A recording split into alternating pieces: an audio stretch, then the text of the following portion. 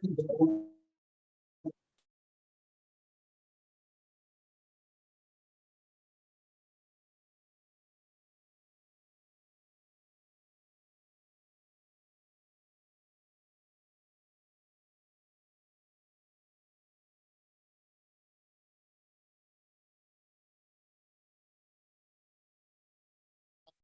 developing the global cloud market qualitatively and quantitatively.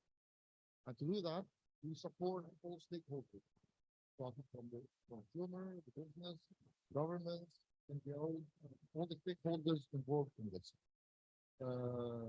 So we think that taking care of the private business from the very beginning, from getting them to know the market, enabling them to get the better benefit of this market, and then helping them grow their business through learning about new markets, business markets, and supporting them all the way. Also,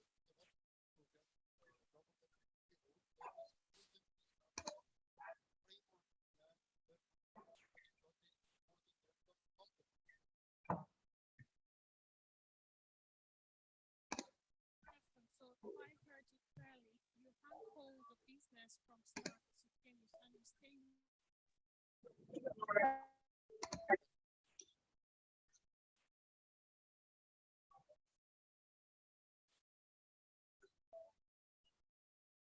So here in Nigeria, what are your activities?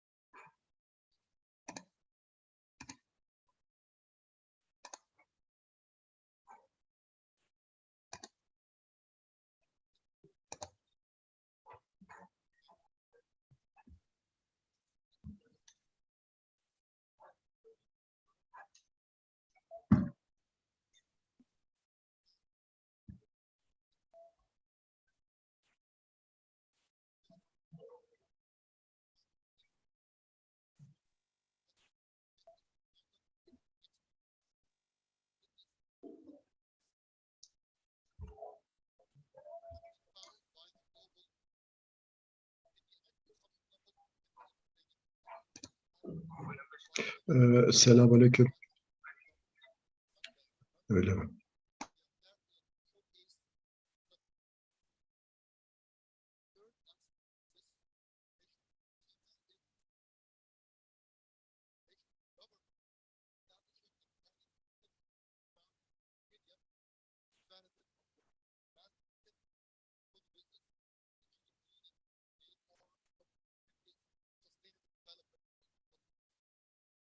Thank you so much. So just in a nutshell, the ICCIA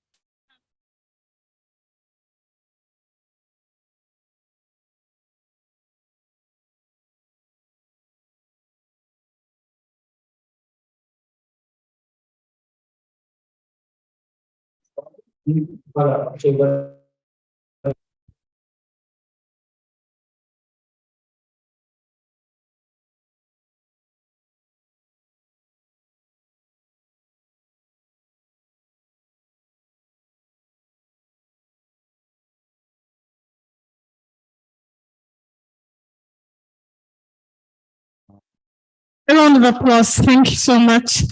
Yes.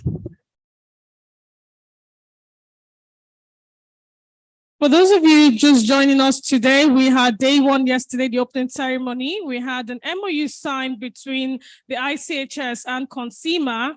And we just listened to Engineer Ashraf. There's many more activities lined up for Nigeria to get us to that global stage. It's the whole halal ecosystem that they are interested in, and they are determined to bring as many business owners into that fold. So take opportunity, go to IC-Halal, and you'll find them and learn more about their activities. For those of you that want to catch up on what we did yesterday, just go to YouTube and type ICCIA, and you'll find the video there. And by the way, we're live, so I'll implore everyone in this hall right now, go to your social media handles and share the YouTube link. It's ICCIA. Just go to YouTube, ICCIA, click the link and share far and wide. Let everyone benefit what you are benefiting right now. There's some businesses out there that need the information that we're going to be sharing on this stage today. So please let them know about it. Share, and share. Right. We're going to get started with the lineup of speeches and panel discussions for today. We're going to kick off with Halal Institution. This is session 2, by the way. We had just one session yesterday, so we're kicking off with session 2 right now. The importance of common standards in halal certification and HAK's experience. We're going to be listening to the chairman of Halal Accreditation Agency, the HAK, in person of Mr. Zafarj Soilu. Let's get to meet Mr. Zafarj. Assalamu alaikum. Mr. Zafarj holds a degree in international relations from Turkey.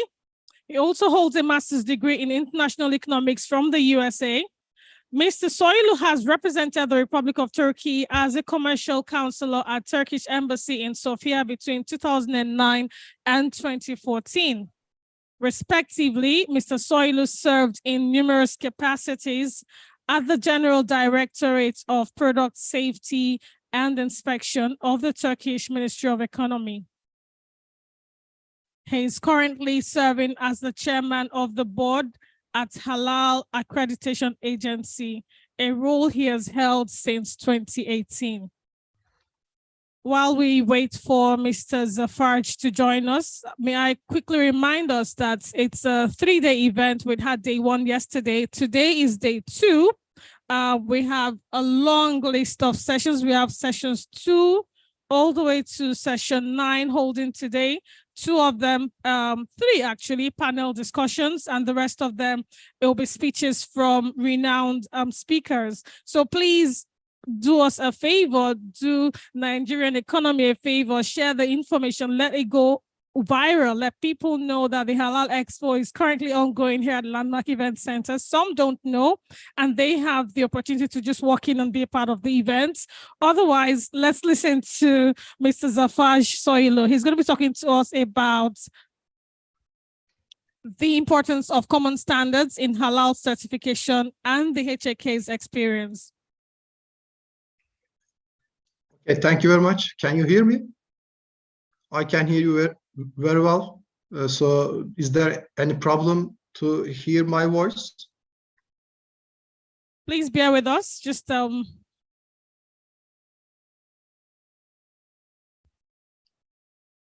you hear me? Is that everything all right? Mrs. Zafarj, if you can hear me, bear with us a few seconds and we'll be with you. Thank you so much.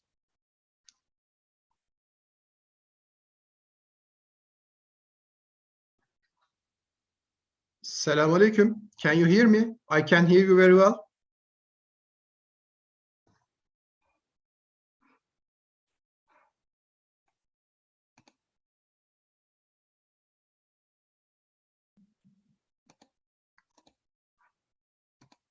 Assalamu alaikum.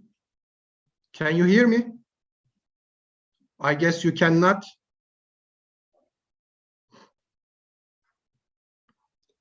I would like to share my presentation. Is that okay now?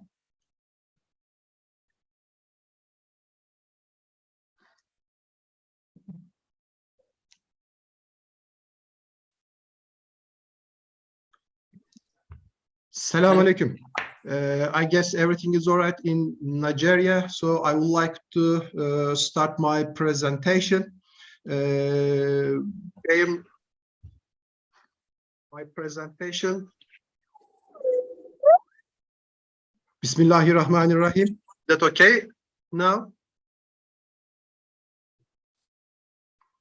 So, you know that accreditation and halal certification matters are getting importance day by day all over the world. So I would like to share from my point of view and from point of Turkey's formal official position, and I would like to share our experiences in halal accreditation and inspection activities.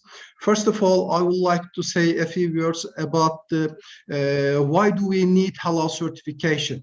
You know that today matters many food ingredients consist of many materials coming from other sources. So if any Muslim country produce this food stuff, this country has to import some of these ingredients from other countries like non-Muslim countries. So halal certification and accreditation getting importance every day. And the only solution to this existing problem is getting a reliable halal certification.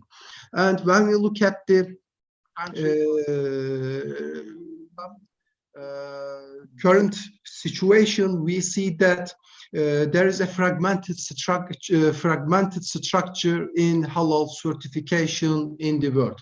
We can see many standards, many inspection mechanisms, different accreditation mechanisms. So it is really hard in these days to create a common, harmonized inspection and trustworthy and reliable halal certification and accreditation mechanism. This is the negative side of the issue, but there is some enthusiastic part in this frame. This is the importance of halal market. You know that halal market is getting bigger and bigger every year.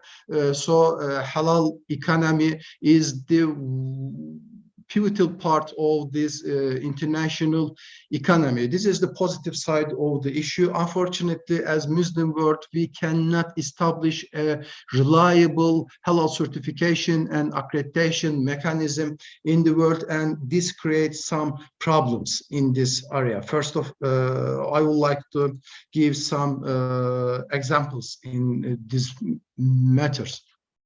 And this part directly relates with the benefits of halal certification for all the stakeholders like manufacturers, service providers, and traders. Halal certification builds trust among consumers and other stakeholders, provides market access opportunities in international market and competitive advantage in local markets to the clients, contributes to the optimization of client facilities in terms of administrative, technical aspects, and finally adds value to products and services. Halal certification basically has to create some kind of role, facilitate international trade among Muslim countries. Unfortunately, halal certification creates some technical barriers to trade, and we have to find a reliable solution to this existing problem. And when we look at the existing structure of this halal certification, standardization, and accreditation mechanism, we see that only solution to the this fragmented structure is global halal quality infrastructure built up under CIMIC. And I would like to give a few things about CIMIC. CIMIC is an international organization affiliated to Organization of Islamic Countries, OIC. In short, Standards and Metrology Institute for Islamic Countries, CIMIC. In short, creates some kind of basic platform for all the standardization organizations at OIC level. and CIMIC creates some basic halal standards, and these standards cover many aspects of this area. For example, there is an important halal standards regulating halal food requirements, and other important standards is the halal requirements for the halal certification bodies. The other one, the requirements for halal accreditation bodies. And when we look at the areas, when we look at the sectors covered by CIMIC standards, it covers many range of the products as well as services, from halal food to halal food additives, leathers, cosmetics, pharmaceuticals, including halal services like halal tourism, halal supply chain requirements, and halal quality management system requirements, and other issues. And you can see the other basic standards of CIMIC as well as services, from halal food to, and why halal accreditation matters. I mean, why accreditation is important for all the stakeholders in this halal market. First of all, halal accreditation creates confidence, not only for companies, not only for the producers or manufacturers. It creates confidence in terms of consumer minds.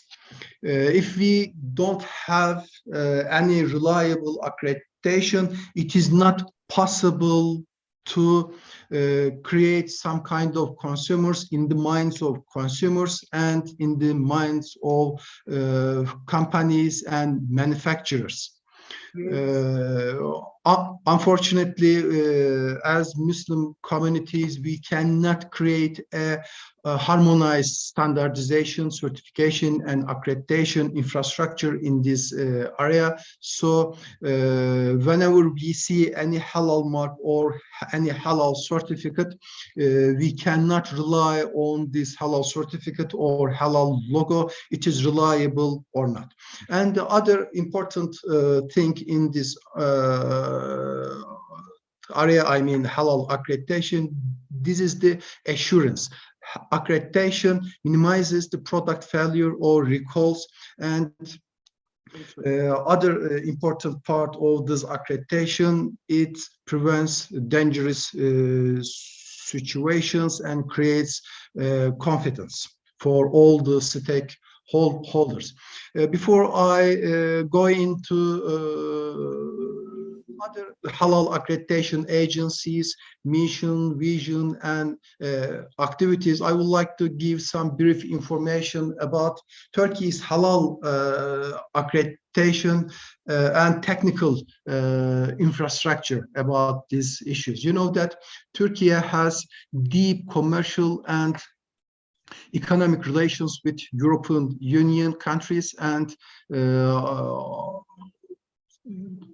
I go into and other countries, and you know that we have some kind of customs union relations with European Union. We have to align all our technical legislation and standards into European Union's technical legislation and technical knowledge. So our governmental institution, namely Turkish Standards Institution, directly responsible for harmonization all the ISO and European Union standards, and now 100% Turkey's technical infrastructure and standards are harmonized according to European Union legislation. You know that Turkey has another accreditation agency, TÜRKAK, in short, Turkish Accreditation Agency. Turkish Accreditation Agency is responsible for all kinds of accreditation activities like personal accreditation, product accreditation, service accreditation, laboratory accreditation like that, except halal accreditation. Why? Because you know that European Union has specific legislation dealing with halal, dealing with accreditation activities, and European Union requires all the member countries' accreditation agencies to carry out their accreditation activities according to European Union legislation. And all the accreditation agencies located in European area has to carry out their accreditation activities according to European harmonized standards. If any unharmonized area, any accreditation agency cannot carry out its activities. So Turkish accreditation agency could not provide any halal accreditation services in this area. So Turkey has to build up new accreditation agency, namely halal accreditation agency. Halal Accreditation Agency was established solely to operate in the field of halal accreditation in Turkey. As I have already mentioned, our scope is directly related to the halal standards, halal certification and standardization area, not any other area. Other areas, Turkak has all the responsibility for these activities. And Halal Accreditation Agency is the only authority to carry out the halal accreditation activities in Turkey. It is not possible for any company or institution or any other body to carry out halal accreditation other than halal accreditation. When we look at the halal quality infrastructure in Turkey, halal certification is basically voluntary. Labeling and certification activities shall be performed not to mislead consumers. In other words, any company or any other economic stakeholder may require any halal certification or not. This is basically up to the choice of this manufacturer or producers. And other important aspect of the halal quality infrastructure in Turkey is production and trade. First of all, many people living in Turkey are Muslim, so very sensitive to the swine originated products, and any food additive cannot contain any swine originated ingredients. And when we look at the halal accreditation activities and halal accreditation matters, even if halal certification in Turkey is voluntary, accreditation is mandatory. I mean, any producer or company may not get any halal certification, but anybody in Turkey carry out if any certification body carries out halal certification activity in Turkey, this certification body has to get halal accreditation status from halal accreditation agency. I mean, it is not possible in Turkey for any certification body to carry out halal certification activities without getting any accreditation status from HAK. And any product in Turkey, if any product in Turkey claim its halalness, I mean, is there if there is any halal logo or halal sign on the package of the product, this manufacturer company has to prove that this logo based on any reliable halal certification activities. I mean, has to get if it contains any halal logo or certificate or sign or symbol on the package, this manufacturer company has to submit to authorities or customers any reliable halal certificate, and this certificate has to be granted by any certification body, and the certification body has to get an accreditation status from Halal Accreditation Agency.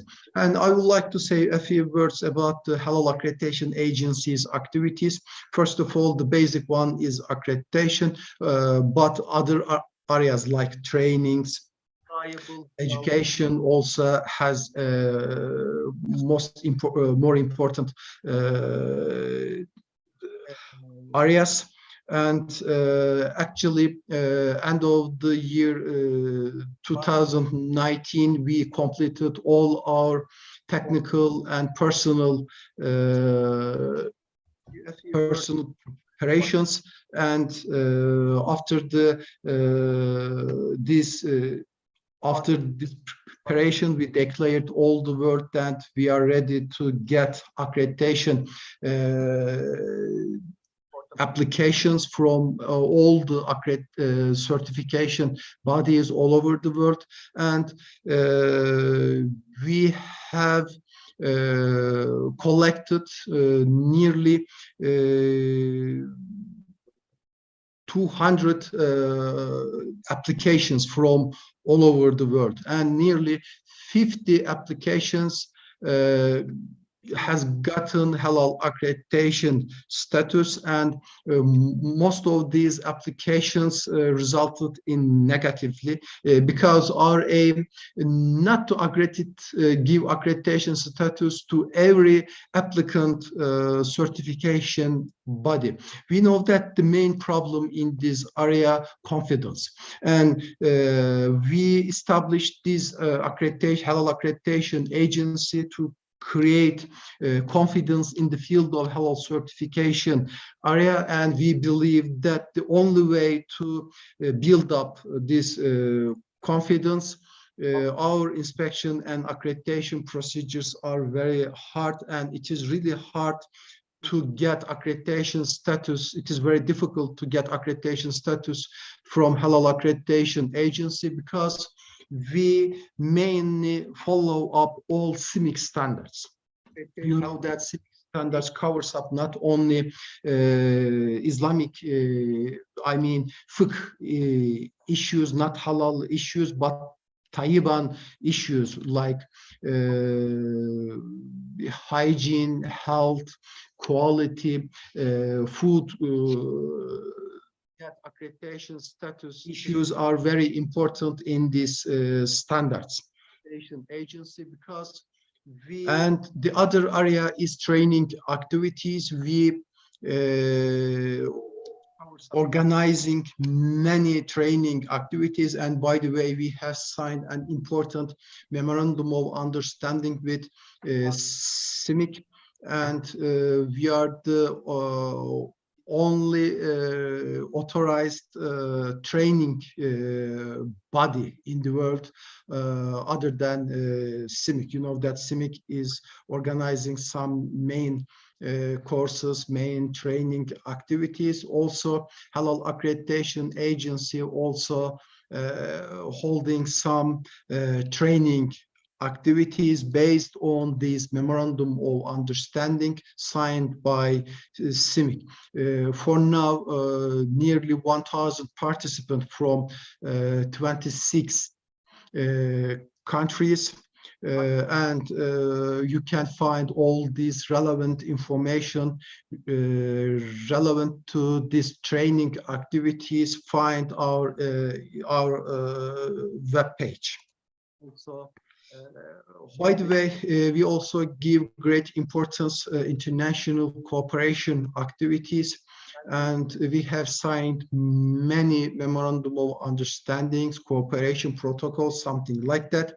And we are trying to establish some kind of cooperation platform for all the Muslim countries and Muslim communities all the world. But our main objective to create this accreditation, reliable accreditation mechanism under OIC level. I would like to mention and I would like to give some brief information about our activities and our aims to build this kind of international organization affiliated to Organization of Islamic OIC. Kind of cooperation platform for all the Muslim countries and Muslim. And I would like to say a few words about our international cooperation, and we are holding some kind of project, and we want to raise awareness for multilateral recognition according to the OIC IC-Halal standards, and our project partners Azerbaijan, Kazakhstan, Jordan, Sudan, Nigeria, and Saudi Arabia. And we are gonna hold a workshop on mutual recognition of halal certification activities in September 5th and 6th in Istanbul. Inshallah, we are gonna meet our counterparts and our brothers and sisters from all these project partner countries. Representatives will be available in Istanbul, inshallah, and we are gonna work on this framework.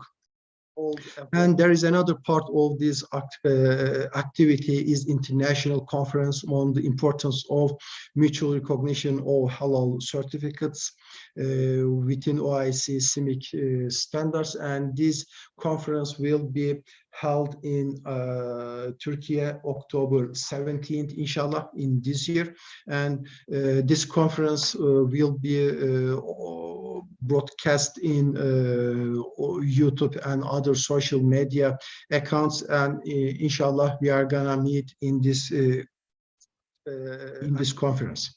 And this is the quick summary of halal accreditation agencies activities in this area, and I have already mentioned all these activities and our aims, and I would like to say a few words about this one.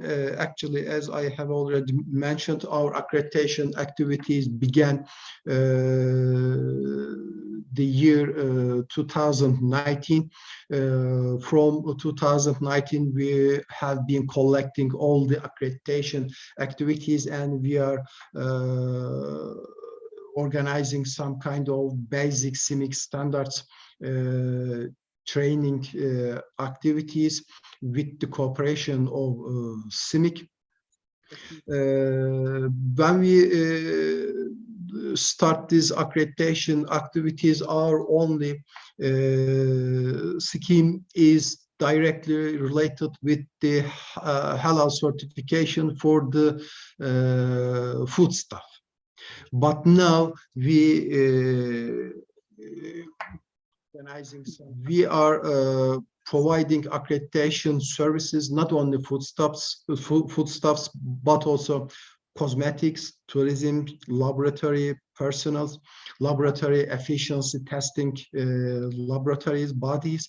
So many CIMIC standards cover different areas, diverse areas. So we are following up CIMIC standards, and we are also getting new accreditation schemes for different halal certification activities like cosmetics, food, tourism, laboratory persons, like that. And before ending my presentation, I would like to say a few words about this activities and this multilateral recognition efforts. As I have already mentioned about the activities in Turkey. We are collecting all the halal accreditation applications, not only from Turkey, but also all over the world. And our accreditation status granting to many certification bodies, not only located in Turkey, but also many countries all over the world. And but the missing part of this picture, when we look at the all the bigger picture, we see that all the parts of this picture are in its relevant position. I mean, we have an international organization, we have an specialized international organization. I mean, CIMIC prepares and publishes all the required halal standards from foodstuff to requirements for the halal certification bodies, to halal accreditation bodies, to cosmetics, pharmaceutical products, food additives. So we have many reliable halal standards prepared and published by the contribution all CIMIC member countries and authorized agencies. But unfortunately, the missing part of this picture is we don't have any reliable multilateral recognition system, framework of this area. For example, I know many Turkish companies, exporter companies, has to get different halal certificates for different halal markets. For example, producer company in the field of dairy products has to get 6 different halal certificates. And halal certificate for Malaysian market, another certificate for Indonesian market, another certificate for Gulf countries. So there are many halal certificates granted by different halal certification bodies, and there are many inspection schemes, inspection programs for many countries and regional cooperation areas. We have to end this problem, and we have to create some kind of reliable inspection and accreditation mechanism. Alhamdulillah, we have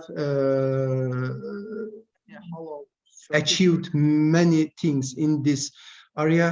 First of all, Organization of Islamic Countries Foreign Trade Ministers meeting, an important decision was taken by this organization. Alhamdulillah, a new organization affiliated to Organization of Islamic Countries, OIC, in short, IFAP, will be established in Mecca region in Saudi Arabia. These organizations' name will be Islamic Forum for Halal Accreditation Bodies, IFAP for short, and all the secretariat activities will be provided by Kingdom of Saudi Arabia. The location of this forum will be, inshallah, in Mecca Mukarrama region, and all the legislation and framework will be ready in soon, inshallah. And there is an important meeting in Istanbul, officially organized by CIMIC Halal Accreditation Council, and all the relevant legislation will be accepted. And the beginning of November, this organization will, inshallah, start up. After establishing of this important organization, inshallah, we will have a forum for all the halal accreditation activities and all the halal certificates, but not all the halal certificates. Actually, only reliable halal certificates will be accepted mutually all over the Islamic countries. maybe all the world. Inshallah.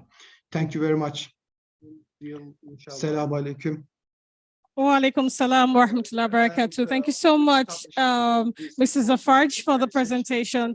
Does anyone have any questions for him who would like to engage Mrs. Zafarj? I can take one reaction. I don't want to monopolize the mic. Otherwise, Mrs. Zafarj. Actually, only reliable halal certificates. Do we still have Mrs. Zafarj with us? I have. Yes, I can hear you. So 1.5 questions for you. If there is any question, I will be very happy to answer to this. While we wait for Mr. Zafarj to come back, if he's able to, we will be going to, let me get us prepared or whet our appetite for the next session. The session 3 today is about Malaysia spearheading the global halal industry. And we have our speaker right here with us. Is there any hope of getting Mr. Zafarj back? No? He's here? Oh, yeah. Oh, yeah. There you are. Right. So, Mrs. Zafarj, just towards the tail end of your presentation, you did mention the problems we're having synchronizing this. Actually, when you mentioned that certain companies will need 6 certifications. I am curious to know if it's possible that we specialize. So these certification authorities can specialize in specific areas so that it's not a jack of all trade per certification authority. That's on one hand. On the second hand, I noticed that Nigeria is on your to-do list. I'm interested in knowing how far you've gone in your deliberations with Nigeria in terms of working together. Those are my questions, Mr. Zafarj. Actually, when you mentioned that thank you very much for your kind question. To know if it's possible that we specialize. So these certification authorities can specialize in specific areas so that it's not a jack of all authority. That's on one hand. On the second hand, I noticed that Nigeria is on your to-do list. I'm interested in knowing how far.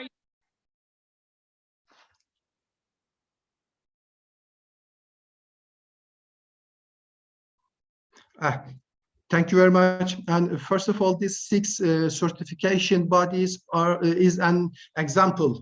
Actually, this number may increase or not. The main point is that every exporter companies, not only in Turkey, but also all over the world, has to get different halal certificates. And this creates a financial burden on the companies, producers, and manufacturers. The only way to find a reliable solution on this issue to create a reliable accreditation mechanism. If we build up this IFAP organization, I mean Islamic Forum for Halal Accreditation bodies, if any certificate has gotten by any accredited certification body, this halal certificate will be valid all over the world. The only solution to this problem is that, and you know that Nigeria is a member of OIC, so Nigerian authorized authority will be, of course, accepted by OIC, and Nigeria also provide halal accreditation services in this area. Thank you so much, Mrs. Zafarj. We'll look forward to you staying on for the rest of the sessions and hopefully listening to other speakers that we have lined up today. Thank you so much for your time. We'll move on to the next session. Yeah. Moving on. Fortunately for us, the next session, the speaker is right here with us. Mr. Suwardi Abdul Shukur is our next speaker. He's going to be talking to us about Malaysia spearheading the global halal industry. Mr. Suwardi is currently the Trade Commissioner at Malaysia External Trade Development Corporation, MATRADE. Mr. Suwardi joined MATRADE in 2006. Before then, he was the Trade Commissioner at the MATRADE. He was the Assistant Trade Commissioner at the MATRADE in Dubai. He handled numerous projects while there. One of it is the World Expo Dubai in 2020. He has handled Malaysia International Halal Showcase for 7 consecutive years and also served as part of the technical working group for Halal Standard in Malaysia. Mr. Suwardi, you're welcome to join us here on stage for your presentation. Please, warm round of applause for Mr. Suwardi. We can do better. Please encourage him as he walks up the stage. Mr. Suwardi will speak to us for about 20 minutes. Please get your questions ready to engage with him once he's done. Thank you so much.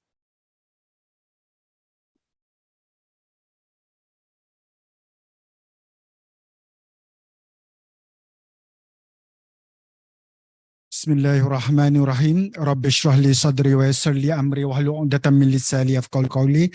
Assalamualaikum warahmatullahi wabarakatuh. My name is Suwardi bin Abdul Shukur, Trade Commissioner of Matrade Malaysia Trade Office. We have office in Banana Island. I've been in Nigeria for 1 year and 3 months already. And Matrade is a trade promotional organization under Ministry of Investment, Trade and Industry MITI. And my presentation is divided into 2 sections. One is the Malaysia Halal Industry, and the second one is the Malaysia International Halal Showcase, or MIHAS. Just wait for the presentations.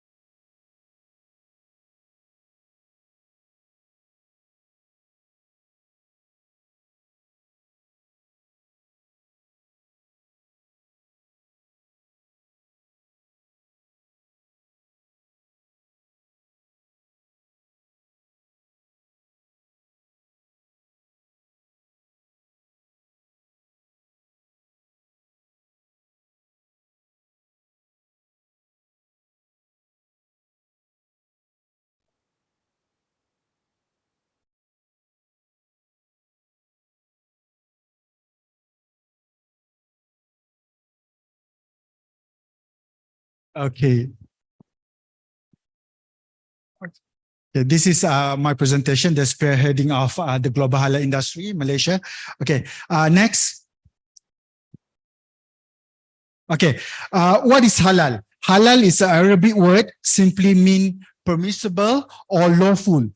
Contrary to for halal is haram, which means prohibited or unlawful. Next. Okay, at first, halal was started as a religious aspect. People associate halal only for Muslim. After that, people said halal applied only for meat and poultry. People only concerned about to avoid pork or any lawful halal animal that's slaughtered without Islamic law. Halal food was introduced in United States somewhere around 1960. With an increase of Muslim immigration population. In 1974, halal standard was initiated by Department of Islamic Development Malaysia, or JAKIM. And after that, due to the growing demands and awareness from both Muslim and non-Muslim, the halal industry has become a lucrative market. And now halal is represent a vast ecosystem encompassing diverse sector such as, next, we can see education, Muslim-friendly travel, modest fashion, food technology, pharmaceuticals, franchise, logistic, media and recreational, food and beverages, e-commerce, Islamic finance, and cosmetics. Next. Okay, the global Islamic economy reached a value of USD 5.6 trillion in 2021. Looking forward, the market is projected to reach 7.7 trillion USD by 2025. The global halal food market reached a value of 2 trillion in 2021 and is projected to reach 3.9 trillion by 2027. Based on the State of Global Islamic Economy Report 2021 and 2022 by DINA Standard, the halal in global perspective is growing tremendously for the next 2 years, especially in Muslim-friendly travel sector, Islamic finance, media, and cosmetic. We can see the halal economy is growing beyond food and beverages. In the same report, Malaysia led the overall global Islamic economy indicator for the 9th consecutive years. We are number 1 in Islamic finance, halal food, Muslim-friendly travel, pharmaceuticals, and cosmetic, also in media and recreations. Several factors have contributed to the strong growth of Islamic economy. First, fast growing of young Muslim populations. Second, the strong demand of Islamic finance and sukuk. The third one, the influence of Islamic lifestyle that lead to healthy life. Number 4 is the expanding access to information via internet, increase the awareness. And number 5 is practice of purchasing product and services in line with market trends. In 2020, Malaysia halal export is valued at 30.50 billion, with the largest export is food and beverages, followed by halal ingredients, cosmetic and personal care, palm oil derivative, industrial chemical, and pharmaceutical. The top 5 export destination for halal product is Singapore, followed by China, United States, Thailand, and Indonesia. Okay, in Malaysia, we have a set of ministry, agencies, association, multi-level national corporation, national conglomerates, and SME from across all sectors working together to build a symbiotic environment that encourage the development of the national halal industry. MATRE, under the Ministry of Investment, Trade and Industry, tasked to promote local halal industry to the world. On the benefits of halal is that it easily fits into the popular food and nutrition trends. Though eating halal encompasses several requirements, many of these align with other diets like plant-based or vegan. Several aspects of halal are related to which animals are acceptable for consumption and how they are slaughtered. And this would not present a problem for a product that includes no animal-derived ingredients. Halal can also integrated into diets such as keto, paleo, or the Mediterranean diet, as only slight modifications may be needed to comply with the halal requirements. This makes halal not only good for Muslim, but for the population in general. Halal certification is also fits in well with the clean label movement. For example, kosher for the Jewish community, non-GMO, vegan, and sustainability food. When a product is halal certified by a third party, it means that the company has opened itself for a greater scrutiny by allowing an external organization to audit its manufacturing process and examine its ingredient.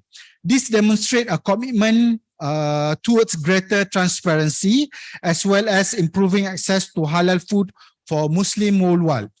The increasing number of Muslims and the depth of the purchasing power means that halal certified product will only continue to grow in importance. The most interesting part about my presentation is the second part of my presentation, the Malaysia International Halal Showcase or MIHAS, the biggest halal trade fair in the world. MIHAS is a trade show annually held in Kuala Lumpur, Malaysia, and focus on halal industry. MIHAS is the world's largest halal trade show, and this year will be the 19th edition held in MITEC Kuala Lumpur from 12 to 15 September 2023, 2 weeks to go. MIHAS was started in 2004 as a consumer trade fair. After a year, the government took over the event, and in 2 years, we transformed the event into an international trade fair. After 10 years, MIHAS was declared as the biggest halal trade fair show in the world And then during COVID in 2021, we'll still run MIHAS virtually and awarded as a best use of information technology in 2022 in Ghana. And this is the award that we got it from WTPO award in Ghana last year. Okay, there are 4 components in MIHAS. We have MIHAS Showcase, where the trade fair and exhibition is happen. And then we also have INSP, International Sourcing Program. Previous, please. Okay, for the trade fair, we have 60 booth is international booth and 40% is Malaysian. And then we have also Knowledge Hub, consists of seminar, conference, pocket talk. Then we also have MIHAS award, where we award the best booth, the best innovation, and special award. Last year, we generated 2.39 billion. That equal to 51 million US dollar from the trade fair and from the business matching. In 2022, Nigerian only have 2 booths under Nigerian Export Promotion Council. Last year, we have 10 Nigerian companies registered to join the business matching, but only 1 turned up. The other 9 do not want to fly to Malaysia due to the airlines fare is spiked 200% that time. We don't blame the Nigerian. It's okay. Okay, for the Knowledge Hub, last year we handle it for 4 days, and then we have 5 main session. And this is the MIHAS award that we give to the booth at the MIHAS. Okay, for MIHAS 2023, we set a new target to achieve as part of our KPI. Okay, this is our target. We want to have 1,500 booths, 1,000 exhibitors, and 40 country pavilions, and more 35,000 visitors. For MIHAS business matching, we target 230 physical buyers, but we already registered 319 physical buyers. From Nigeria, from West Africa, we have 14 buyers, 8 from Nigeria, 2 from Ghana, and 4 from Mali. Okay, where we're gonna handle our MIHAS, we're going to do at MyTech, one of the biggest convention center in Malaysia. And Madrid, that is my office. So we just handle it in MyTech. Okay, this is how we handle the International Sourcing Program, or INSP, the business matching. We held the business matching 1 day before MIHAS exhibition. For example, this year, MIHAS is from 12 to 15 September. So our business matching we held on the 11th September. So this is okay. This is some picture from our business matching last year. We're gonna do if you are interested to fly to Malaysia next year for MIHAS, you pay your own air ticket. We pay your hotel for 4 days, 3 nights. Okay, and this is how we handle our exhibition. For the exhibition, for MyTech, they have a 3 floor with 11 halls. In GovFood, they have 13 halls. We have 11 halls. Okay. Okay, so this is some pictures. That is our Sultan, or our king. He the one who inaugural of our MIHAS last year. Okay, for MIHAS cluster, we not only focus on food and beverages, we also focus on modest fashion, e-commerce, education, retail, franchise, pharmaceutical, media, cosmetic, Muslim, and Islamic art and craft. Of course, we're talking about halal. 60% is focused on food and beverages. Okay, this is some sponsorship. Okay, for next year, our MIHAS will be held from 14 to 17 September. So I'll be waiting for you to register for next year. Okay, this is our poster for this year. Okay. If you want to come for Mihas, we still have 2 weeks. If you really want to come, I will help you to apply for the visa. Okay, thank you. And then before I end my presentation, we have 2 minutes video to show you.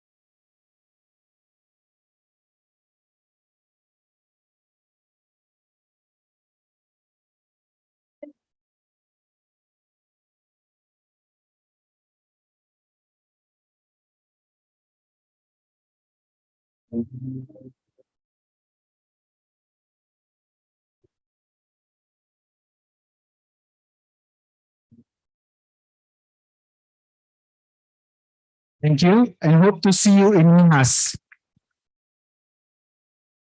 Thank you very much, Mr. Suwardi. And that was a very beautiful presentation. And it just makes me feel like I should be in that room in September. So if you don't have an MC, I'm available for that. And if you already have an MC, you sure want to add me to that. Right, we are ready for our next presentation, but I need to grab a cup of water. You should do the same. Those of you here, please take time out to share the information about this ongoing conference on your social media handles. Go to YouTube. The page is ICCIA. Just pick that up and share with your contacts so that they can be a part of today's event. In 5 minutes' time, we'll be back to listen to Mr. Thomas. He's waiting for us. Thank you.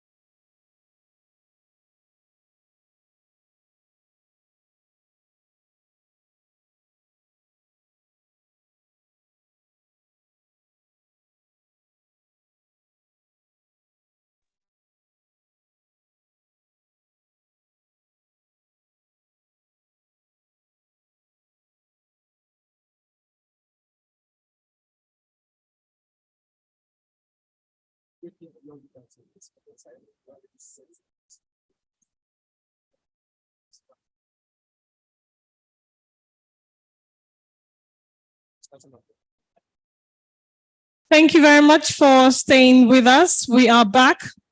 We are just right now going to listen to Mr. Thomas's session. He will be talking to us about Halal Harmonized System, the HS codes, a game-changing crusade for the industry upgrade. Mr. Thomas was with us yesterday. He gave special remarks. So a little bit about him. He's the director, Halal Trade and Marketing Center. Mr. Thomas is passionate about the Islamic economy and emerging markets and has dedicated himself to the halal industry and sovereign wealth funds. He has spoken at numerous international events and contributed to the Islamic economy immensely. He's been appointed as Young Fellow by the World Islamic Economic Forum. Mr. Thomas has published several articles and working papers on the halal industry, sovereign wealth funds, and emerging markets in publications across the globe. This is a very, very important session. You don't want to miss it. Please quickly go to your social media handles, share the link, ICCIA on YouTube. Let as many people as possible get on board. Somebody asked a question about the HS codes yesterday. Let's hear from Mr. Thomas. Mr. Thomas, is over to you. Good afternoon, everyone. Thank you so much for your introduction as well as for your invitation. It's a pleasure to be here today again with all of you. Today, we will go through a quick presentation about the halal legal framework in order to understand the challenges and what we can do or what we have to do to, let's say, solve some issues or problems related to the halal compliance. So now I will be sharing my screen with all of you in order to go through the presentation. Just a second. Yeah, here we have the same. The title is already there. So as I said, today's session will be about the halal legal framework. We will try to understand the halal regulation compliance, the halal regulation framework. Well, let's start obviously defining the halal concept, okay? So basically, as you probably know, the halal is an Arabic term meaning lawful as per the Islamic laws. So basically the halal Islamic, or the halal, better to say, economy is composed by those sectors affected by Islamic law, such as food that must be halal, finance that must be Sharia compliant, or fashion that must be modest. I'm sure you already know the halal meaning, but it's always good to start the presentation about the halal legal framework, talking about this basic concept, right?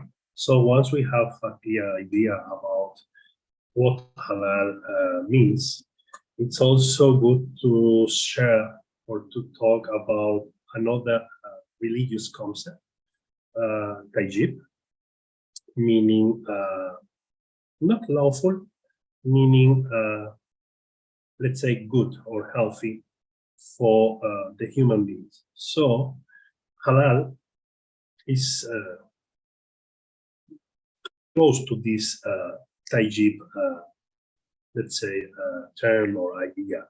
Why? Because when we go through the Holy Quran, we find these two concepts or terms close in many occasions, meaning that all the halal goods or services are also tajib. So we are basically saying that the halal products and services are those not only, let's say, authorized or licit, also those goods for the human beings. So this, let's say, combination or this matching, it's making halal even bigger.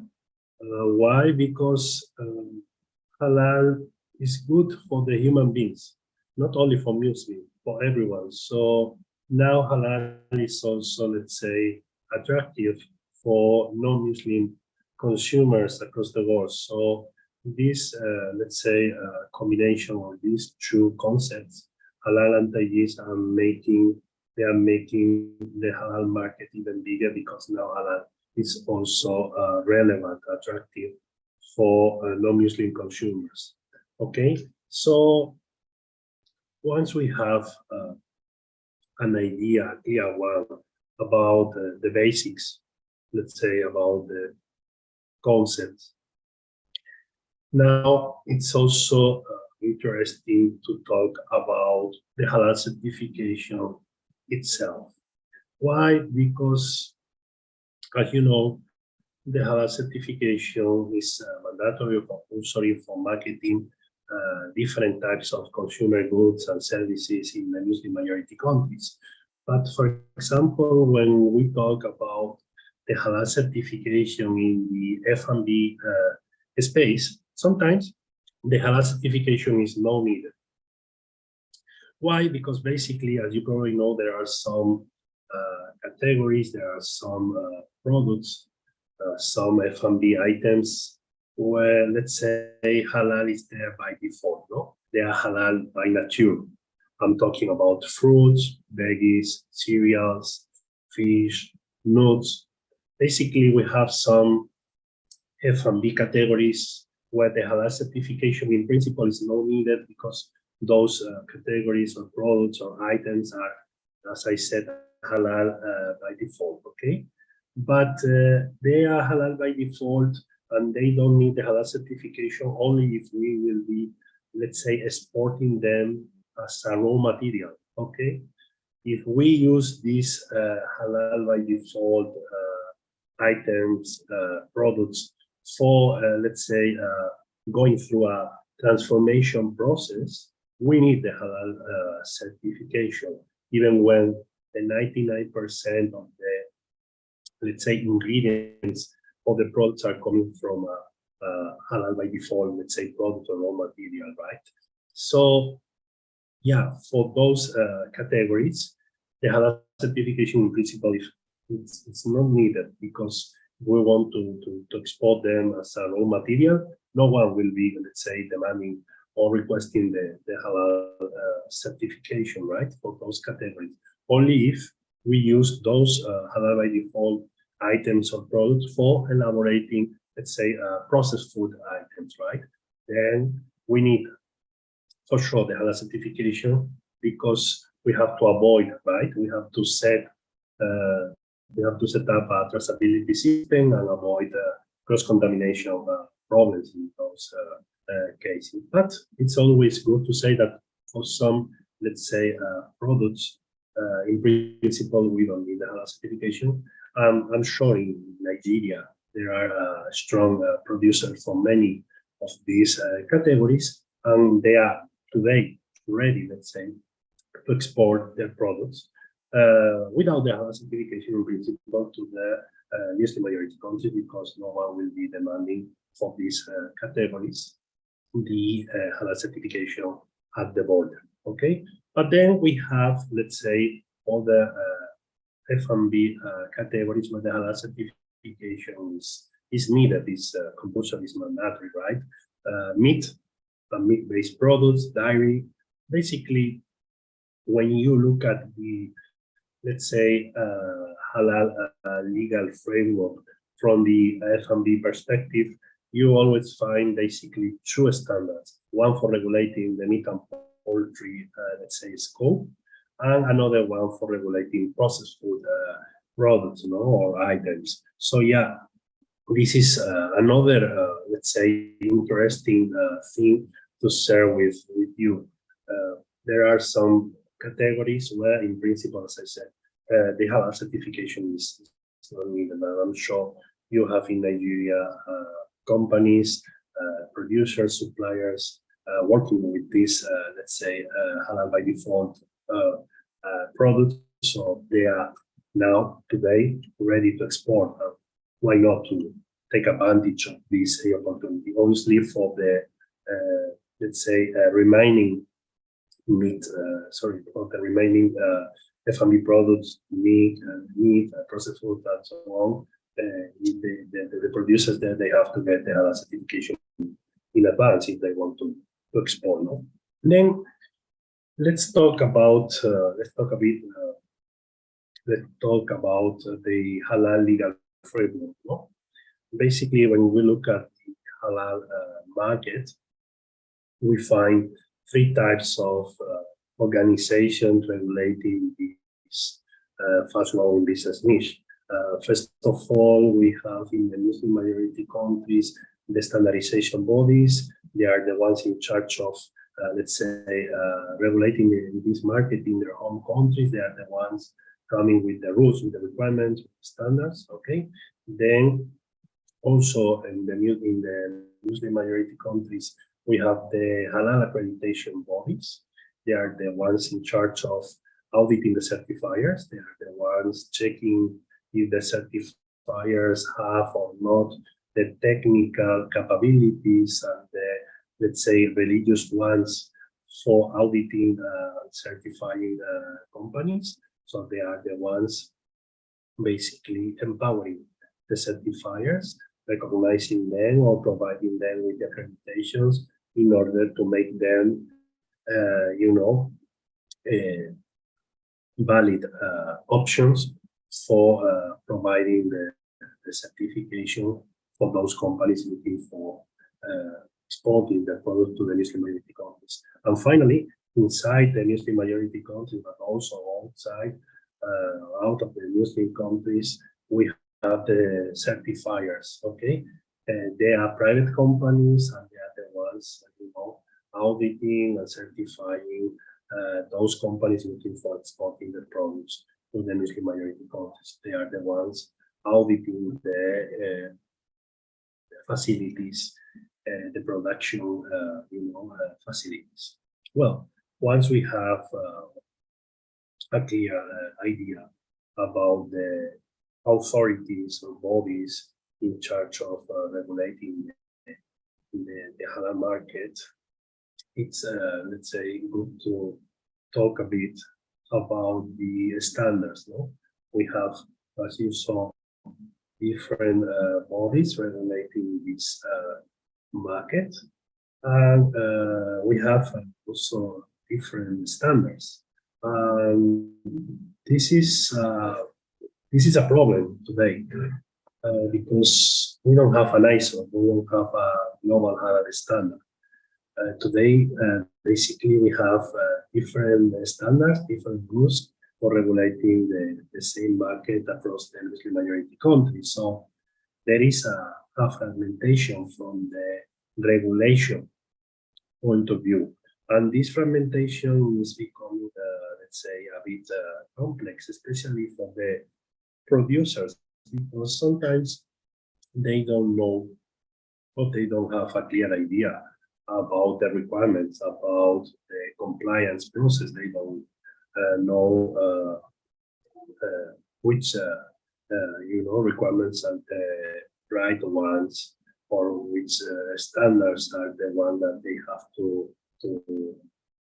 follow or implement, right? So this is a bit challenging for the industry today. Obviously, we need to harmonize all these rules and try to become with a global halal standard. So for the producers, will be obviously easier, no? Will be more easy, and they will be, let's say, safe in terms of having a clear regulation. No? SMIC is there doing a great job trying to come with global standards applicable to all the Muslim majority countries, but today, and we were discussing about this yesterday during the panel discussion. We have the SMIC rules, the standards, but we also have some, let's say, Muslim majority countries with their own national or regional standards. So this is a challenge we have to go through. We need to navigate this complexity. And now, and before finalizing this presentation, I want to go through two, let's say, cases. I want to talk about the halal legal framework in the UAE and also about the halal legal framework in Saudi Arabia. I would like to try to explain to all of you this complexity that we saw.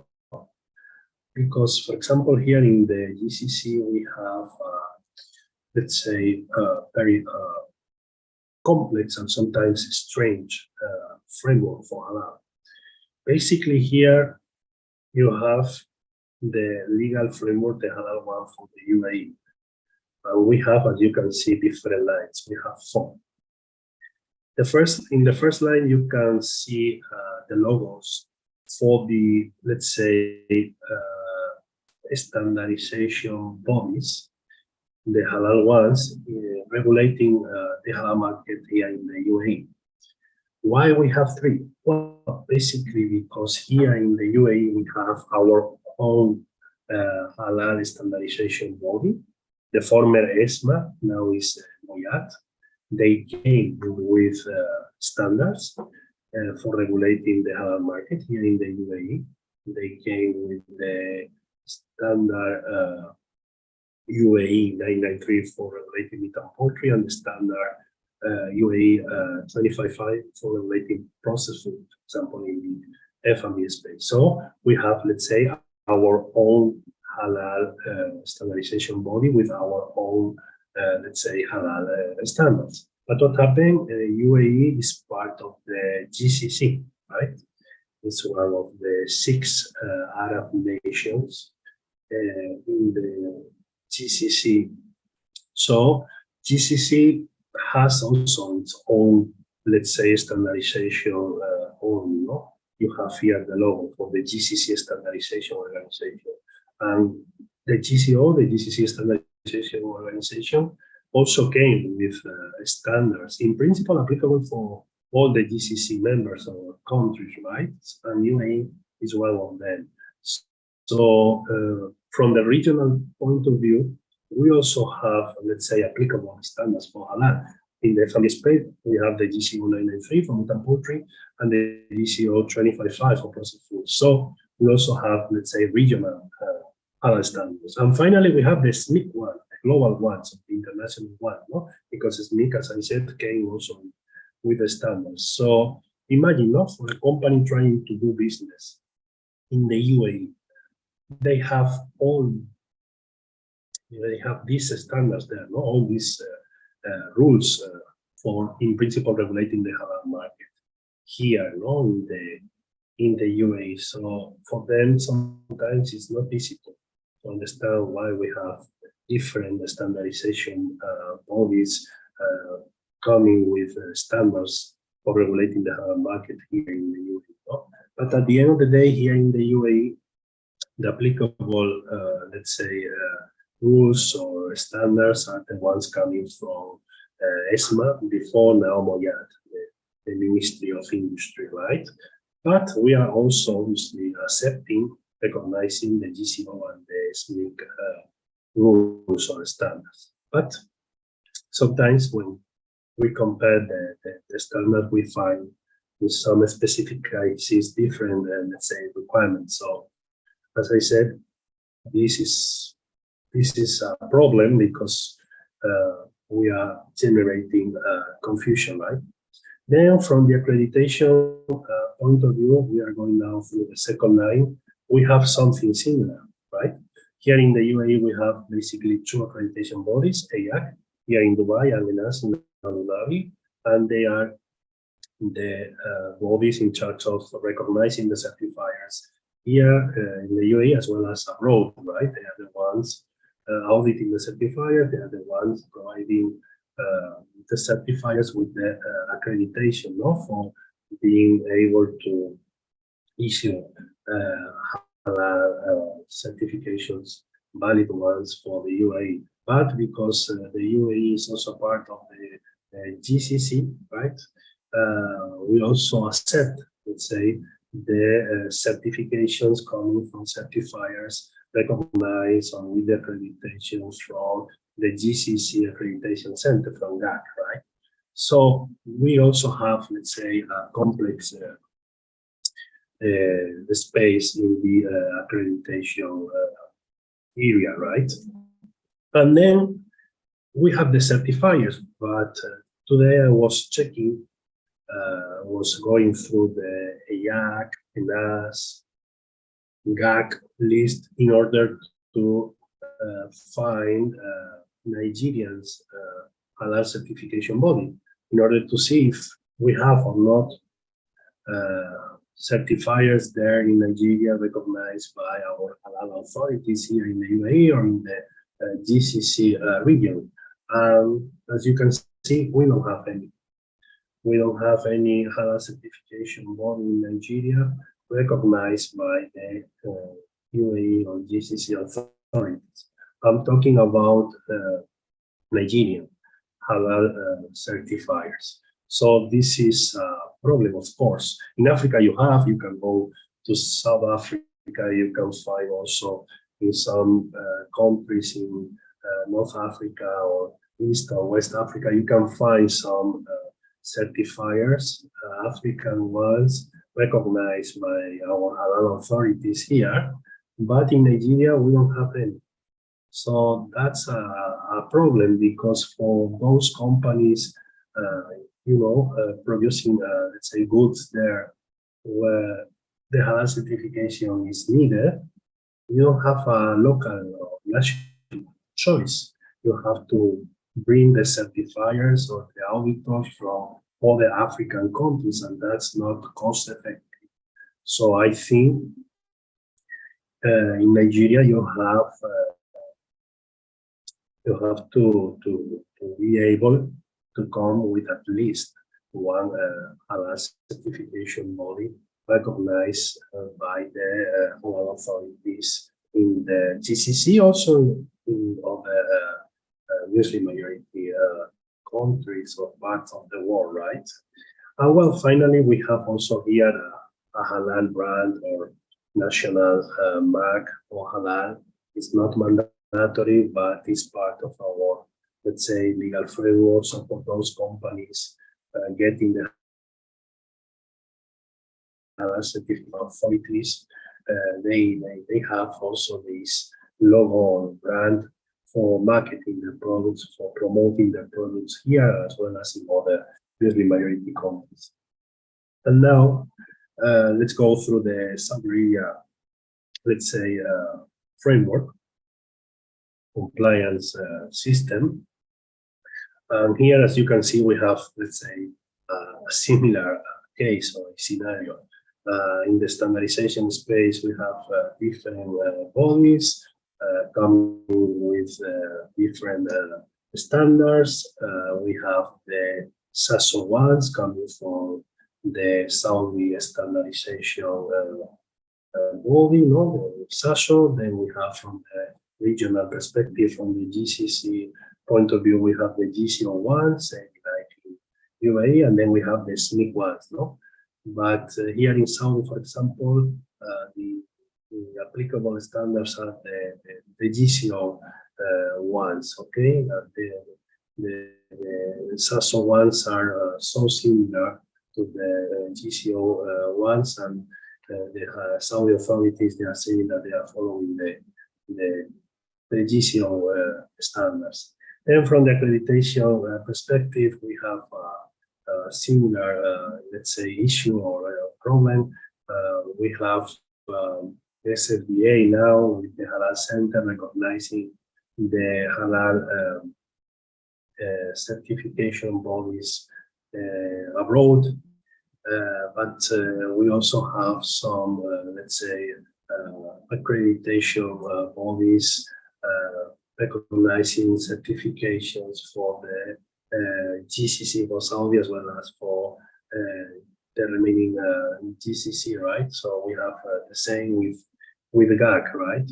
For the region, for the GCC, and checking if we have any Nigerian certification body, let's say, recognized by the Saudi authorities, in this case by SFDA. We found that we don't have any choice there. We have the same problem. So I think we have to fix this. We need to try to understand the complexity of the halal regulation today. Maybe in the future we will have a global, let's say, solution in place. But today, as you saw, we have fragmentation from the regulation perspective, and we need to go through this complexity and try to find, let's say, the best option for getting the halal certification in order to be able to export our products to the Muslim countries. So in Nigeria, as we saw today, fortunately we don't have, let's say, a halal certification body recognized by our halal authorities in this part of the world. So I think this is something that we have to solve, that we have to fix. We have to work on that in order to have, as I said, at least one certifier there, able to provide the companies, the producers, with a valid certification. Because without that, the Nigerian producers will be not able, for example, to export to the UAE or to the remaining GCC countries. Well, that's all from my side. I know this is a difficult topic. It's not easy to explain, but I try my best, and I hope you can get a better idea about the regulation for halal, especially here in this part of the world. I'm happy to support you anytime. Thank you so much for your time. Thank you so much, Mr. Thomas. A round of applause for him. Right, Mr. Thomas, while you spoke, I kept hearing Mr. Zavard's words, because you repeated a few times how there's this multiple standard organizations, and somewhat it causes delays. It's expensive for companies trying to get out there. And so for us in Nigeria that are just taking baby steps, are there things to look out for so we don't end up where others are, with multiple organizations acting as certification bodies? That's a part of the question. The second part of the question is to clarify. We do have a certification authority. There's a halal certification authority. However, why they are not accredited or recognized in the international body is a big question. I wish Professor Oriagba was in the hall to take that up, but we'll leave that till his session. So yes, there is a certification authority, halal certification authority, the HCA. Why they are not out there yet, we don't know. So please share with us, what should we be doing? What mechanisms should we put in place so we don't have multiple clashing certification authorities? Thank you. Thank you very much for sharing your questions. Well, I know you have there some local certifiers. You have some choices of options available in Nigeria, right? But as I said, they are not recognized. And that's the question. Why are they not recognized, and why they don't have the accreditations? Basically, because they didn't go through the accreditation, let's say, processes. They have to contact the accreditation bodies, request the accreditations, and go through the process. Obviously, they have to pay, and sometimes big amount of money, to get the accreditations. And that's a problem, obviously, because if you don't have, for a certifier, if you don't have enough companies, enough clients, maybe you don't have enough, let's say, resources to go through the accreditation processes. And that's challenging, because obviously, if you want to grow, or if you want to offer better services to your clients, or offer to the companies let's say, worldwide recognized certification, or at least certification recognized by some key countries, you have to go through the process. You have to pay for the accreditation. You have obviously to pass the audits, because they have to visit you. They have to go to Nigeria to conduct there some inspections, and then decide if the certifications there are ready or not to, comply with the standards and pass the accreditation or the evaluation, right? So it's not easy, and sometimes it's because the certifiers, maybe they are ready from the technical and religious perspective, but they are not able to pass the accreditation processes, or they are not starting those processes because they think, okay, we are already working with the HALAL certification. We already provide the certification to X number of companies here. We are Muslims. We are, in principle, complying, with all the standards. But you need to demonstrate, you need to prove that, right? So they have to visit you. They have to, check if that is there or not, and then obviously pay and get the accreditation. And I don't know why, honestly, in Nigeria, the certifiers, they are not recognized, or they didn't get yet the accreditation from the, let's say, key markets, or from the some Muslim majority countries. That's a question mark. And honestly, I don't have the answer, because Nigeria is a huge market.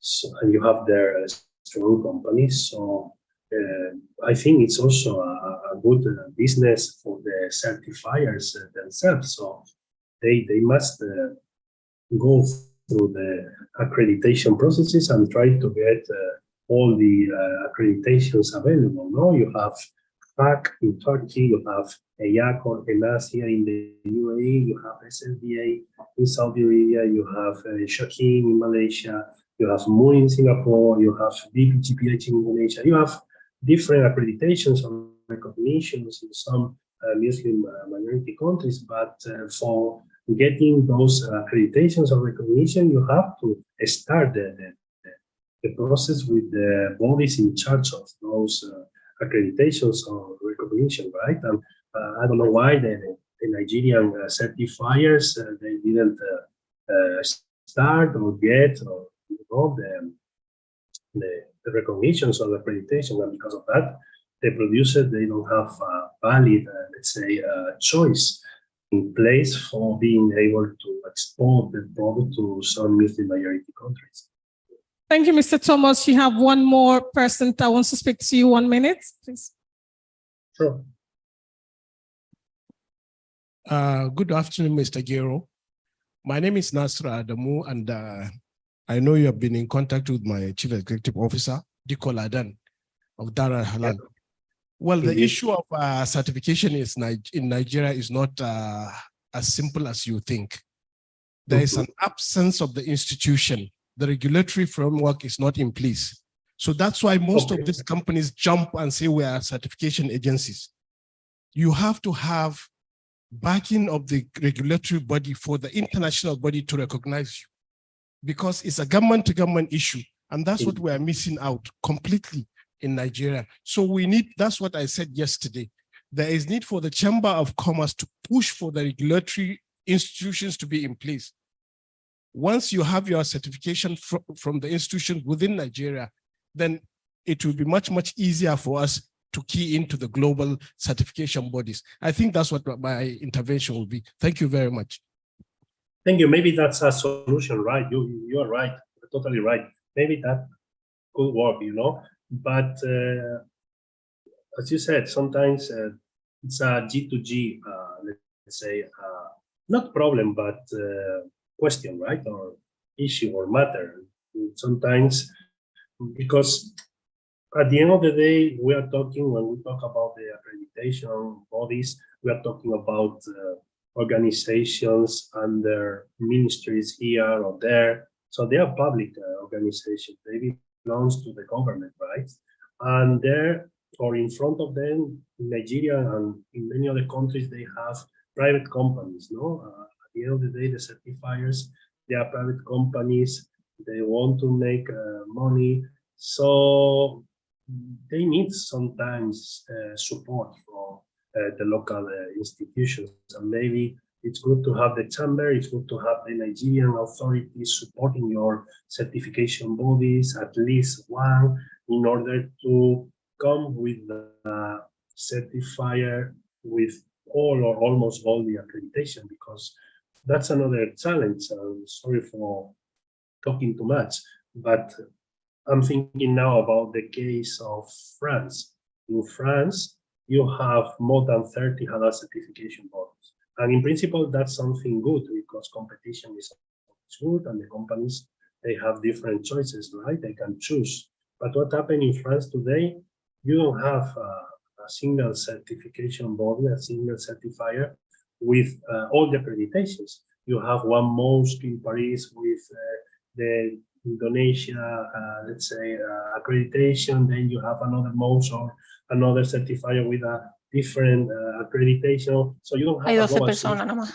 And companies, they are looking, you know, for a global solution. They are looking for a certification coming from a certifier with all the accreditation in order to be able to export to the 57 OIC countries, right? And you have to think also about that in order to avoid that scenario there in Nigeria. It's better to have one certification with all the accreditation rather than many with, you know, one or two accreditation each, right? So that's another challenge. And at the end of the day, you need a strong certifier there. And maybe for, you know, achieving that, you need, as you said, the support of the local authorities or the chamber, right? Thank you so much, Mr. Thomas, for your time. We do appreciate all that you've shared with us. The insights were very valuable. Thank you very much. We'll move on to the next session, and that's because our speaker is already waiting. He's been around with us since morning, and we'll be listening to Mr. Richard Kay, the CEO at Wolf. He'll be speaking to us this afternoon about the halal cosmetics industry forecast and growth, the impact of halal cosmetics on the global beauty industry and its competitors. Mr. Richard Kay's company, Wolf, the target companies looking to expand their global footprint, delivering market entry strategies, support, and resources. Wolf has experience across food and beverage, personal care, and parapharmaceutical verticals. Wolf is based in the UAE and has significant exposure to and experience of halal markets and the commercial potential of reaching this growing consumer market. We'll be listening to Mr. Richard right about now.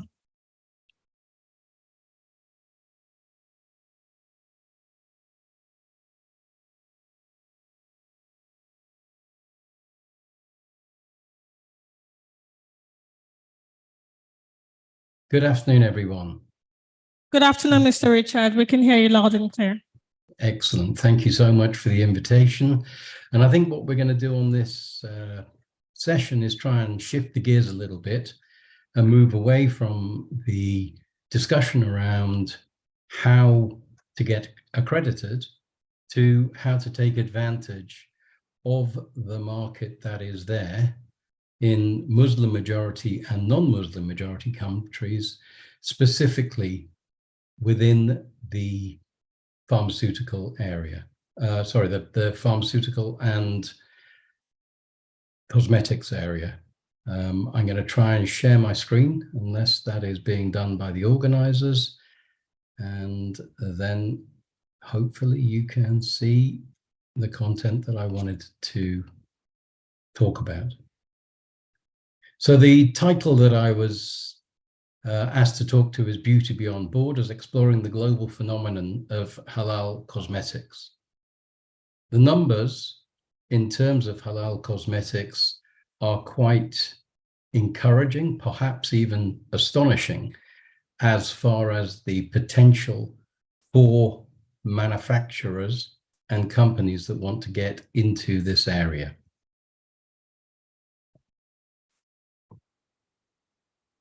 The point that I wanted to raise is that for too long, halal cosmetics have, to many people, simply been forgotten by the cosmetics industry. And that is important because with such a growing population, with such a large number of people who are interested in halal and getting halal products, that is a massive commercial opportunity for the people who are able to take advantage of it.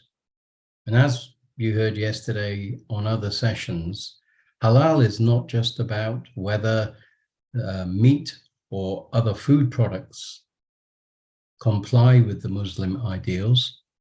It's about whether the company itself is operating in a way that respects the way in which the halal customer operates. And things are changing fast. For sure, halal cosmetics, whereas in the past it was potentially seen as just a niche market, is growing fast. And if you compare the growth within the halal cosmetics segment within the global cosmetics category, the growth within the halal area is significantly higher. And inevitably, as the Muslim and halal observant consumers increase in their numbers on a global basis, that demand will ramp up. And it is about time for the major players within the industry to really take the halal opportunity seriously.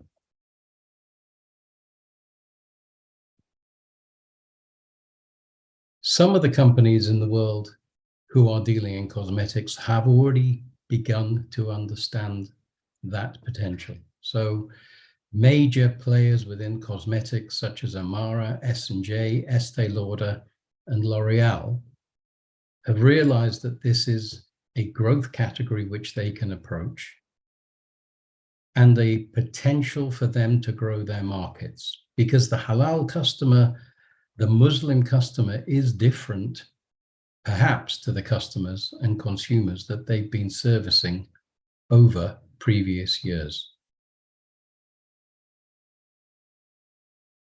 The growth of halal, however, is a major challenge for established cosmetics players. It's not just a question of what they have to take out of their products, because there are cosmetics products which have porcine elements.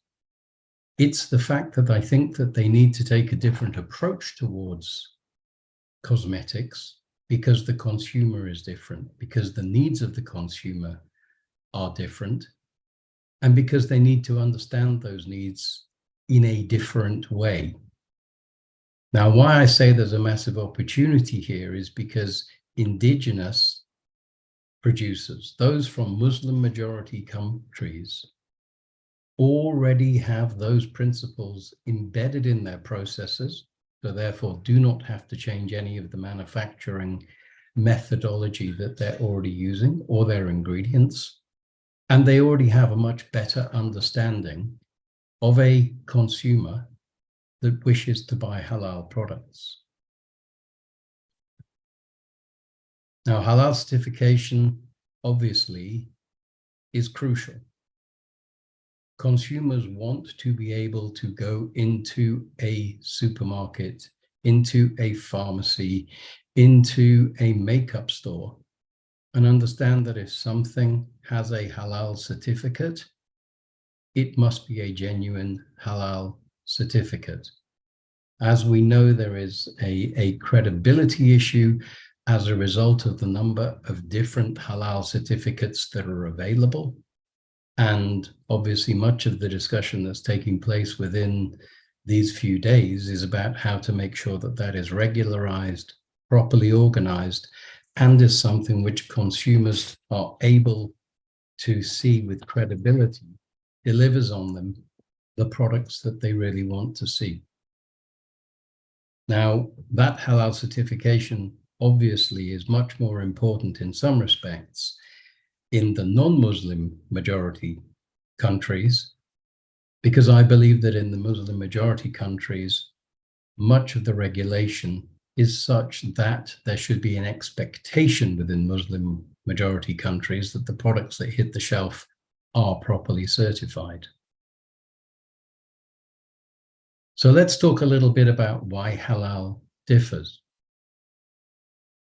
It differs from the perspective that I just mentioned, which is not just about the ingredients that are put into the products, not just about what is used within the factories where these products are made, but also the needs of the Muslim consumer tend to be different. There tends to be a different level of modesty, a different requirement for the women who are using makeup than might be the case in other markets. And there's a response that's required from the cosmetics companies to meet that different requirement. So the example I've given here of Mod Beauty Keeper has specialized products which protect the hijab scarf from getting covered in makeup during application. That is not something that some of the major cosmetics companies in the world ever think about, have ever considered before, or have ever felt relevant.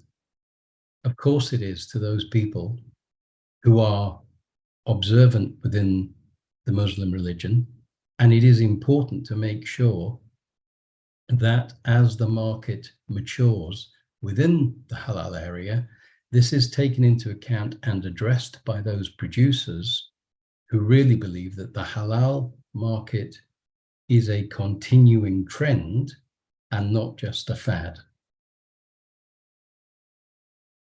And as I've said, there are certain halal cosmetics brands that are on the rise, such as Inika Organic, Zahara Cosmetics, IBA, and Warda Beauty. What they offer is a range which has been developed specifically for the consumer. Everything that I talk about with the clients with whom I work is talking about meeting consumer and customer needs. The need state of the halal observant, the Muslim consumer, will be different from those of other consumers. And it's important to take that into account, both in the positioning, the marketing, and the product range that is put in place. Now, the ones that I've given here are good examples of companies who have understood that. They've taken the steps necessary to improve their product mix to make it more relevant, and are therefore gaining market share against people within the industry who are established players, but are not taking those necessary steps to make sure that their product mix matches the consumer need. And that's where the opportunity lies. As you saw from the figures that I presented a few moments ago, the growth within this market is faster than any other category currently within the cosmetics industry. There is a move, for instance, towards vegan cosmetics. And again, I mentioned the difference between fads and trends during a session yesterday. The truth is that when one looks at the vegan market for cosmetics, which in some respects has a similar need state to that of the halal consumer, their market share is contracting, whereas the market share within halal is growing. What that says is that the opportunity is there for manufacturers to be first movers within the halal area, because they will then be able to take substantial market share. They will be able to present themselves as the solution to the problem. They will then be able to gain from that in a way that other people do not, because they understand the consumer need. They understand that the consumer is there and that consumer base is worth addressing. Now, as I said, it's a global opportunity, and one which I would suggest that anybody who's involved in that industry would want to look very carefully at. Certification for sure is one part of the picture and an important part. But also you have to make sure that you're branding, communicating, and influencing in a way which resonates with a Muslim consumer. The big players have already understood that they have to market in a different way in region, so they will have a different approach as far as marketing their products is concerned within Muslim majority countries. But the opportunity that I believe that they're missing is that whole segment of Muslim halal observant consumers within non-Muslim majority countries. It's an opportunity that is growing, it's an opportunity that is unseen, and it is one where I believe that those people who understand the opportunity can make some serious gains as things stand at the moment. And consumers are surely hungry for this. There is a pent-up demand for halal product. There is a pent-up demand for somebody who speaks the same language as the consumer to talk to them, to present to them, to engage with them, and to have a resonant message that will actually bring them closer to the brands and allow them to be able to take a market leading position where other people have simply not focused at the moment. So one of the things I always like to do in presentations is give people the gift of time. And I understand we are running a tiny little bit late today, so I've tried to keep my remarks as short as possible. But the conclusion that I want to leave you with is our cosmetics market is more than just a trend.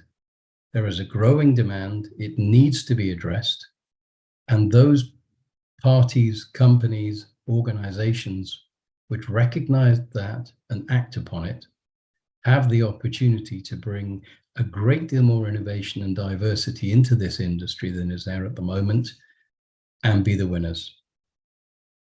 Thank you very much for your time. Thank you so much, Mr. Roberts. It's been, for me personally, an interesting session, and that's because, one, I'm female. There are not so many women that, well, so for me, I don't even use the cosmetics, and that's because I'm worried about its halal status. So I remember a few years ago when this nail polish was hit the market, and they did say it's halal, it doesn't prevent your wudu. I have never used it. I give side eye to anyone that uses it around me because I'm thinking, are you sure about this? As a nail paint, and you do know that without wudu, there's no salah. So I hope you're not performing, gymnastics thinking you've offered your salah. So it's a bit, how do you address people like me with, this strong mindset about there's nothing you're going to do that's going to make it halal? How do you talk to someone like me? Well, that's a fantastic question. Thank you. And I respect exactly the position from which you're coming. The ingredients within makeup, cosmetics, in fact, at most levels are very, very poorly understood by the majority of the consumers who are using them. And that is why I said within the remarks that I made that certification becomes even more important at this point, so that you as a consumer can feel the confidence and credibility that what you are about to allow to touch your skin, and it's a very personal thing, cosmetics, because in the same way that you put food inside, a cosmetic is something that you're putting onto your body. And as a result, it really becomes essential to make sure that the certification can be relied upon. And it is a company that is sending you that message, which truly appreciates how important that is to you. And I want to give an anecdotal message around that. It is, again, it's from the food and drink category, but just something that I saw last week, where I saw advertised from Nestle a vegan Kit Kat. Now you may say to me, why is that relevant? Because then at the top of this vegan Kit Kat, there was a little banner message on it that says, may contain milk. Now, anyone understanding the rules of being a vegan would understand where that problem is, but that is tantamount to a cosmetics manufacturer speaking to you personally and saying, and then we'll take your example, here is some nail polish, but don't worry, it may contain pork because we're not sure. It may contain porcine elements. And so we have to remove that from the equation and make sure that the industry can be trusted to revise the way in which it creates these products, revise their manufacturing processes to take, for instance, the grease that is haram out of that process, and then ensure that a consumer like you feels confident that you can actually use the products that the category delivers. And I think it's an important step for those companies to make, because at the end of the day, this is an issue of respect. This is an issue of respecting the individual to whom you're talking. And that's why the companies that really, truly, authentically believe it have the opportunity of capturing you personally as a consumer, because they will talk in a language, in a way, and with the respect that perhaps you're not getting at the moment. Thank you so much, Mr. Richard. And I'm nearly there. You almost convinced me, but let's see how that plays out. Well done. Right. Thank you so much, Mr. Richard. We'll move on to the next session. Still in the cosmetics industry. This time around, we hear from a woman, Ms. Victoria, will be speaking to us now. Still in the cosmetics, like I said earlier, she's going to be talking about halal cosmetics and the consumer trend. So perhaps she would have more convincing to do, adapting to changing customer preferences. Ms. Victoria Cordon Sehura is a professional in international trade with extensive experience in the cosmetic industry. As international sales manager at Cosmo Service, she has successfully led the company's expansion in the European, African and Middle Eastern markets for the past 6 years. Victoria has a master's degree in international trade with specialization in the cosmetic industry, and this has allowed her to develop a strategic vision and deep knowledge of industry trends and opportunities. Ms. Victoria will speak to us for about 20 minutes, and hopefully we'll take interactions from us. Ms. Victoria. Hi, hello everyone. Hello. Good afternoon. I'm going to share the screen.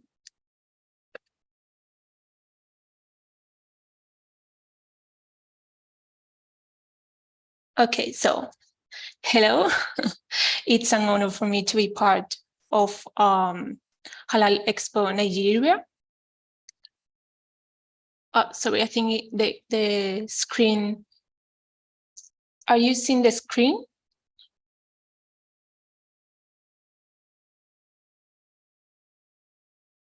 Not yet. You haven't shared yet.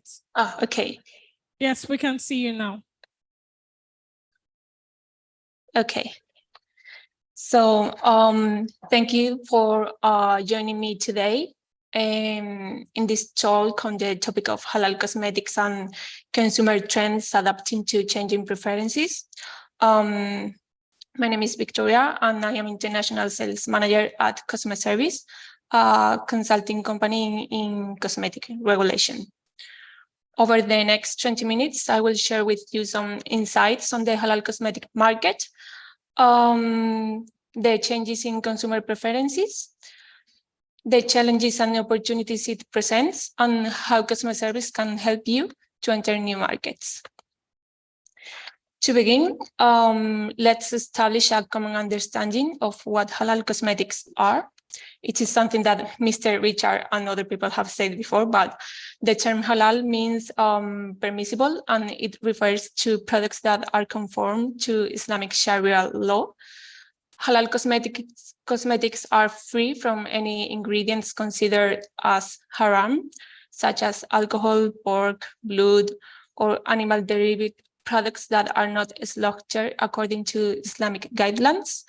They also have to follow a strict and clean manufacturing process. And these principles extend beyond ingredients to encompass the entire production process, including sourcing, manufacturing, storage, and distribution. Halal cosmetics cater to the needs of Muslim consumers who seek products aligned with their religious practices. Halal cosmetics have gained significant traction in recent years due to various factors. Firstly, the global Muslim population is expanding, leading to an increased demand for halal certified products. Additionally, non-Muslim consumers are also showing interest in halal cosmetics due to their association with ethical and sustainable practices. This growing market presents both challenges and opportunities for businesses operating in the cosmetics industry. According to a report by Straits Research, the global halal cosmetics market was valued at $33.83 billion at 2022 and is projected to reach $83.76 billion by 2030 at a compound annual growth rate of 12% from 2022 to 2030. And let's say among the 10 richest countries in the world, 5 have Muslim majority populations. So it is important companies such as Shiseido, L'Oreal, or Unilever are already working to bring their products in line with Islamic practices. Asia Pacific currently presents the largest market of halal cosmetics, followed by the USA and some European countries. And with reference to Asia Pacific, Indonesia, Malaysia, and the UAE are the 3 of the top 10 consumers of halal beauty products globally. The expansion is driven by the recent consumer expenditure of halal products, the impact of celebrities, and the promotion in social media in these countries. On the contrary, South America and Africa markets only account for a small fraction of the global sales turnover. In Europe, the steady growth of the Muslim population and shifting consumer preferences towards greener products are driving market growth. The number of Muslims in Europe is anticipated to increase from 44.1 million in 2010 to 58.2 million in 2030. And the UK and France are leading market contributing countries. For instance, in the UK, around the 35% of Muslims fall into the demographics of 18 to 35 years old, which is a significant consumer base for the halal cosmetics market. Additionally, the regions with the most rapid expansion in the halal cosmetics market is Middle East and Europe. In our interconnected world, consumer preferences are not static, they are constantly evolving, influenced by factors such as cultural shifts, environmental concerns, and awareness of ethical sourcing. And consumers today are more concerned about what they put on the skin, demanding products that are not only effective, but also safe and non-toxic. Well, in the context of halal cosmetics, consumers are becoming more conscious about the ingredients used in their beauty products. They seek transparency, natural ingredients, cruelty-free formulations, and sustainability. And to cater to these preferences, many cosmetic brands need to adapt their products offerings and communication strategies accordingly, incorporating natural elements and obtaining vegan or halal certificates. Earlier, the choice of halal cosmetics used to be very limited. In fact, in 2017, there were only 64 cosmetic brands that had a halal certification. However, the ongoing vegan trend positively supports halal type of cosmetic products and is likely to elevate product sales in the forthcoming years. So as you can see, in 2018, there was 129 brands, 162 in 2019, and 214 brands in 2020. And 794 cosmetics companies have been halal certified since 2017. Based on product type, personal care products dominated the market, gaining immense popularity amongst both Muslim and non-Muslim population, since they help consumers to reach their beauty goals while offering dermatological benefits and protection against ultraviolet radiation. Well, these products are further segregated at skincare, with 40% of market share, followed by hair care, makeup, hygiene products, fragrances, and others. The market growth for facial cosmetics is being driven by the increased number of women in the workforce and the growing physical appearance sensitivity among millennials and Generation Z consumers across the globe. Due to the rising concerns about personal maintenance and appearance, the market for lip care is developing very rapidly. This includes lip masks, oils, balms, and washes. On the other hand, essential oils are increasingly used in skincare routine because they nourish skin and offer protection from ultraviolet radiation, dry weather, cold, and dust. Another key segment in the halal makeup is expected to reach 41.6% by 2031. And the halal makeup is expected to have a high entering and acceptance rate. More than the 24% of the world's population identify as Muslim. Therefore, halal cosmetics brands need to adapt to the changing preferences of consumers and differentiate themselves from their competitors by offering value-added products that cater to the specific needs and wants of Muslim consumers. For example, some halal cosmetic brands have developed products that are suitable for Muslim women who wear hijab or niqab.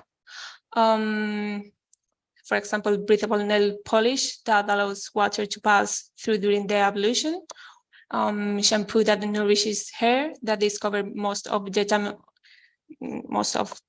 or moisturizer that absorbs quickly into the skin. Beyond health concerns, ethical and sustainable considerations play a significant role in shaping consumers' preferences. Halal cosmetics resonate with consumers who prioritize products that reflect their values. Well, this alignment with ethical and sustainable practices can give brands a competitive edge in a crowded market. Globalization has led also to diverse consumer population with unique cultural backgrounds, and this diversity influences in cosmetic preferences, pushing brands to customize their offerings. And well, halal cosmetics can cater to a wide range of consumers, further enhancing their attractiveness in the market.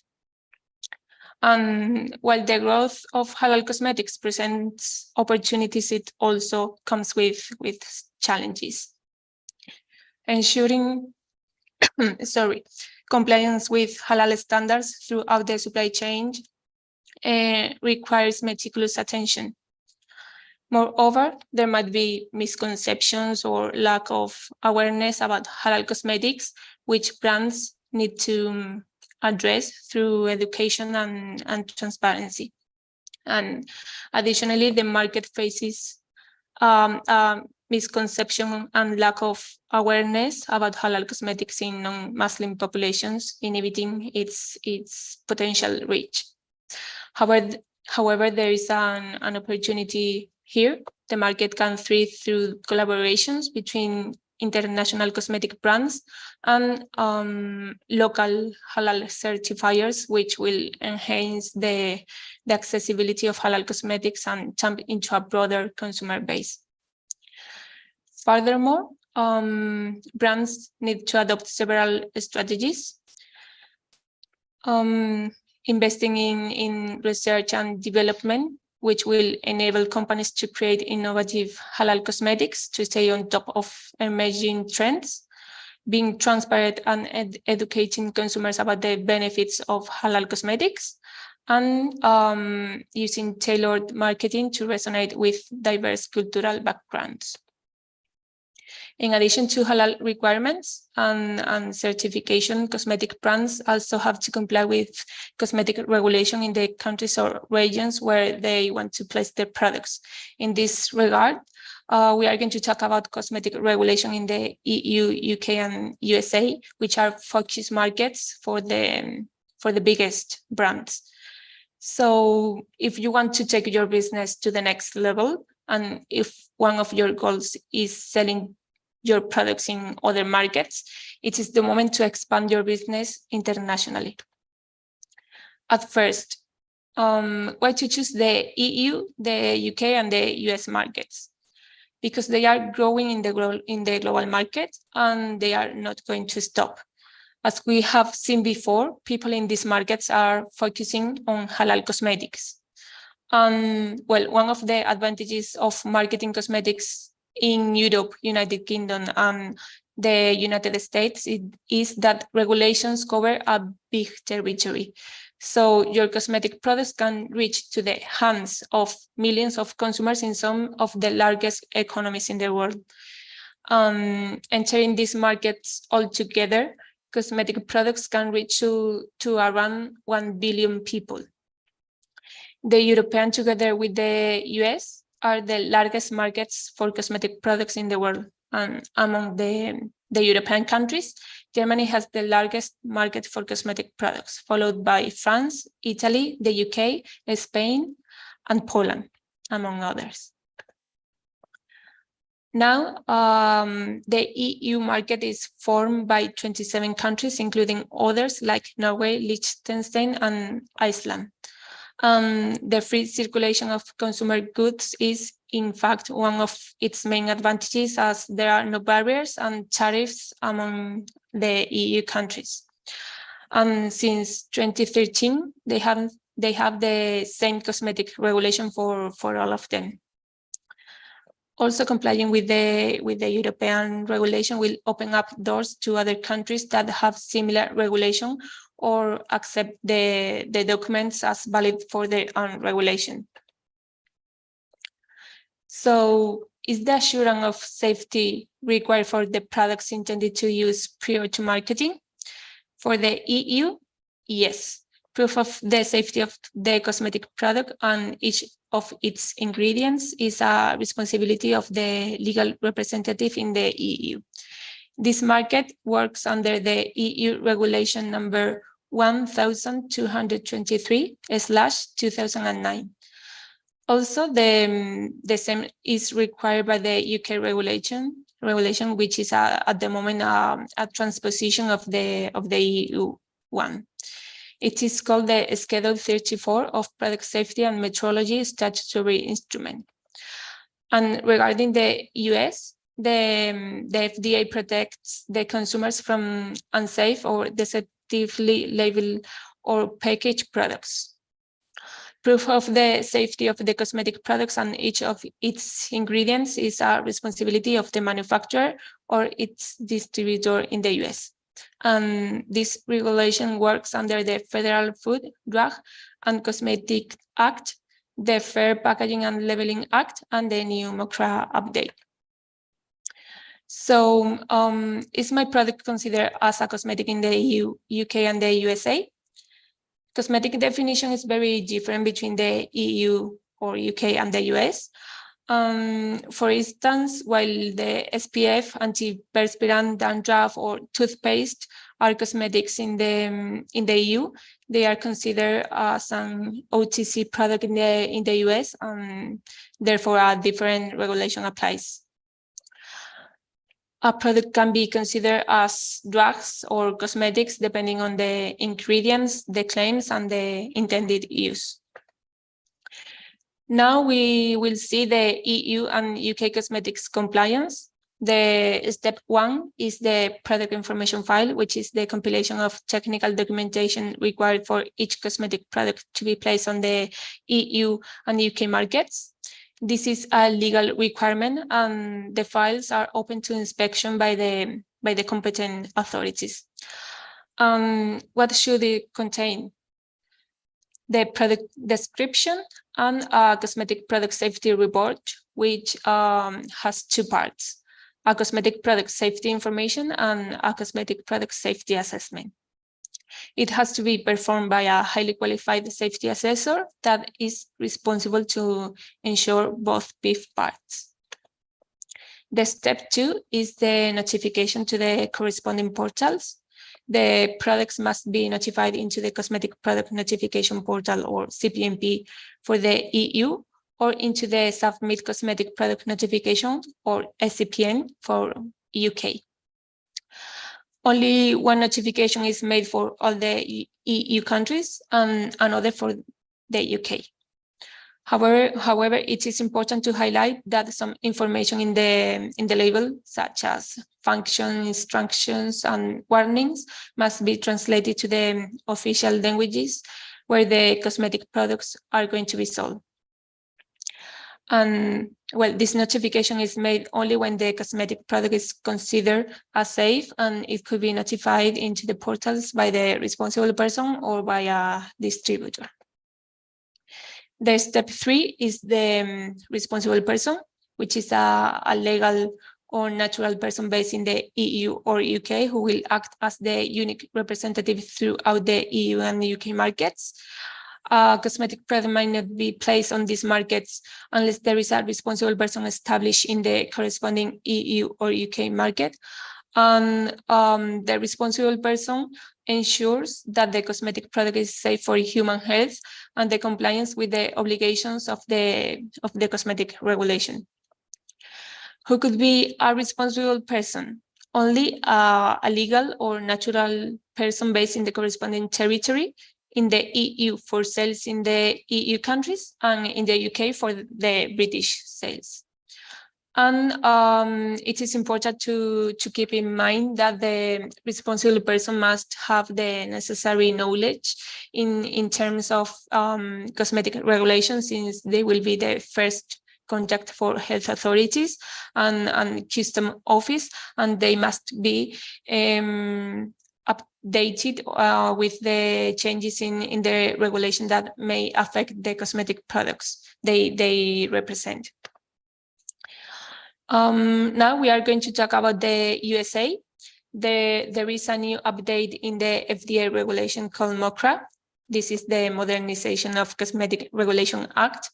And with this new regulation, the new requirements are facility registration, mandatory safety substantiation, product listing, and also it is needed to send a mandatory adverse event reporting to the FDA. In addition, all foreign companies must appoint a US agent and a responsible person. The US agent is an US-based company that will work as communication link between the FDA and the foreign company. And the responsible person can be the manufacturer, packer, or distributor of a cosmetic product whose name appears on the label. It does not need to be located in the US. This role must ensure and maintain the records supporting that the cosmetic product had an adequate safety substantiation. The all voluntary cosmetic registration program is no longer being used in the USA, but the FDA is developing a new system for the mandatory registration and the product listing. The label requirements also change. After 29th of December of this year, cosmetics labels must contain a domestic address, a domestic telephone number, or an electronic contact information through which the cosmetic company can receive adverse event reports. Well, regarding animal welfare, this new regulation says that animal testing should not be used for the purposes of safety testing and should be phased out with the exception of appropriate allowances. When are these changes happening? Here we can see the different deadlines for the MOCRA requirements. The safety substantiation, adverse events reporting, facility registration, and product listing will be implemented in December this year. Then the labeling requirements will be enforced in December 2024, and the GMP rule no later than December 2025. There are some mandatory tests that almost all products must undergo prior to its placement. Batch or open tests for skin compatibility, challenge tests and microbiological analysis to check the preservative system and microbiological contamination, stability tests to estimate the product lifetime, and compatibility tests between the product and the packaging.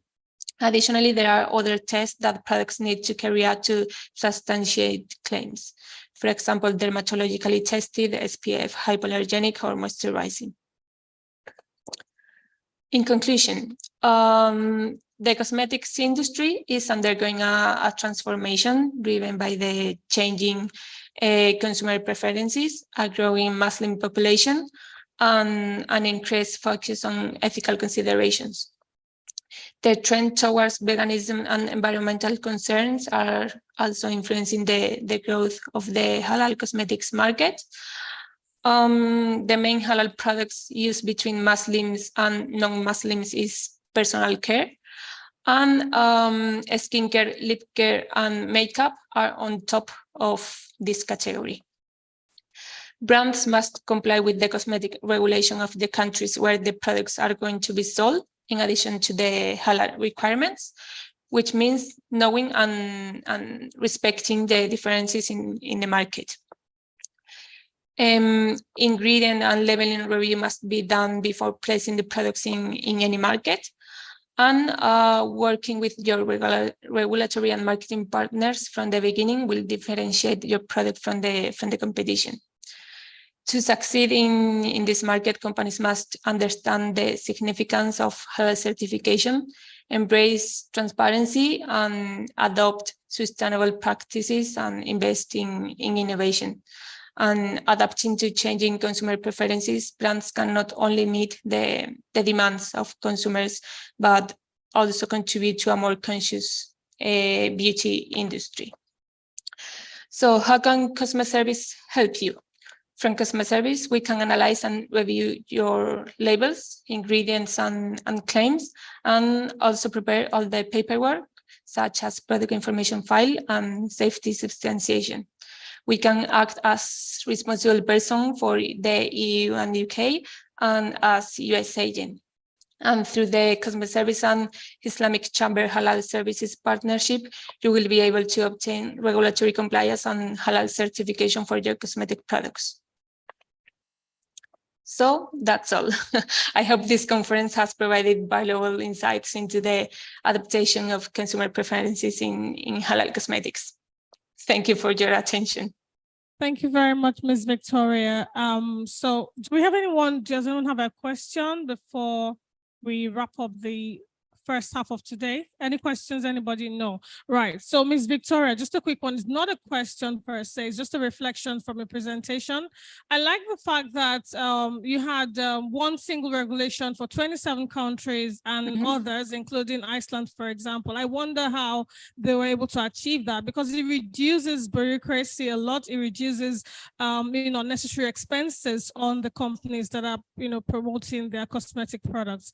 Secondly, when you said you are happy to work with us in terms of, helping us get this certification, and by us, I mean the cosmetic industry here in Nigeria, how quickly can that metamorphose? And I'm hoping that someone online listening right now owns and currently running a cosmetic, business, is ready to move the business to the next level. So how quickly can this happen? It depends on if companies have documentation or if they need to perform the testings. But if they have done this before, all the process can be done in maybe 2-3 weeks. Interesting. So in 2-3 weeks, you have your Yes. documentations done. We can be in the international market. Yes. Awesome. Mhm. Thank you so much, Ms. Victoria. Thank you so much. That takes us to the end of the morning session. We'll go for our break. It's a 10 minutes break. Please bear in mind, solar area is right behind where we are, just out of the hall behind. And that's where the solar area is. 10 minutes and we're back to start the afternoon session. Thank you very much.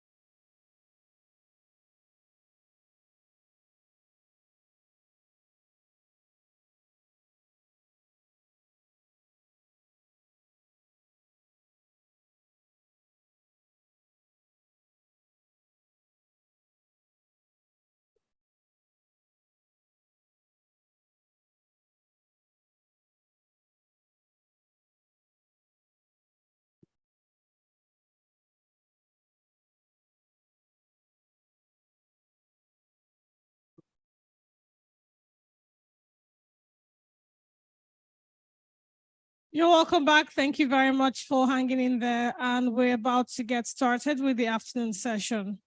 The afternoon sessions, all three of them are panel sessions, and they'll be moderated by none other than my honorable brother, Abdul Hakim Akimbode.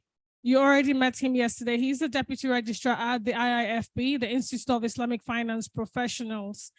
I'm going to be introducing him first, and then he'll come on stage right now. Brother Hakim Akimbode, please come up.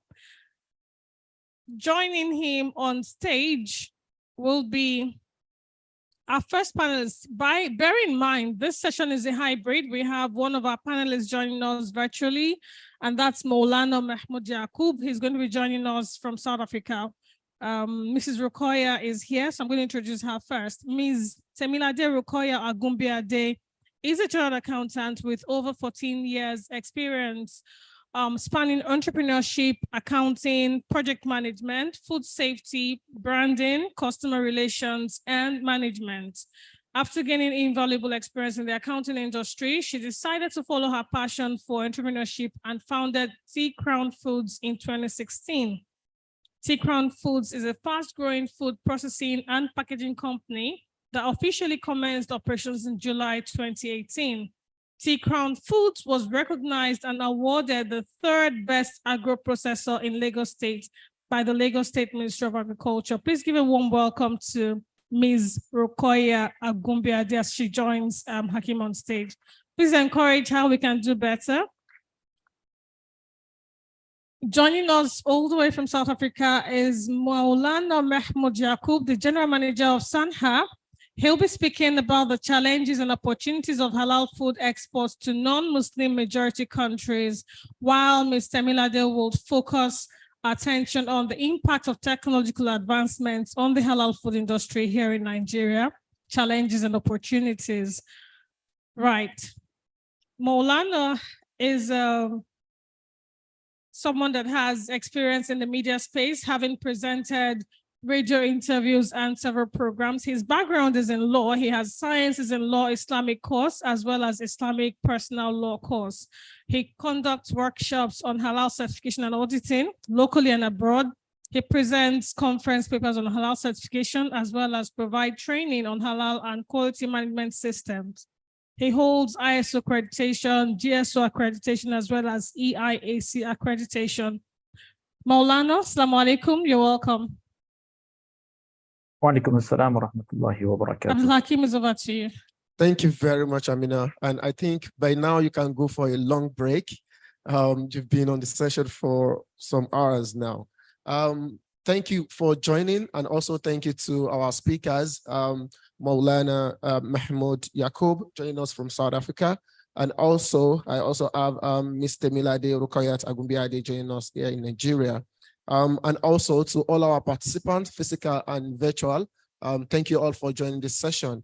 Now, to go straight to our discussion for this session, rightly mentioned by Aminat, we are going to be looking at food and beverage, looking at food and beverages as it concerns the halal global market.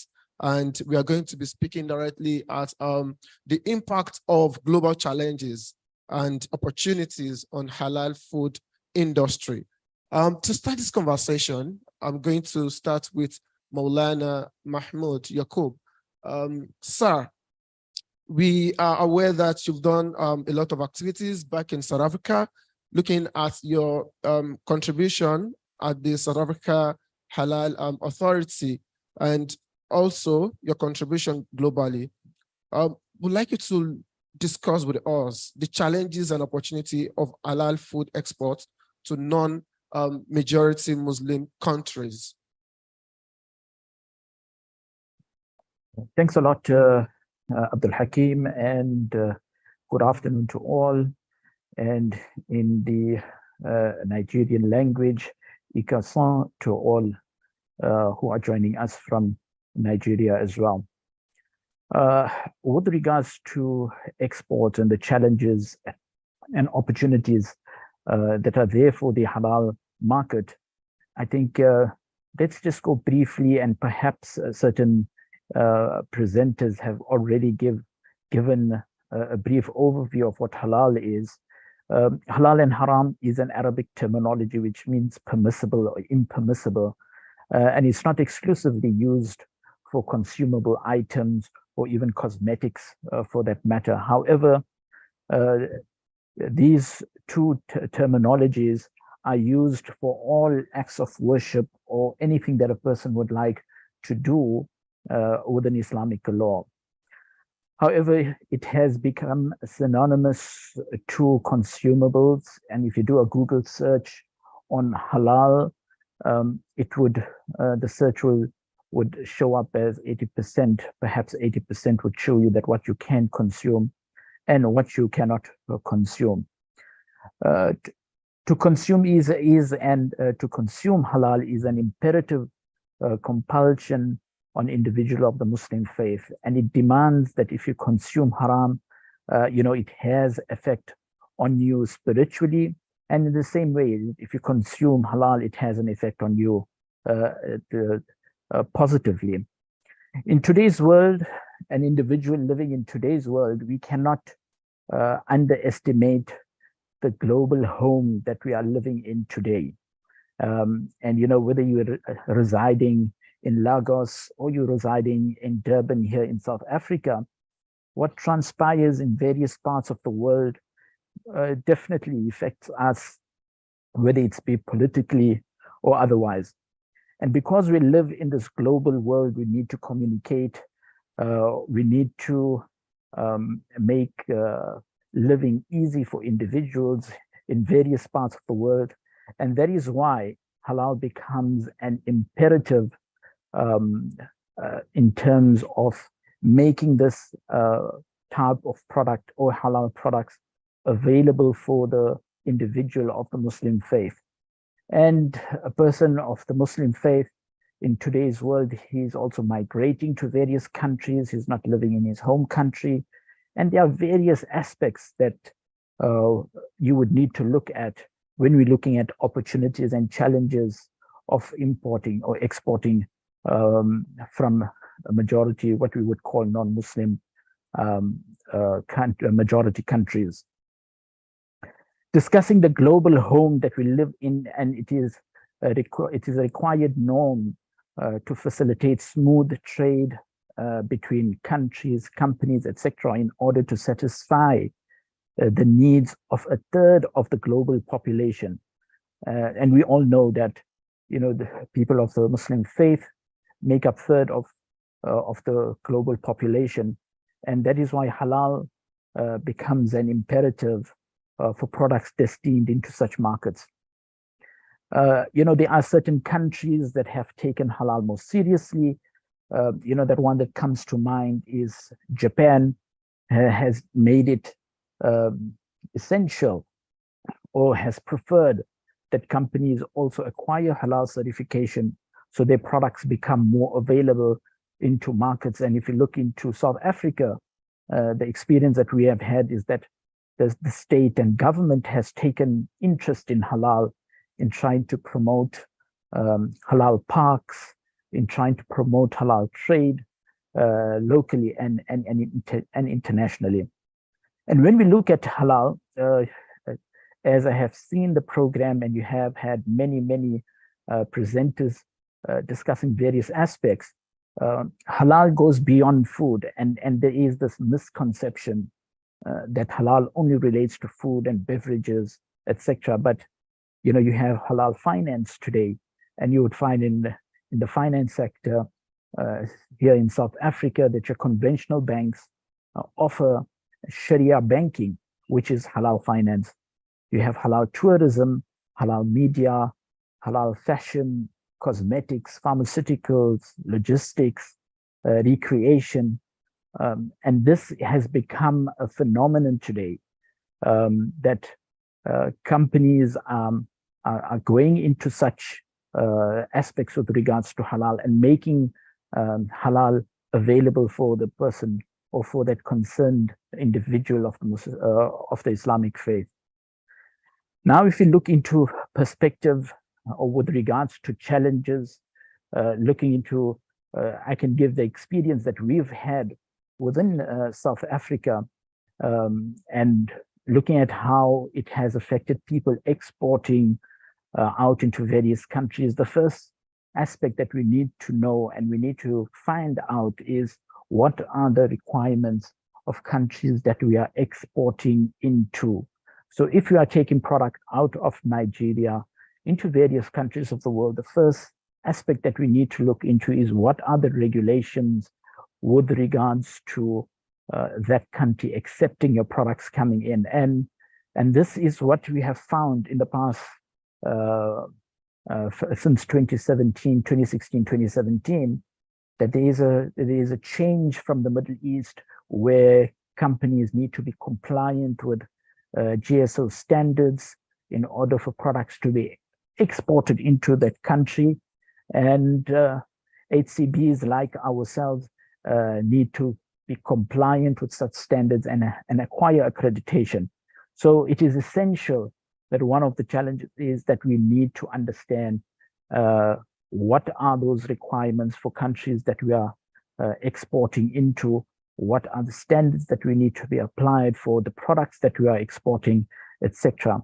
However, when we look at non-Muslim countries in the majority, and we take South Africa to be a non-Muslim majority country, however, when you look at our scenario, you would find that in terms of the census, they mentioned that the Muslim population is approximately 2%, but we believe it is a bit more than that, up to 4%, because of migration of Muslim individuals from various parts of Africa into South Africa. And you would find that if you walk into a retail store or a food retail store, you would find, perhaps 70% of your food products have a halal mark. And that is a question that we can delve into, that how did we acquire, or how did it reach that point that 2% of the population can demand that 70% of products which are found in the food retail sector or in the FMCG market are halal certified. And not only that, majority of the abattoirs that you would find in South Africa, whether it be poultry, beef, or lamb, have halal certification. So those are the aspects that we would need to look into as we go along with the discussion, Abdul Hakim. Thank you very much, sir. I think that has been very insightful, giving us how South Africa was able to achieve a very large number of halal products, even though South Africa is not a Muslim majority country with about 30%. But at the same time, with what he has said, it is evident that we have more than 70% products in South Africa carrying halal logo. And that is just to tell us that it is not about having a country with Muslim majority that determines whether we are going to have access to halal products. It is about the activities that happen in the industry, the stakeholders paying attention to halal certification, and also private companies trying to improve their products by ensuring that they get the halal standards. And that is just very insightful. And again, we are going to, let me speak to Ms. Temilade. I'm aware that you are the Tea Crown food founder, meaning that you've been in the industry of food production in the halal sector. Would want you to give us your submission as far as technology is concerned, looking at how you have started your journey as a company, how you have started your journey. How has technology helped to impact your halal food production? Can you give us a practical example of how you've been able to achieve that? Thank you. Tea Crown Foods being a food processing company here in Nigeria, Tea Crown Foods is a food processing company. We are dedicated to processing locally cultivated food products, making them conveniently available for the consumers and those are the halal community. So the halal community being the Muslims being over 2 billion in the global market, we realized that making our products available, processing and packaging our food products according to the standards of the halal certifications, we realized that initially when we started, we didn't have we didn't start with we started manually. We along the line we partnered with people in the industry, those that have already started, that had the equipment, and as time went by, we were able to get our own to collaborate and get our own equipment. So technology being excuse me.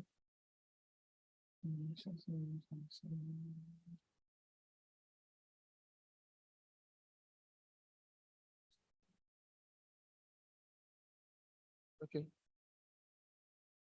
Okay, so I want to, okay, you're still on? Okay, I can go on. Yes. Okay, thank you very much. Like she mentioned about our journey, looking at how they started without technology, and meaning that they were unable to have a large coverage because of how technology has hampered their production, and collaborating with other institutions or other players in the industry, helping to leverage on their own technology to have a better position in the market.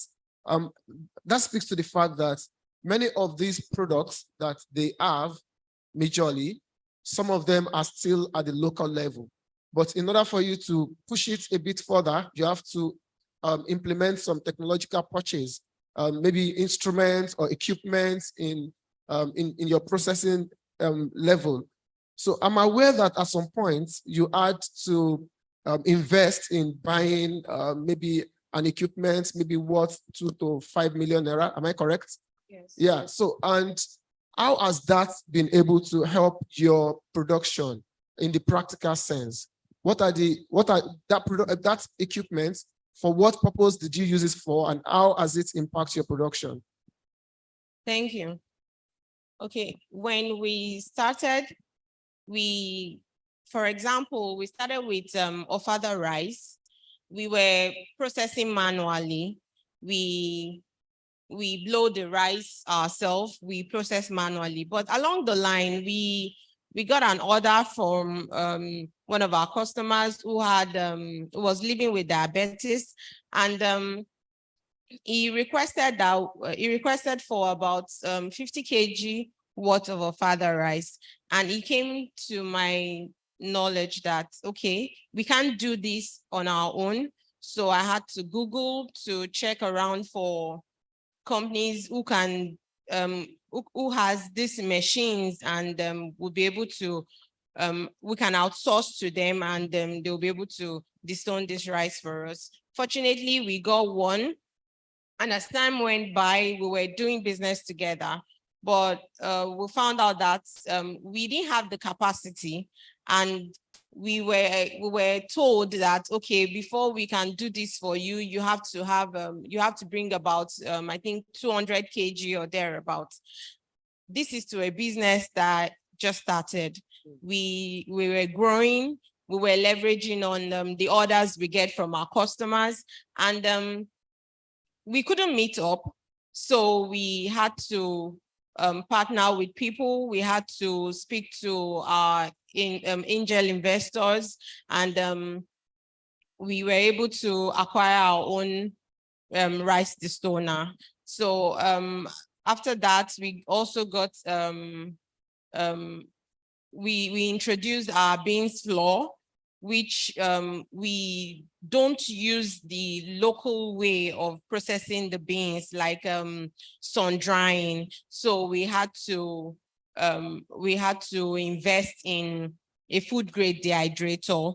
We actually got one, I think, from China, but the capacity couldn't take our orders as time went by. So we invested in a locally fabricated food grade dehydrator, which we were able to serve, and we're able to serve our customers. Although we are still looking to scale up, but we using that food grade dehydrator, it means that our products have a longer shelf life. It means that we'll be able to meet up with the demands of our customers, and we can even we were even able to help those startups that were in our shoes, when we started. So, for example, we have startups, entrepreneurs that are just starting the business and don't have the opportunity to purchase these machines. We can contract. We do contract servicing, contract manufacturing, in which we produce on behalf of our clients and make these products available to them. So majorly, they are locally fabricated, locally cultivated products, food products here in Nigeria. So the use of this technology has made our products easily accessible, making our products convenient, because we actually sell convenience. We sell convenience. We have a lot of people that don't have that time to process their food. So we do the tedious with the use of these technology, the smart machines we use in making these products readily available to our customers. Thank you very much. I think that has been very detailed, trying to,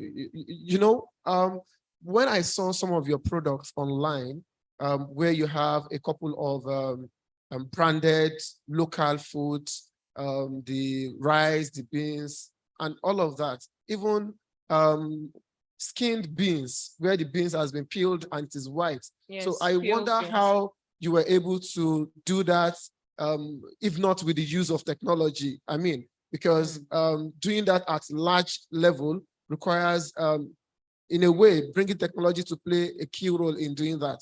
And also you trying to tell us your journey around purchasing an equipment from China, and at the same time, is not fitting to your own current demand. You have to look around to create another technological equipment, which was fabricated in Nigeria, just like you mentioned. So these are peculiar challenges that a lot of entrepreneurs who are in the halal food processing sector, they will face, because majorly, if you are not able to have access to investment, or perhaps maybe you are from a very wealthy family and you can afford to bring in big equipment. So I think this is a gap for anybody who is coming to play in the halal sector. You might not be playing directly into the processing of food cultivation. You might be playing in the aspect of making available equipment that all these halal players, all these halal foods company, what they use, you can invest in that line to make their job easier. And at that, I'm going to again turn to Maulana Mahmoud. Sir, in South Africa, we know that a lot of the awareness is there in South Africa as far as halal is concerned, even though it is not a Muslim majority country. I want to ask you that, looking at globalization and bilateral trade agreements that impact on halal, what can you say to that, sir? Yeah, there are many aspects that that impact on halal, looking at globalization.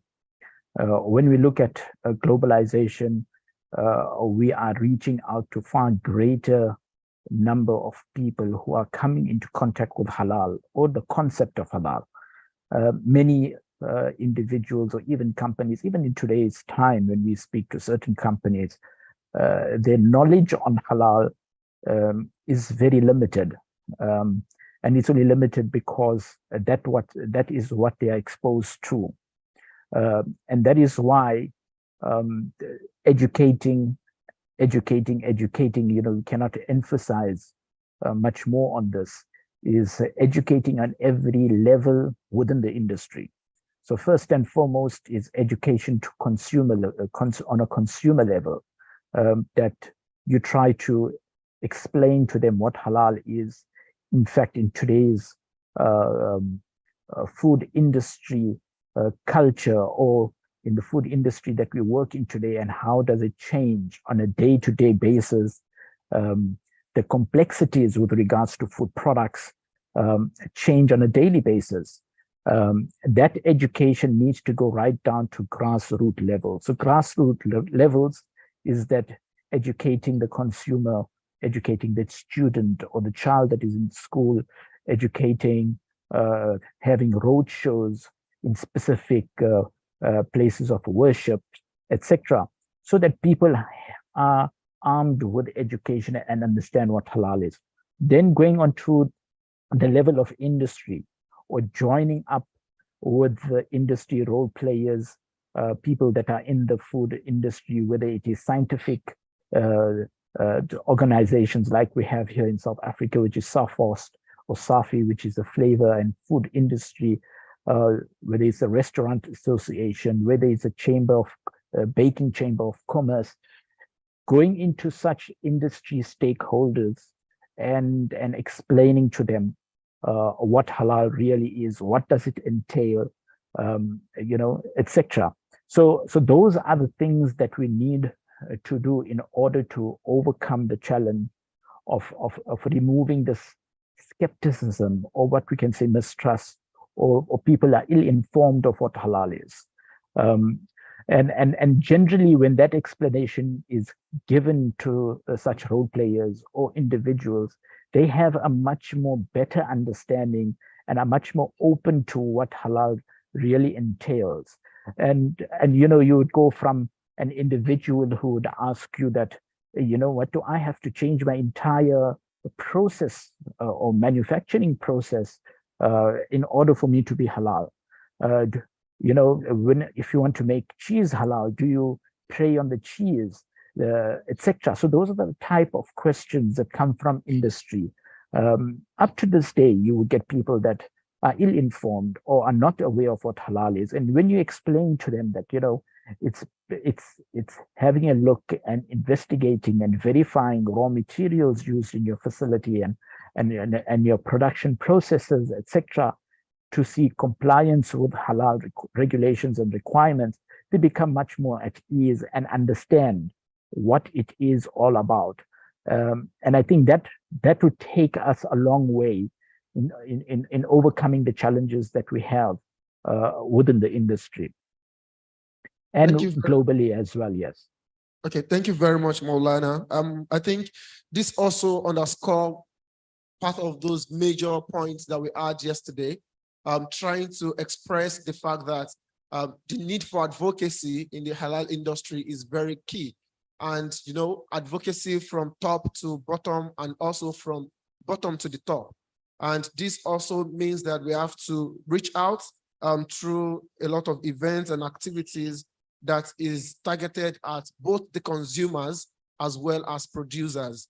And this, I think and I believe, is part of those things that have made it very easy in South Africa to be able to have that kind of milestone that you are able to achieve in the halal sector. Again, to Ms. Temilade, I want to again ask you, because it is very important looking at the fact that as an entrepreneur who perhaps you've not gotten any major funding, like you mentioned, that it is all about your maybe family support and angel support. So I want to ask, should you have access to technological inputs what is that going to mean to your production? What is that going to mean to market penetration? What is that going to mean to all those people out there, whether at the bottom or at the bigger level? What are the role that technology will play, looking at your current activities? Your product line, meaning the different type of product that you have. If you are able to have technology to drive them, what is that going to mean to you? Thank you very much. So in the food value chain, we have from the farmers to down to the consumers, but we focus on processing, and processing is not just what we process is not just a single product. We have about 10 products. So it means that we need equipment for almost almost all the 10 products. And this requires a lot of capital, it requires a lot of funding, and getting loans from financial institutions these days is quite, it attracts a lot of interest. So if we get funding or support collaborations from financial institutions with zero interest, or we get support for getting our products manufactured, it will really go a long way, because we have the food grade dehydrator. We have about our production in a day is about about a ton. Is about a ton, and meeting up with the demand, we'll need a higher grade of a food grade dehydrator.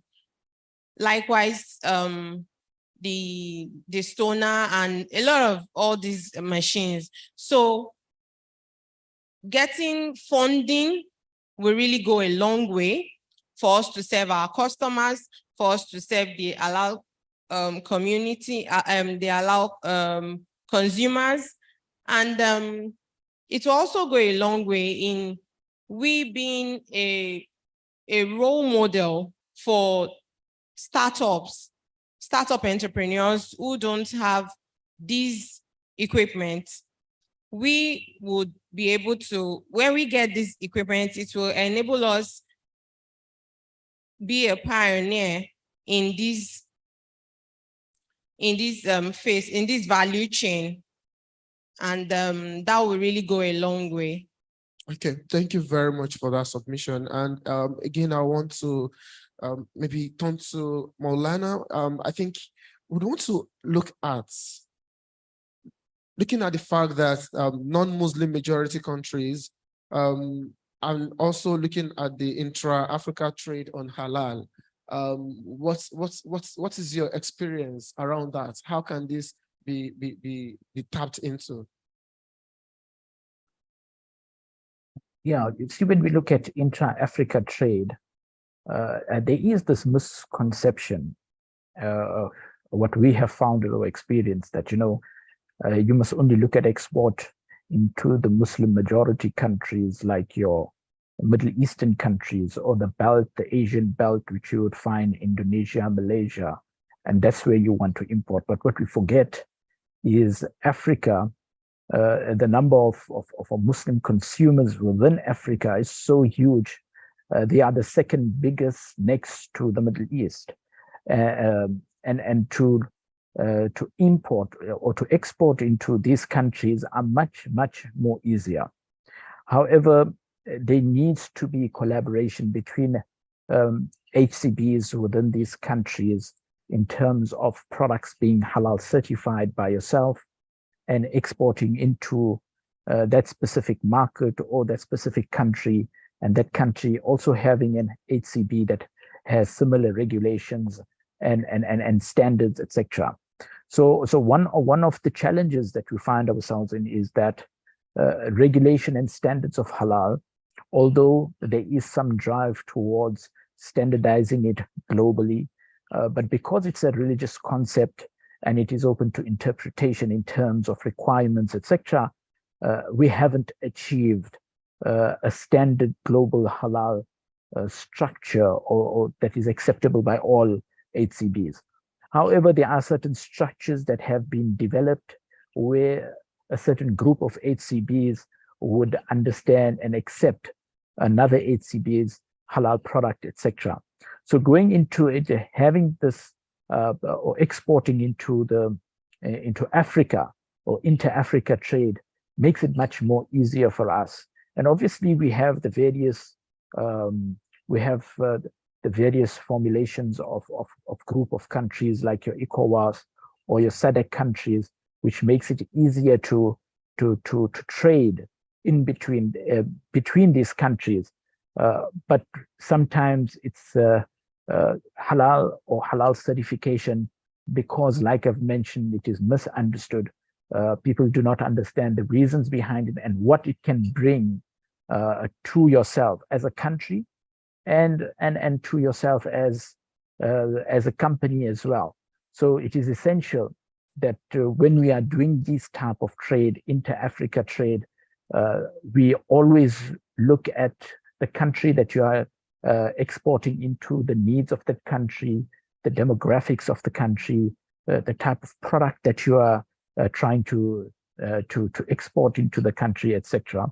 So those are the things that we need to look into. Thank you very much.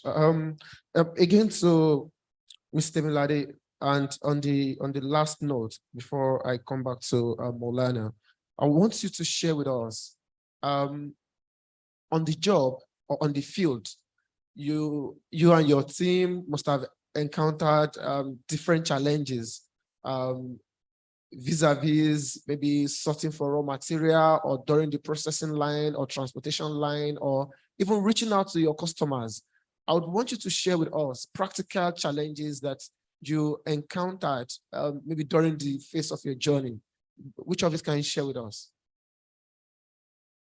There are a lot of challenges, especially in the food business. And one of it is sourcing for the raw materials. We have these products around locally cultivated in Nigeria. So getting them from the farm down to us, it is quite a challenge.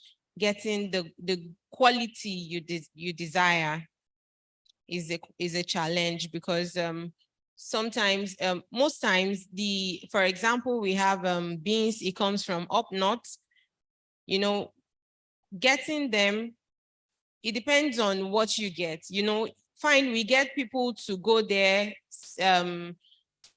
do market surveys, send us samples and all. But you find out that at the end of the day, when these products get down here, you might not get that quality you want. You might not get the quality you were shown, the quality you really wanted. So it's that reduces sometimes that poses a challenge, and it affects the output. Like, for example, for beans now, when you get bad quality of grains, it means you have to sort, you have to remove the ugly looking ones, and just to make sure that whatever you are packaging for your customer is of good quality, because we would never tamper with quality. That being said, electricity is also one of the challenges we face, because most of this food, we process them in such a way that it locks in the nutrients and extends the shelf life. So the epileptic power supply in the country poses a challenge.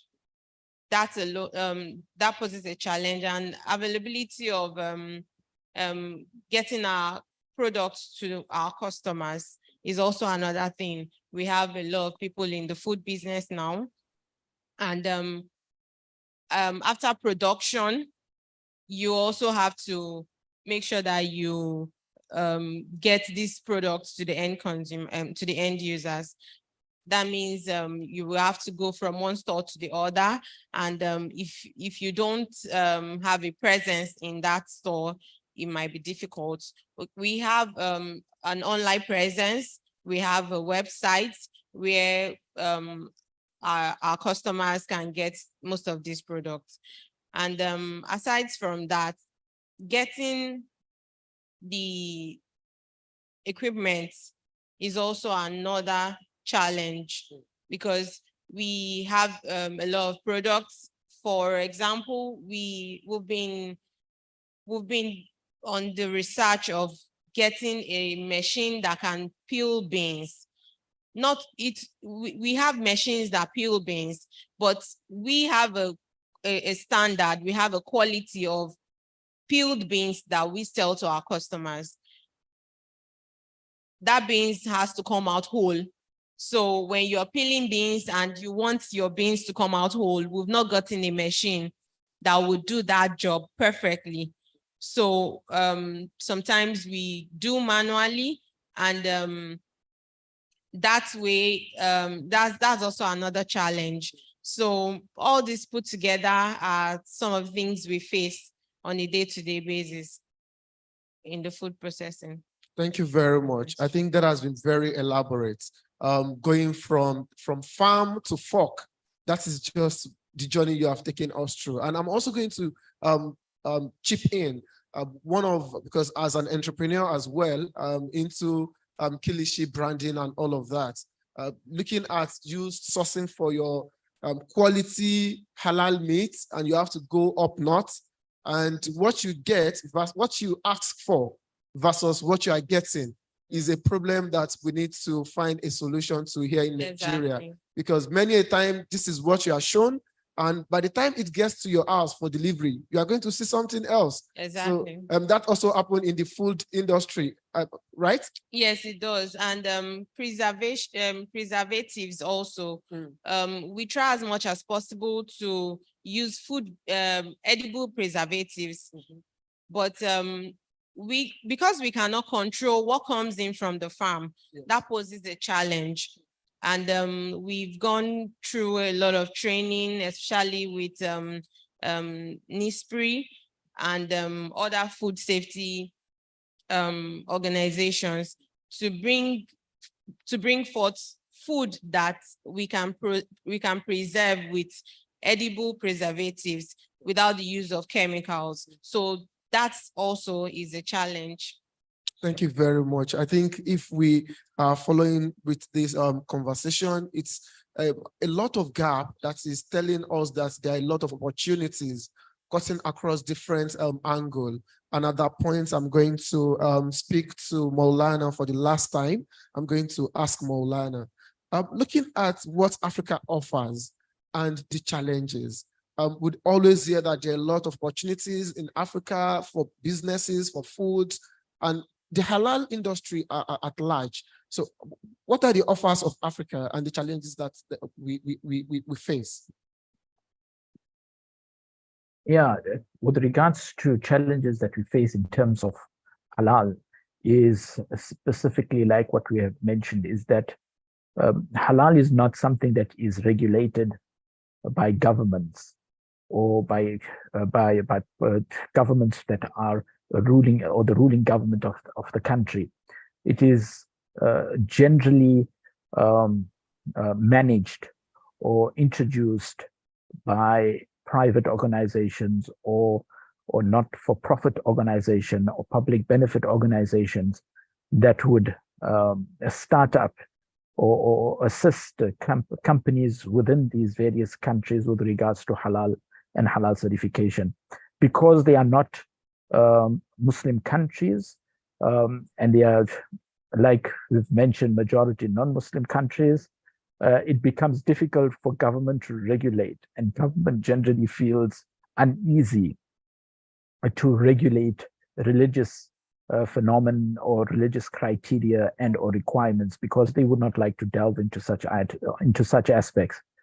So it does become challenging in that sense, that you would need, if there is a company in some part of Africa and there is no HCB or halal certifying body within that country, it virtually makes it impossible for that country to export its products into various parts of the world. And that's our experience have shown. We had companies that would want to import products into South Africa, your multinational companies. And when we want to evaluate the raw materials they want to introduce into South Africa or into companies that we do certification of, there were no halal certifying bodies in the countries of producing or countries of manufacture. So we needed to assist such companies go through over to various countries like Ghana, Cote d'Ivoire, etc., and assist those companies to acquire halal certification, not only to send into South Africa, but to export into various other countries of the world as well. So in that way, it is challenging, but what we have found recently is that there is a surge amongst African countries to regulate halal, to bring some concept of halal so that it makes it easier for HCBs like ourselves and for companies that want to acquire halal certification, to get into that niche market that is running into trillions of dollars and growing on a yearly basis. So it just makes it easier for companies to trade when they have halal certification. Yeah. Thank you very much, Maulana. And I think at that point, we are going to end this session, which has been the conversation around the food and beverage sector, where we've discussed the topic around the impact of global challenges and opportunities on halal food industry. And thank you very much, Maulana, which is you're the manager at the South African National Halal Authority. Thank you very much, sir, for joining us. And also, thank you, the founder of T Crown Foods, in person of Ms. Temilade Rukoyat Agumbiade. And my name is Abdulhakeem Akimbode. Thank you all for joining as well. Thank you. Thank you. What? Thank you. What? You can't believe in. You are here for a very long time, right? Just enjoy. Please come through. You should take a picture together first, though. Right. Thank you very much. Our next panelists are ready, warming up to come on stage to deliver. All of the panelists on the next session are here in human flesh. So we're waiting for them to...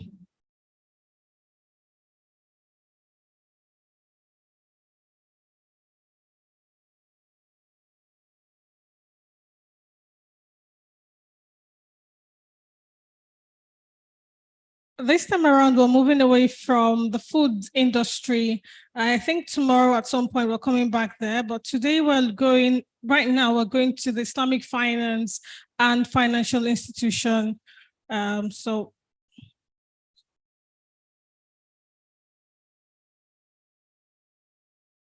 we'll be looking at Islamic finance and financial inclusion. As expected, Mr. Abdulhakeem Akimbode will be moderating that panel session. I'm going to be introducing first, they say ladies first, right? So it has to be her first. Ms. Oluwafunto Olashemo is the Vice President, Financial Markets at FX Commodities Exchange, where she leads engagement with capital market operators and financial institutions to unlock funding for smallholder farmers and create a portfolio of products backed by commodities as an alternative asset class for investors. She has raised over $400 million in funds, providing over 150,000 smallholder farmers with quality inputs for the last 3 planting seasons. She's a market development expert with over 13 years of experience delivering financial service solutions to medium and large enterprises. It's good to have you here, Ms. Oluwafunto. Joining her on stage is a gentleman I've known for, shall I say, donkey years. Malam Ndako Mejindadi is the head of investment and research at Lotus Capital. Ndako has over 15 years cognate experience, which covers financial analysis, research, and training. At Lotus, he heads the investment and research, managing mutual funds, exchange traded fund, and private client portfolios. He facilitates trainings for financial institutions, corporates, and regulatory agencies on non-interest finance and financial management. Before joining Lotus Capital, Ndako's work covered key sectors such as real estate, food and beverages, construction, as well as oil and gas. He was also responsible for assessing the financial condition of state governments and other municipalities. Ndako, you're welcome to this session. Right, the last but not the least, I have a textbook to read out in place of a profile. So I'm just going to try to share salient points about our next speaker. The next discussant joining this panel this afternoon is none other than Professor Tajuddin Olalikon Yusuf, ACII, FIFB, FCILRM. He's a professor of risk management and insurance in the Department of Actuarial Science and Insurance, University of Lagos, and currently the coordinator of non-interest finance programs. His work experience spans over 24 years, and in that short time, he has over 50 publications and has made several contributions to books. He has expertise in insurance and risk management, non-interest finance, takaful, micro-takaful, and financial inclusion. You see why he's one of the panelists for this session. He has currently a 30 million naira grant under his belt that he's managing as the principal investigator. That grant came from TED Fund, and they are to examine the institutional factors militating against the SMEs in Nigeria in participating in global value chain and improve their export penetration intensity. I'll hand the mic over to Abdul Hakim to deliver a beautiful session for us. Thank you. Thank you very much, Aminat, once again. And thank you all for joining. And also thank you to our speakers who are joining this panel session. And I want to say that this is going to be one of the most, I don't want to say difficult panel session I'm going to be handling, because it's difficult when you are going to be asking your employer question. I know you know what it means. So a bit tense, but we are fine. Sir, can I have the permission to interview you? You are welcome. Yes, thank you very much, sir. Ladies and gentlemen, those joining us physical and those joining virtual, you are welcome to this conversation around Islamic finance, looking at Islamic finance and financial inclusion. Like the host has introduced, we have first, we have from IFEX, we have from Lotus, and we have from the Institute of Islamic Finance Professionals. So I'm going to start like this. I'm not going to follow the manual. And that is because this conversation is, I'm going to move according to the tempo. So allow me to do that. So I'm going to start this conversation with the lady. Yes, the lady first. Ms. Oluwafunto, I'm going to start with you, ma'am. So looking at what you do at IFEX, how do we discuss around adopting ethical investment practices as a tool for market penetration? Okay. Thank you very much. Yeah. When I have the opportunity to speak about commodities, agriculture and smallholder farmers, of which I get to do a lot, I usually like starting from the basics, okay, which is, let's look at the data and what the data says, right? When you look at deposits of natural resources around the globe, 60% of natural resources stays in Africa, but we're still among the poorest. If you drill down more specifically to agriculture, out of nearly over 500 million population in Africa, that population rely on the food that is being produced by smallholder farmers that make up about 80% of the crop production. 65% of 500 million people rely on smallholder farmers in Africa to get their food produced. That's on one hand. If we bring it down to Nigeria, right, we then begin to look at what is the number of contribution of agriculture to the GDP, and which is, again, you can take Nigeria and just mirror it across the continent, contributes about a quarter to the GDP, between 20 and 25%. That is one. Number two, we are heavily a rain-fed agriculture, right? Meaning that it is only rain that we rely on for the production of crops. But unfortunately, agriculture does not need rain. Agriculture needs water. That's a different conversation, right? So if you then look at the funding gap, right, in Nigeria, there was a recent research done by the Impact Investment, and they put the funding gap need of agriculture in Nigeria to about 76 trillion naira. I happen to study chemical engineering, so a lot of times from an engineering background, I see things in ones and zeros, so data means a lot to me. So if I look at 76 trillion naira and I look at the allocation of budget to agriculture, last 2023, the budget was about 21.8 trillion naira. Less than 2% is what is being allocated to agriculture. Even if I round it up to 2%, that's about 440 million naira. If I divide 76 trillion naira by 440 million naira, it would take us nearly 180 years to be able to fulfill that funding gap. And that is keeping population constant, right? So that's another interesting data point. Now, if we look at the pension fund in Nigeria, pension fund as of today is about 16 trillion naira, right? So let's put that in another bucket. If we take 10% of what is in the pension fund space and invest on an annual basis into agriculture, the 180 years that it would take to close that gap reduces significantly to less than 20 years, right? So that is another data point. Now, when we look at the production of commodities, particularly agriculture in Nigeria, we have about 74 million hectares of arable land, right? Less than half of that is being cultivated. Less than 2% of what is being cultivated is what is being irrigated. At the beginning, I did say that agriculture does not need rain, it needs water, meaning that there's a lot of investment around infrastructure for irrigation that needs to happen. So I've shown you what's the demand side look like. I've shown you what the supply side look like. If I look at working capital gap for agro processors, we will be talking about anywhere from, on the average, even just putting it to SMEs, you'll be talking about anywhere from 10 to 20 billion USD, right? Now, how do we close this gap?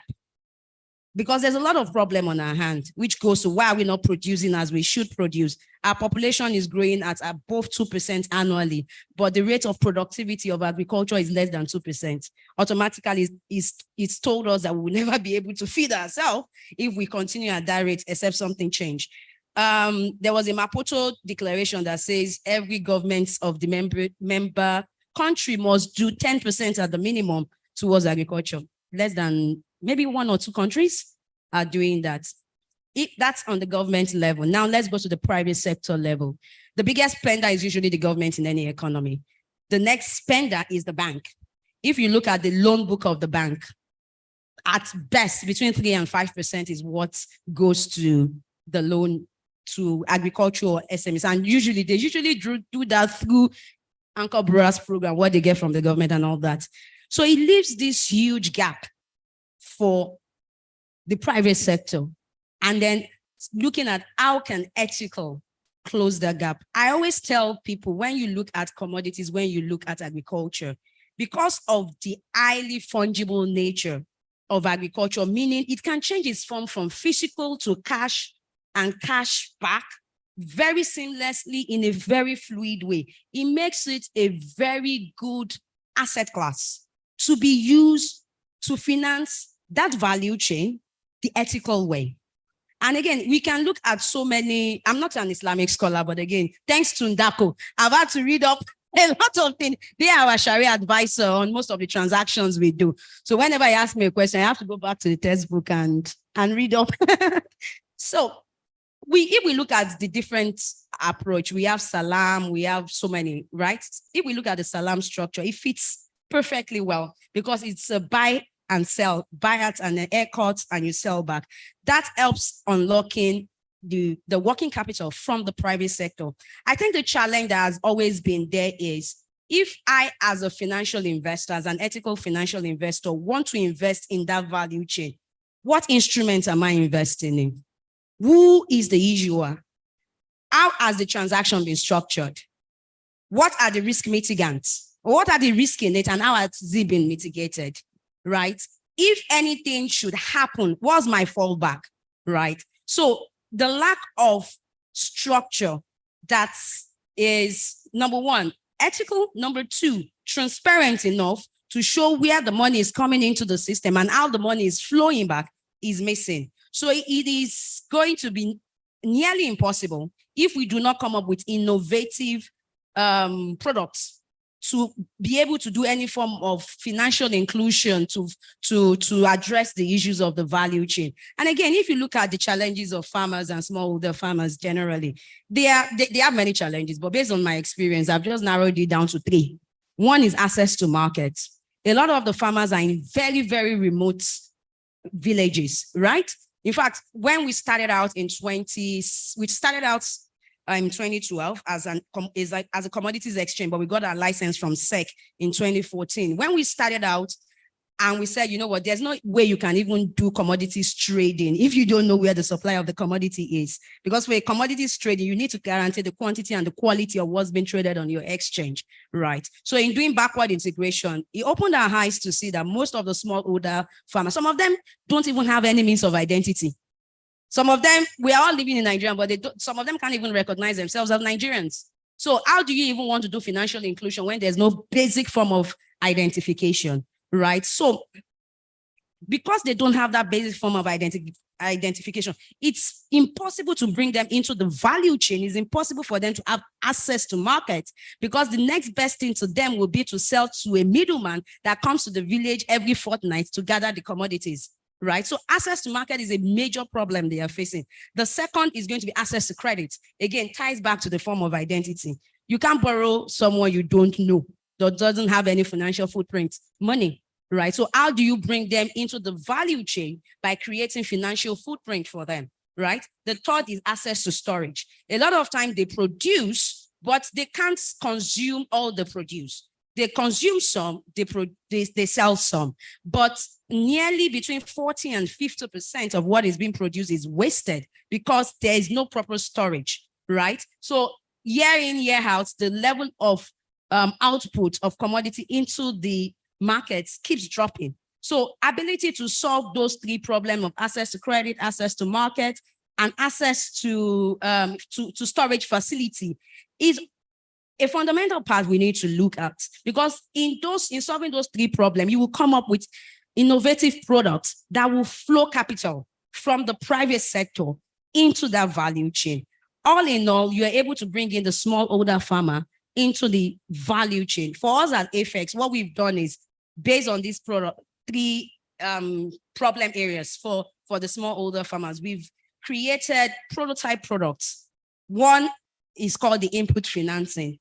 And essentially, again, using the SALAM structure to say, how do you provide quality inputs and how do you help the farmer get all the necessary farming expenses sorted out so that his productivity can increase. Let me give you the perception of what an average farmer produces. Oh, sorry. Next time, you don't bring a practitioner to a panel because it will turn to a lecture session. Sorry. Again, yes. I'll just wrap this up now, right? Of course. An average smallholder farmer in Nigeria has between 1 to 2 hectares of farm. A smallholder farmer, anyone that has less than 10 hectares of farmer is considered a smallholder farmer. But again, mostly they have between 1 to 2 hectares. If you grow maize on your 1 hectare of farmland, if your productivity is really, really good, you get at best 6 metric tons, right? If it's not so good, you get as low as 2. On maize alone, national consumption is about 23 million.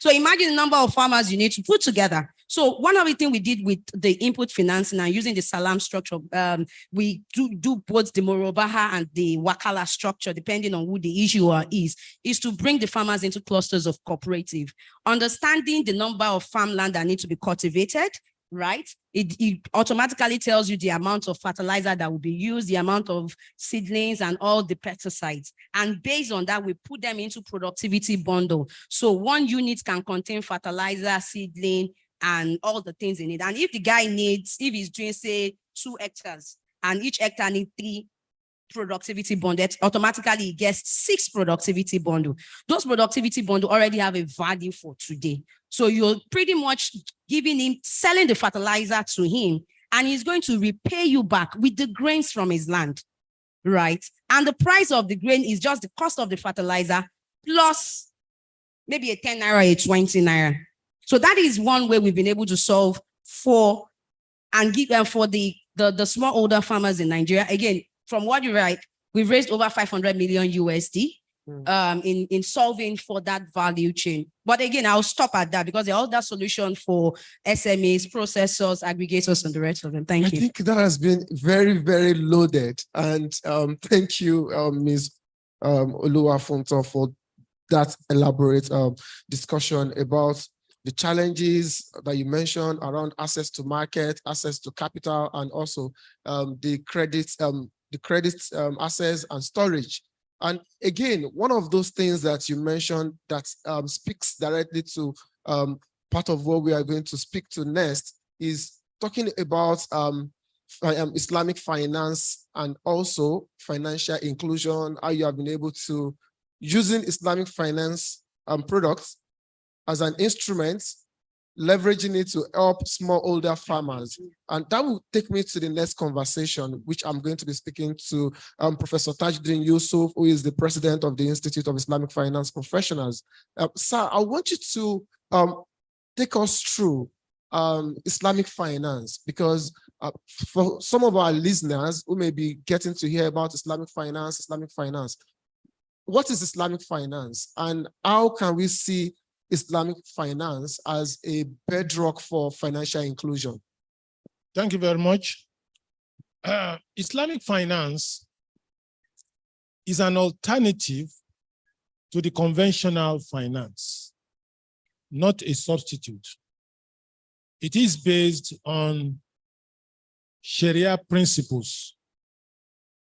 It is based on ethical foundation of the lawgiver, Allah. And it does not, it's the ethical foundation of Islamic finance is based on fairness, equity, social responsibility, social justice, risk sharing, as opposed to risk transfer. It has a connection with enhancing financial inclusion.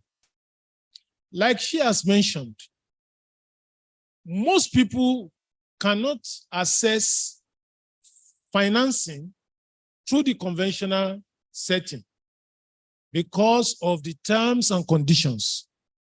But with Islamic finance, the mindset is changed, is altered between the borrower and the lender. In Islamic finance, the Islamic financial institution sees you as a partner because Islamic finance has various financing modes that does not overburden the entrepreneur. They see the entrepreneur as a partner. You can have murabaha, cost plus. You can have mudaraba, which is profit sharing. You can have musharaka, which is equity. You can have salam, agricultural, agro-business. You can also have istisna. All these financing modes make Islamic finance distinct from the conventional interest-based financing. How many entrepreneurs can go to any bank, any conventional bank, for funding? The burdens. And in Islamic finance, we don't charge interest on loan or funds. So when you come to the Islamic financial institution, they look at your business. They also have the expertise to be your partner, so that if at the end of the day, due to what you can call act of God, there is no profit, you merely lose your effort while the bank loses its fund. And that is not the end of the relationship. We move on, except if negligence can be proven from either party. In essence, Islamic finance is a weapon, a veritable tool that can enhance financial inclusion because it changes the relationship between risk transfer, which is the basis of conventional financing, and risk sharing, which is the basis of Islamic finance. Thank you very much, sir. I think your submission in a way has addressed some of the challenges that were highlighted when we had the first session, looking at how entrepreneurs in the food and processing sector can access funding. When they're trying to point out the fact that access to funding or loans is a big challenge to them in assessing a lot of equipment that would be very necessary for them to move on. And at that point in time, I'm going to, again, now let me speak with Mr. Ndako Mijindadi. I realized that a lot of conversation from Oluwafunto were pointing at you and trying to point at you that it is you. So I want to hear from you. Being one of the players in the capital market and looking at how you have developed several Sharia compliant instruments to project a lot of products in that sector. Can you tell us, can you share with us how all these Sharia compliant products can be used as a veritable tool in the capital markets? Okay. So first of all, thank you for the question. Funto has said, it is me, and I need to clarify what is me.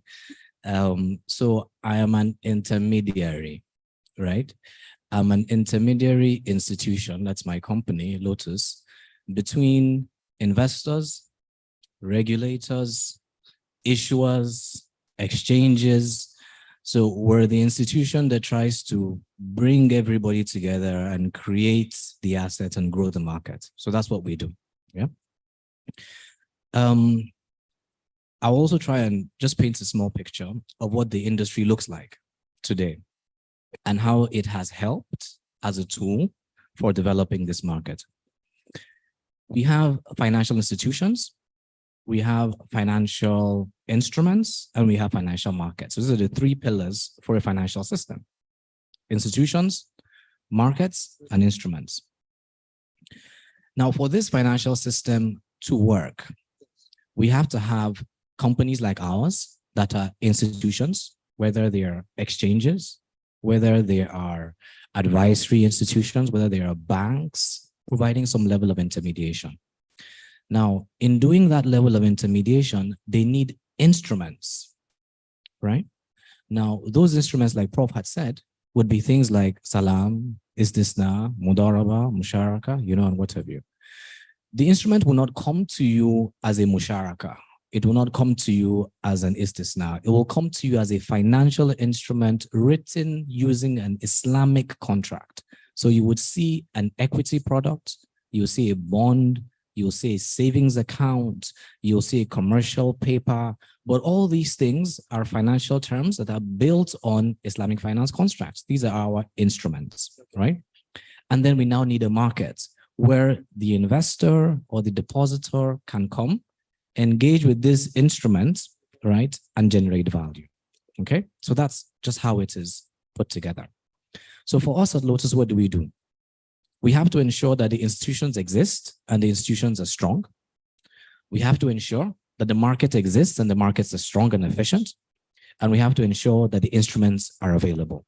Okay. If we do this, we'll have done our job in ensuring that Islamic finance can play its important role in developing the Nigerian financial system or the Nigerian economy.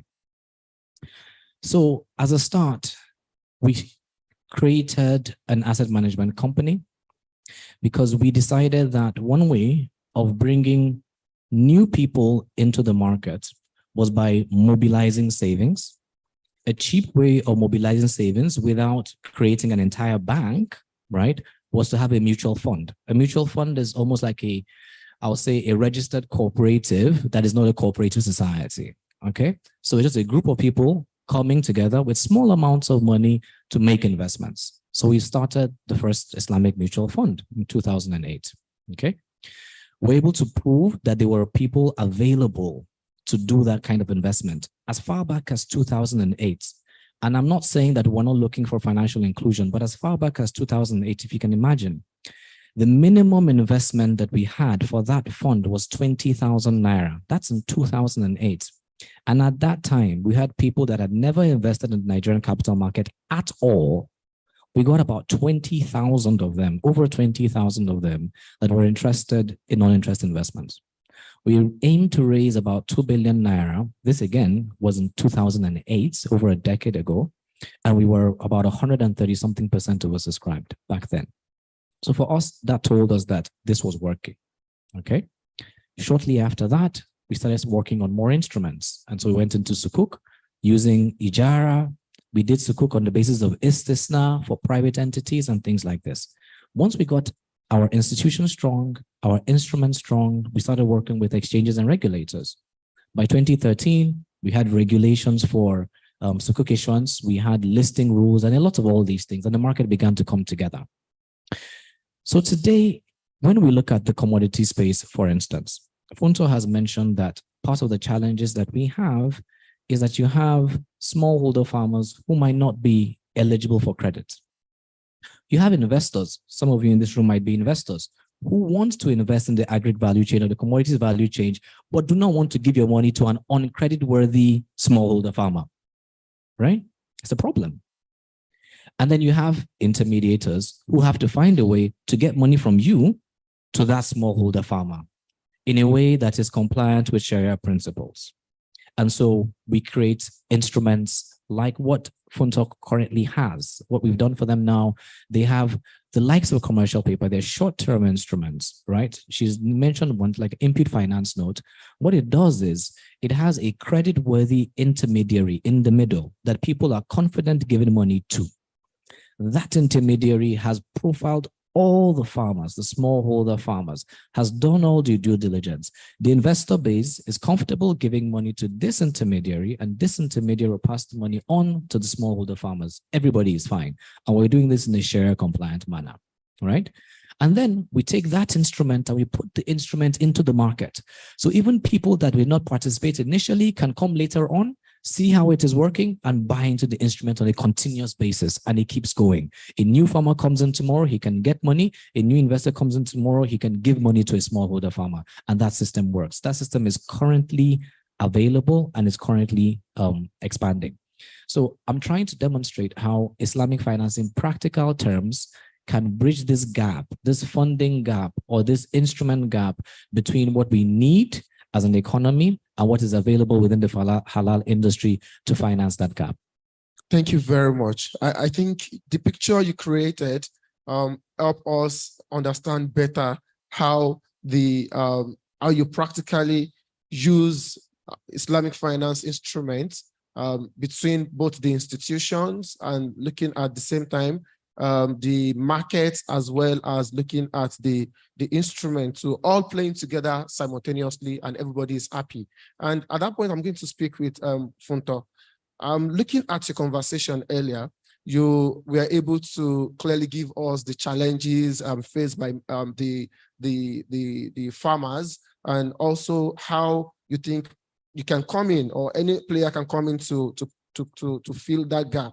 So I want to ask you now, looking from the aspect of how these products, how they cater for different segments of investors while promoting financial inclusion. And again, when you answer that, I also want you to look at perhaps if there are technological or digital solutions that are available to help you push that to the market, understanding that those guys in the field at the farm perhaps maybe they are not very open to technology. How are you able to merge this together? Okay, thank you very much. I'll try and not give you lecture this time around, but Thank you very much. it's always nearly impossible to avoid that. Please avoid it. So again, I work with a commodities exchange, and if you're familiar with how global commodities exchanges work, you will know a lot of them have lots of powerful technology engine running their systems. You have most of them use NASDAQ, so your New York Stock Exchange, even our own Nigerian Stock Exchange here, right? So there's no way that you can take technology out in terms of helping to facilitate financial inclusion, transfer of partnership on risk rather than transfer of risk, right, without technology. For us as an exchange, right, if anybody, I'll talk from the side of the investment and from the side of the farmers. First, how do you even get an investor interested in wanting to finance input for a remote farmer? If they don't even know the number of farmers you have, locations of the farmer, what the gap, the requirement is. So there's that huge data asymmetry and non-availability of data.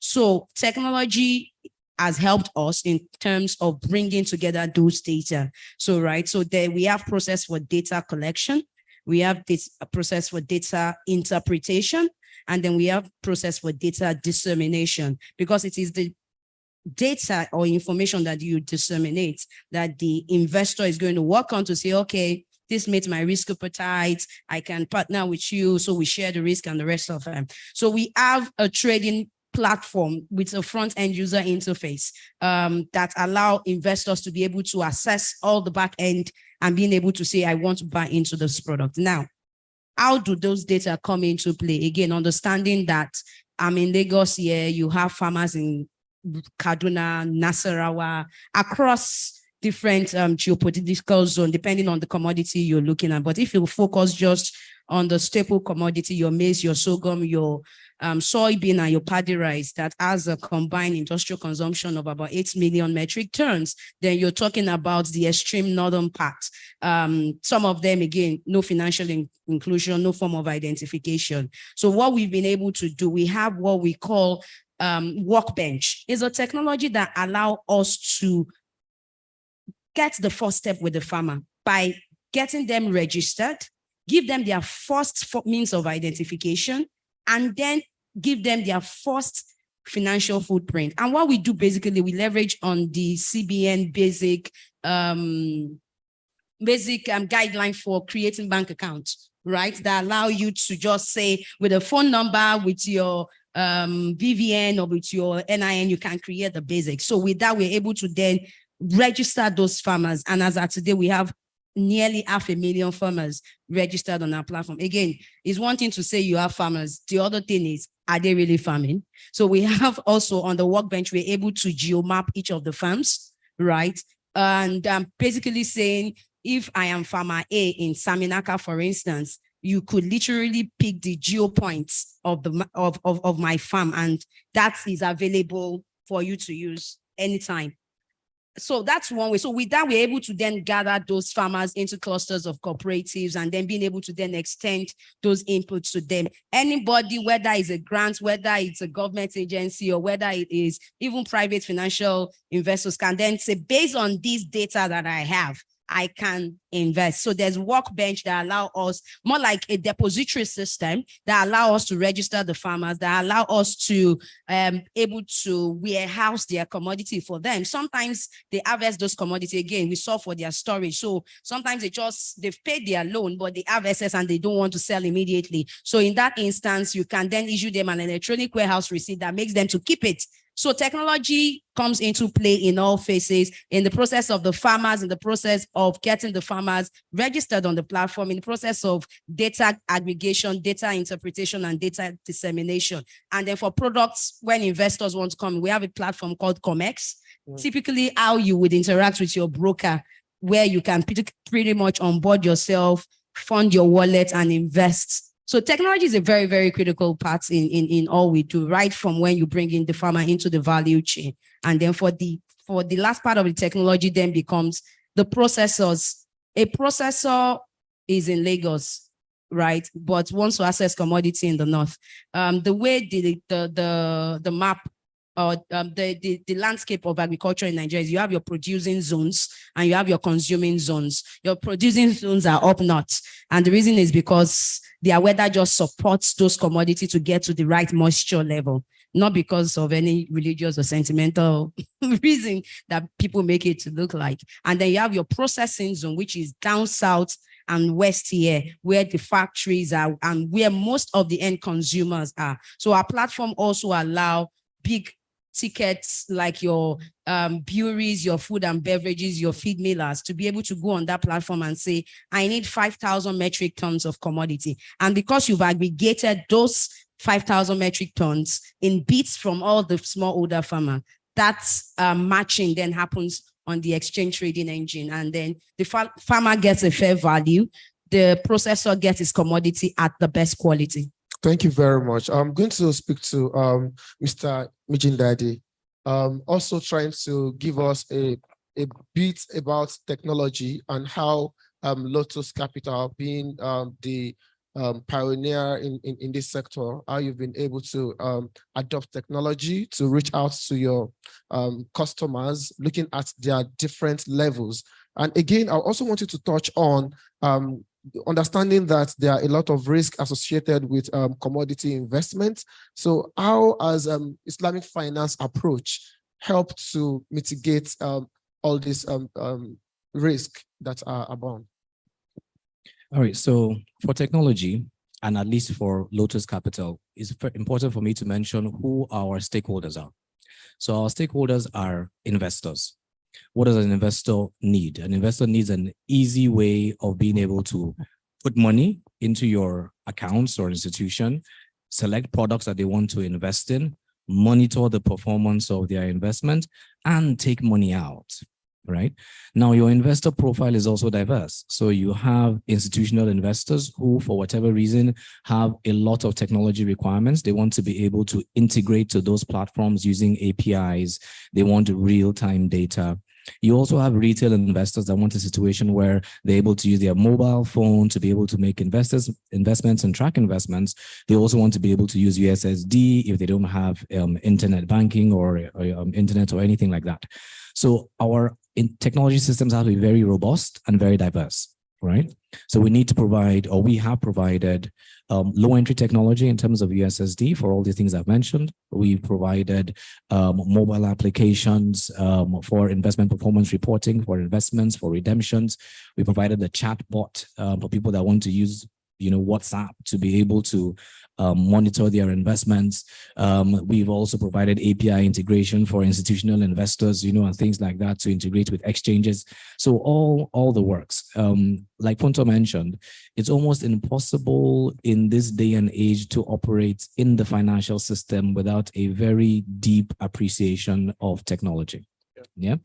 And if you're going to scale in any meaningful manner, the fastest way to scale your operations is if you're properly integrated. If I needed to onboard an additional 10,000 customers on any particular day, I can't do that manually, right? We just recently moved offices. In our previous office, we had a lot of files and archives and things like that. And in our new office, very light environment, there's no space for all those type of things now. So everything has to be digitized. Yeah. So it's not something we can run away. From. To your second question on risk. Now, as much as we have said that in Islamic finance, we do not do risk transfer, we do risk sharing, it doesn't mean that we don't do risk mitigation, right? So it doesn't mean that because you're investing in Islamic finance, then every risk is going to be borne by the investor. No, there are ways that you can cushion the amount of risk that you take. One of those ways is through a cooperative insurance model, popularly known as Takaful. What that means is a group of people come together, they agree to set some money aside to assist each other in the event that anyone who is a contributing member of that pool has a misfortune. right? That process has been institutionalized and regulated as takaful. So it is available to mitigate risk or to cushion risk. That's one way. Other ways, especially when you have receivables that you're expecting from a counterparty, you can take collateral. So if I had a debt obligation, not an interest-bearing debt obligation, a non-interest-bearing debt obligation, I can cushion myself by taking some level of collateral. Okay, I can take guarantees. So we do have situations where other people have assisted or decided that if you have a part that is not able to meet up an obligation, a third party can meet that obligation for you. So there are guarantees, there is insurance, there are provisions for things like collateral. I also should mention that while we're talking about risk, part of the things that are prohibited in Islamic finance is speculation. So the risk that I'm speaking about is relevant risk, not speculative risk. So if somebody went into the market now without any information and started trading aggressively, well, nobody's going to cover that kind of behavior, right? So we're talking about responsible risk. Thank you very much on that. And look, speaking around financial inclusion, Islamic finance as a mechanism for bridging financial inclusion. Professor Tajuddin Yusuf, I want you to, in a way, give us perhaps maybe a case study of how Islamic finance can be used to bridge financial inclusion. First of all, financial inclusion refers to a situation where a large segment of the community or of the country don't have access to funding. They cannot, number one, funds for them are not available. So, problem of availability. Secondly, it is not accessible. They cannot meet the requirements for accessing those funds. Another thought will be affordability. When, even though it's available, but the cost of accessing them is an overkill. So, Islamic finance comes in because all the bottlenecks that are associated with conventional funding are non-existent. Because Islamic finance has what we call Maqasidu Sharia. Maqasidu Sharia means what does the Sharia, what does it want to achieve? And one of it is preservation of our wealth. Ifzul mal. And if we have to preserve wealth, we need also to define what is money. The way we see money in Islamic finance is not the way they see it in the capitalist setting. Money is a measure of value, a store of value, a means of exchange. We don't deal in money. We don't deal in money. We don't give money an attribute that it shouldn't have. And that is why people today are just living on speculation. So for in Nigeria, for instance, about 60% of the population don't have access to funds. But since the coming of Islamic finance, the statistics are changing. Just like Ndako mentioned, there are many people now who have never transacted, who have had nothing to do with the conventional banking system, who are now trading with non-interest-based financial institutions through microfinancing. I am aware of a microfinance in Mushinde. We call it Al-Baraka Microfinance. Al-Baraka Microfinance has transformed the financing space with introducing many people. Because when you don't have, when many of the citizens are excluded from the financial industry or the financial sector, it is a barrier to economic growth.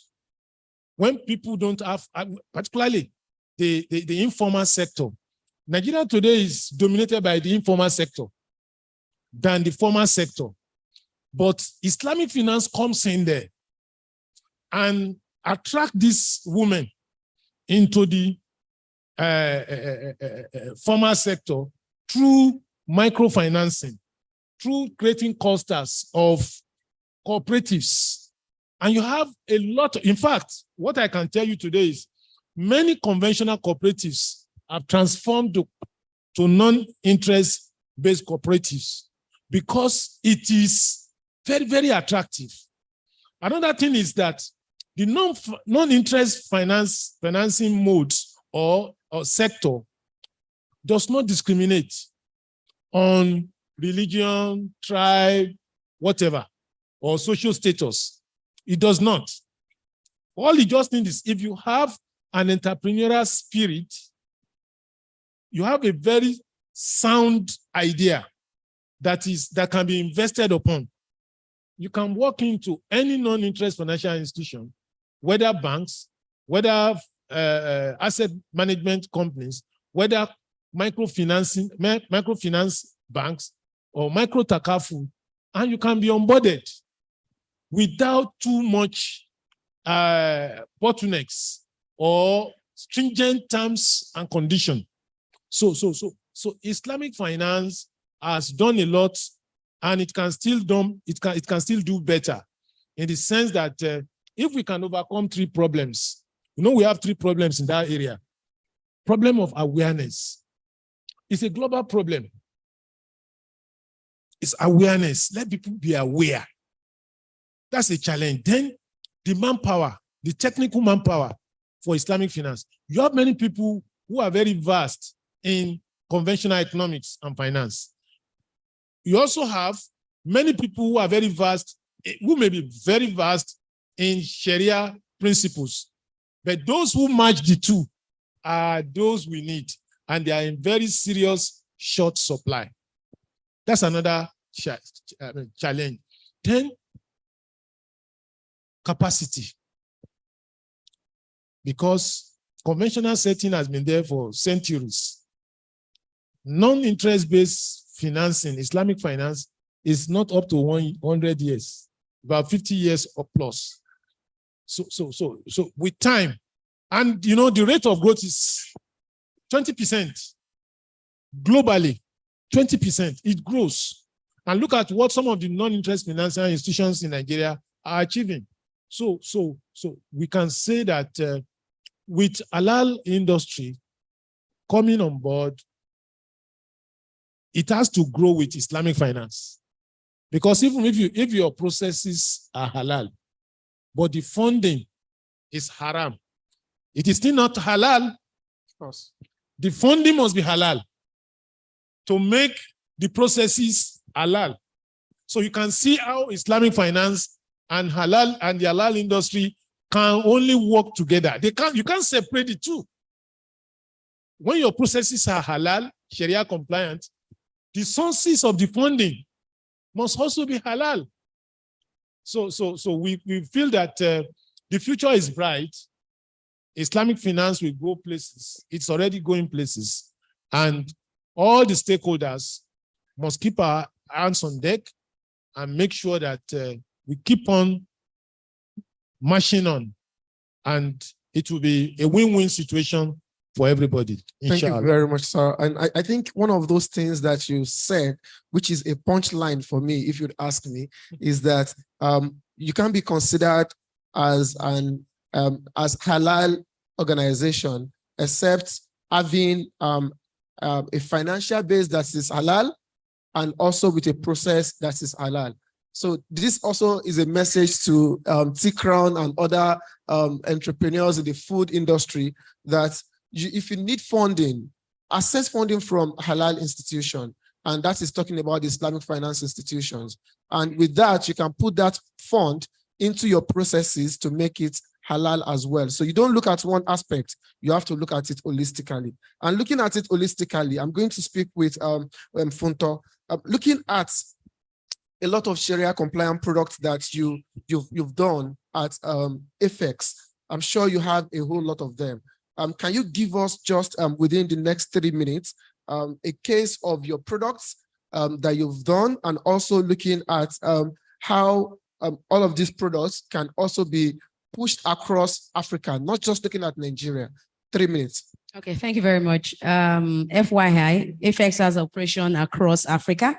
We are in Kenya, we are in Uganda, Cote d'Ivoire and Tanzania is going to start Q1 next year.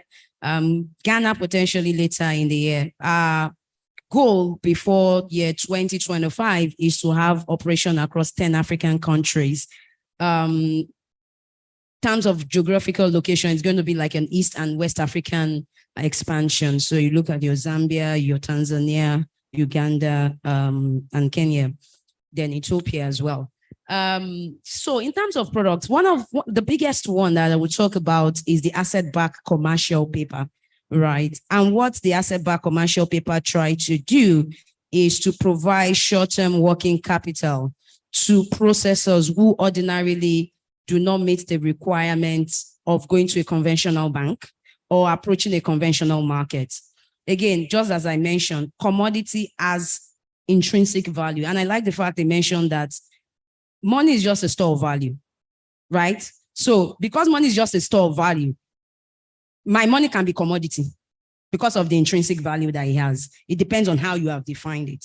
And your ability to see that the commodity has economic value, it has intrinsic value, and you can create a structure around it to help you get the needed funding you need to work as your working capital. So how the asset-backed commercial paper works typically is there must be a processor who needs commodity for his production line, right? And just as I mentioned, we have deficits between demand and supply because of the seasonality in our rain. I gave maize as an example, and we all know what the prices of egg is now, right? And this is because your maize, your soybean that started at 200,000 metric tons last year is over 500,000 metric tons as at now. So we don't know whether we'll still buy egg at 3,000 naira per crate. So pretty much you have a processor that needs commodity, right?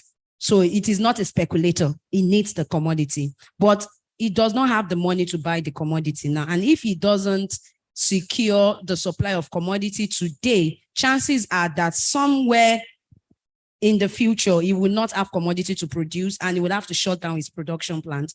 Or even if he has the commodity, the price might be too high to make him, not to make him profitable. So what he then does is he looks for an aggregator that can aggregate for him and have a forward contract, which commits him to buying that commodity from that person, right? At an agreed price, right? But he still need money to fund it. Now, he would put together a structure that allow him say, oh, I am XYZ Nigeria Limited. I need 1 billion naira to procure commodity to produce, but I don't have the money today. The money you will be put into a custodian account after all the due, again, risk management. Because we share risk doesn't mean that we do not identify and mitigate the risk. So all of the, okay, are we sure he's going to use it to buy commodity or is he going to divert the money to buy other things? All of the risk management would have been put to place. The investors would invest in the asset-backed commercial paper as at today. The custodian will disburse money to the aggregator would buy some commodity on behalf of the processor and bring into an accredited warehouse. And the custodian on behalf of the processor will pay the aggregator, right? So as the processor needs the commodity, it will go to the custodian because the price of that commodity has been agreed ahead of time, which is going to be the cost of the fund plus a profit, right? So it goes to the custodian. Oh, January, I need 1,000 metric ton. He pays for 1,000 metric tons. The custodian gives him 1,000 metric tons. February, I need 1,000 metric tons. He pays for another 1,000 metric tons. And that way, so by the time, if the tenure of this transaction is 6 months, by month 5.5, he would have taken out all the commodities. So by month 6, all the money would have come back to the custodian, and then the custodian can take the money with the profit and share it among the investors. So that is one way we've been able to help through an ethical structure, bring in working capital for those that need it in the value chain. There are other ones like your trade finance notes that we mentioned. Even on the investor side, we have your commodity that you can buy into and sell to make some spread on. So those are the instruments that we've used to solve for those farming, those processing, and those that also want to do impact investments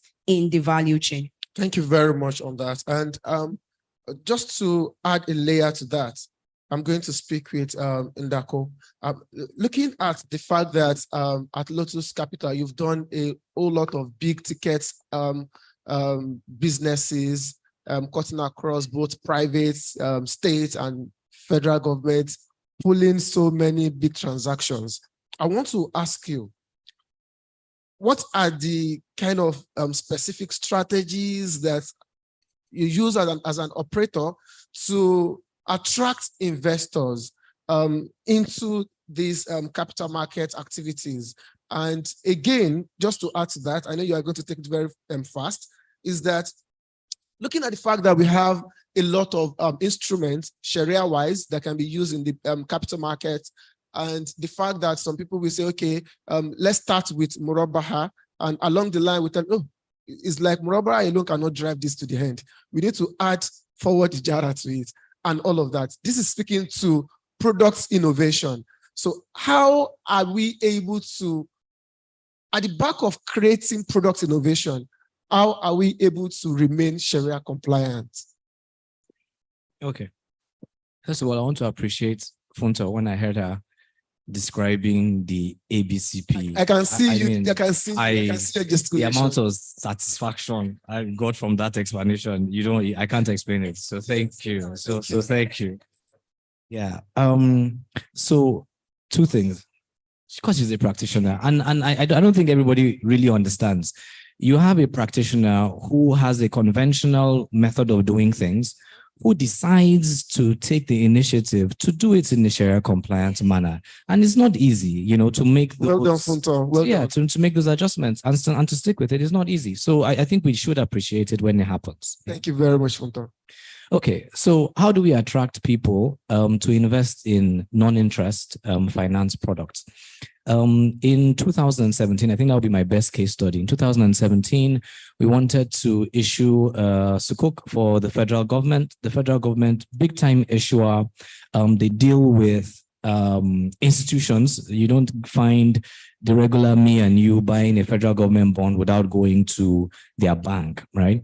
But we were now tasked to make sure the average person on the road buys a federal government instrument that they've never done in their life and is also Sharia compliant. So first of all, we had to start translating all our big English into Nigerian English, right? And you'll be surprised just how important that is. We started, when you have a term sheet for a Sukuk transaction, maturity, we had to translate all that into Hausa, Igbo, Yoruba, right? We had to produce adverts, hired media organizations and whatnot, had to go around the country, and speak in different languages, because you have a product that is very nice. People don't understand the product, so you come down to their level. That was one thing. The second thing, we had to change some systems. So I'll give you another example. Imagine if you're using a central bank system to credit investors across Nigeria, and that system was built for paying bond holders. That system is already configured to have a particular kind of message in the SMS that you will get. And it tells you your bond value, your interest rates. And now we're saying we don't pay interest. Wow. All of a sudden, you're telling the CBN to go and change a system, right? Just because you want to attract people to what you're doing and let them know that this is different from that, right? So we had to go through that process. One thing that I will not take for granted, and I would want to appreciate all the members of the Financial Regulatory Advisory Council of Experts, as phrase of the CBN, that they did in their individual capacities, all of them, as far as I'm aware. whether they know it or not, they indirectly or directly supported the education of investors. Why? When the instruments come out, the instruments would be brought in front of regular Sharia scholars or imams in local mosques. People will ask questions. I will not be there to explain it. Not everybody that understands Islamic finance will be there to explain the instrument. And a local imam would have to start explaining Islamic finance terms to people of his congregation, right? So if we have not provided sufficient material everywhere that they can also read and explain to their congregations, it would have been very difficult, right? So for everything that we innovate, we must translate it if it's going to be successful. Now, your second question was, remind me, please. Speaking to product innovation and Sharia compliance. So I attended a program and we were fortunate to have one of the members of IOFI come and give a talk. And everybody was talking about innovation and things like that, and why is everybody using Murabaha and why is nobody using Mudaraba, Musharaka, or why are we not creating another instrument on the top of that? And he asked a very simple question, and I'll challenge everybody with that question. And he says, is Murabaha haram? No. So why are you just trying to use a different structure for the sake of using a different structure? We're trying to make things halal. If you're able to make things halal and it's working, don't force yourself to try and use another structure that you don't know how to operate, and in the process, it becomes haram, but you called it wakala, istisna, or what. If you know that what you can operate is a murabaha, operate a murabaha and let it be halal. Okay, our focus is on halal. What I find is that in the quest for trying to be the first to do this, the first to do that, we start tinkering a lot. And in tinkering a lot, we lose the objective, right? So I learned that. But to answer your question straight, yes, we have had cause to mix, to do hybrid transactions, or we have a bit of istisna, we have a bit of ijara, but the operations of the particular project will determine what we want to bring together. We will not think of a structure before we see this transaction. We'll see the transaction first and then come up with a structure for it. Thank you very much on that. And to finally wrap up this session, I'm going to be speaking to Professor Tajuddin Yusuf. Sir, I want to ask you to, in a way, tell us how your institute, because when we talk around, be it Islamic finance, be it halal industry, one thing keep coming up. It is about advocacy, educating people, letting them to be aware, because being aware as a customer or as the populace help institutions like Lotus, like FX to be able to sell. So what are you doing at your institute to help in the area of advocacy or informing people about all of this? Yeah, we are an institute that is growing. We have members spread across the country, and on monthly basis, we carry out what we call CPD, continuous professional development training. Not only that, we do a lot of seminars. When there is any current issue in the country, we educate our members and enlighten them about them. We bring scholars to come and talk to them. And we also partner with all organizations that are within the Islamic finance movement, whether locally or globally, to collaborate on promoting the value propositions of non-interest finance. And we've also had to do a lot of collaborative work with halal certification here in Nigeria. And we attend fora like this to promote non-interest finance. And we keep on, our members are also mandated to sell Islamic finance to their friends.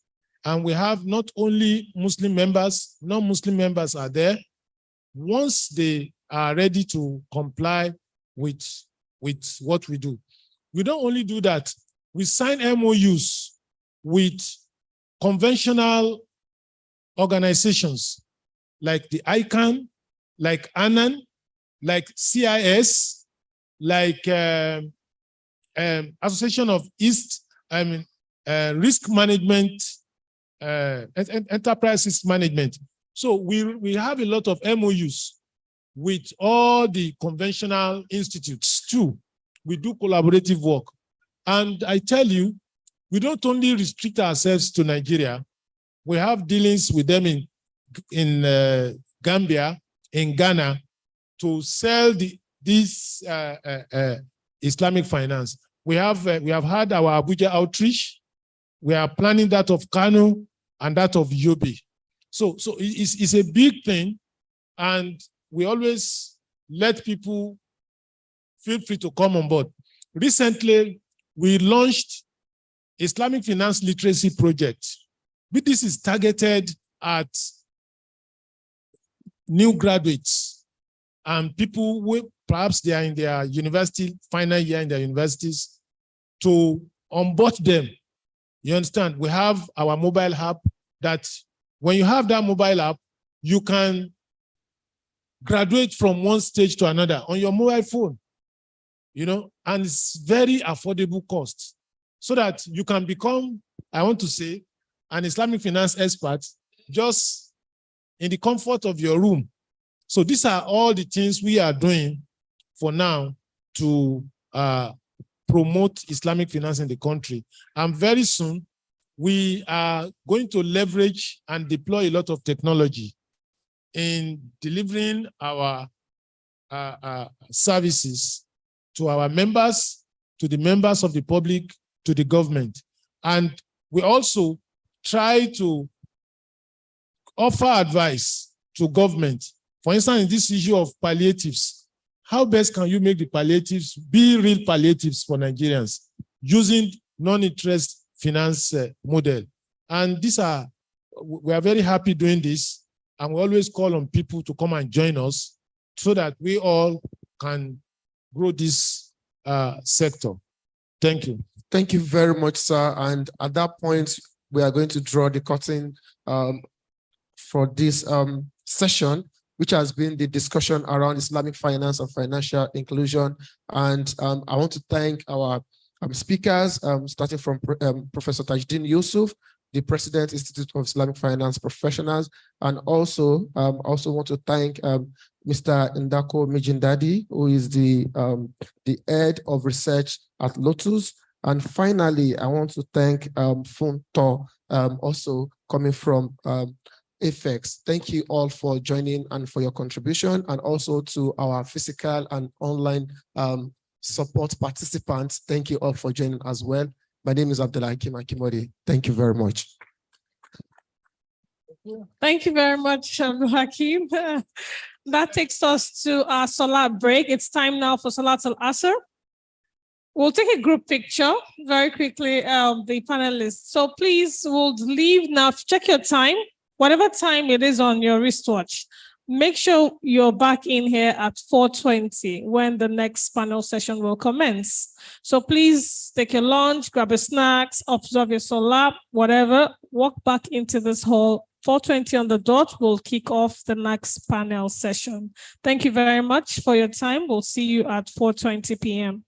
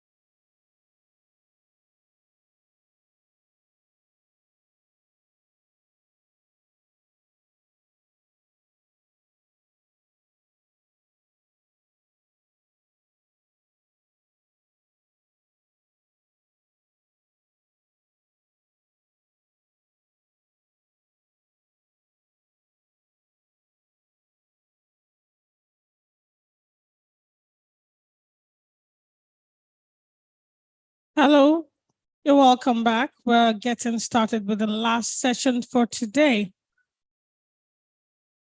I'd like to invite Abdul Hakim Akimbode to come back on stage. He will be moderating this panel session.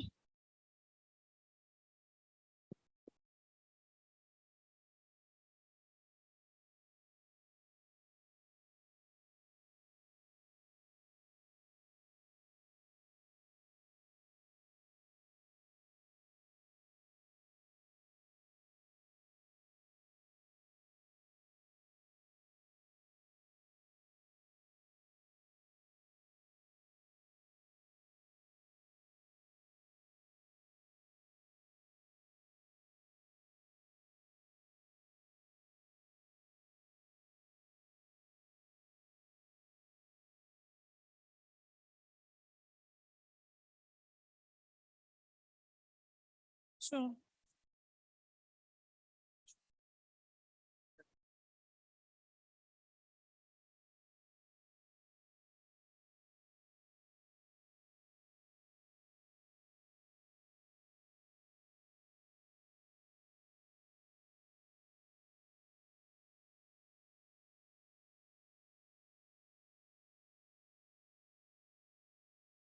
The last panel session for today, session 9, is about exploring the opportunities with halal products from Indonesia. Joining Abdul Hakim on stage are Mr. Hendro and Mr. Ade. Mr. Hendro Jonathan is the director of Indonesia Trade Promotion Center here in Lagos.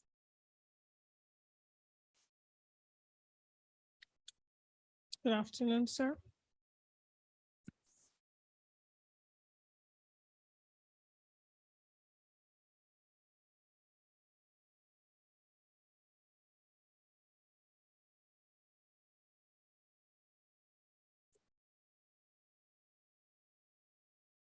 Thank you. We can come back to together. Yeah, you did.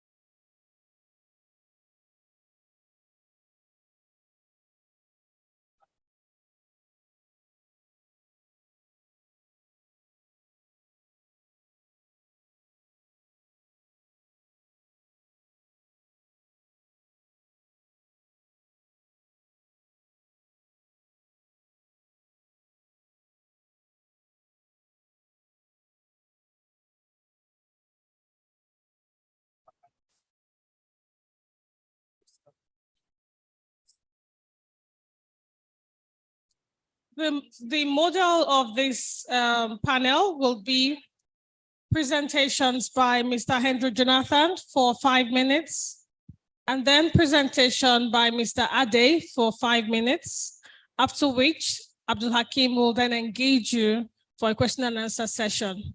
That's the way this panel will go. So I'll call on Mr. Hendro first. He is the Director of Investment Trade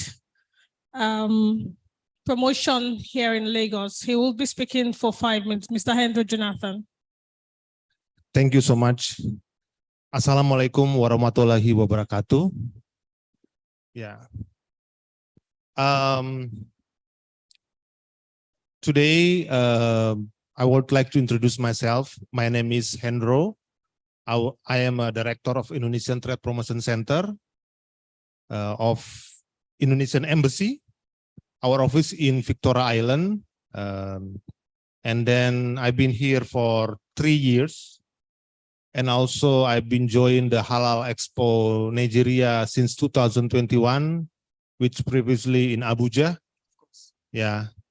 And I think it's a very good opportunity for us to know more about the halal potential opportunity, and also Indonesia as one of the Muslim countries, most populated Muslim countries that already doing business together with Nigeria and West Africa. So allow me to start the presentation. ladies and gentlemen, this is my presentation. I would like to show you about the growing opportunities, and also about Indonesia that develop it, the halal sector. Next. You can see this is my office. My office handle like 13 countries, Nigeria, Ghana, Niger, and then Cameroon, Benin, Togo, Gabon, and others. So it's basically we have to make sure that these countries is also including with the trade, and also with the promotion, and also about how to build the company, the business together in these countries. Next. So our office also is a non-profit organization. That's why we don't receive any income from outside. So we will help you as a businessman that want to grow with Indonesia, or want to also to find business partner with Indonesia. We will help you gladly and without no fee. Next. Okay, this is the product that already been here in Nigeria. If you can see the products here, they have a competitive price and also the good fair quality.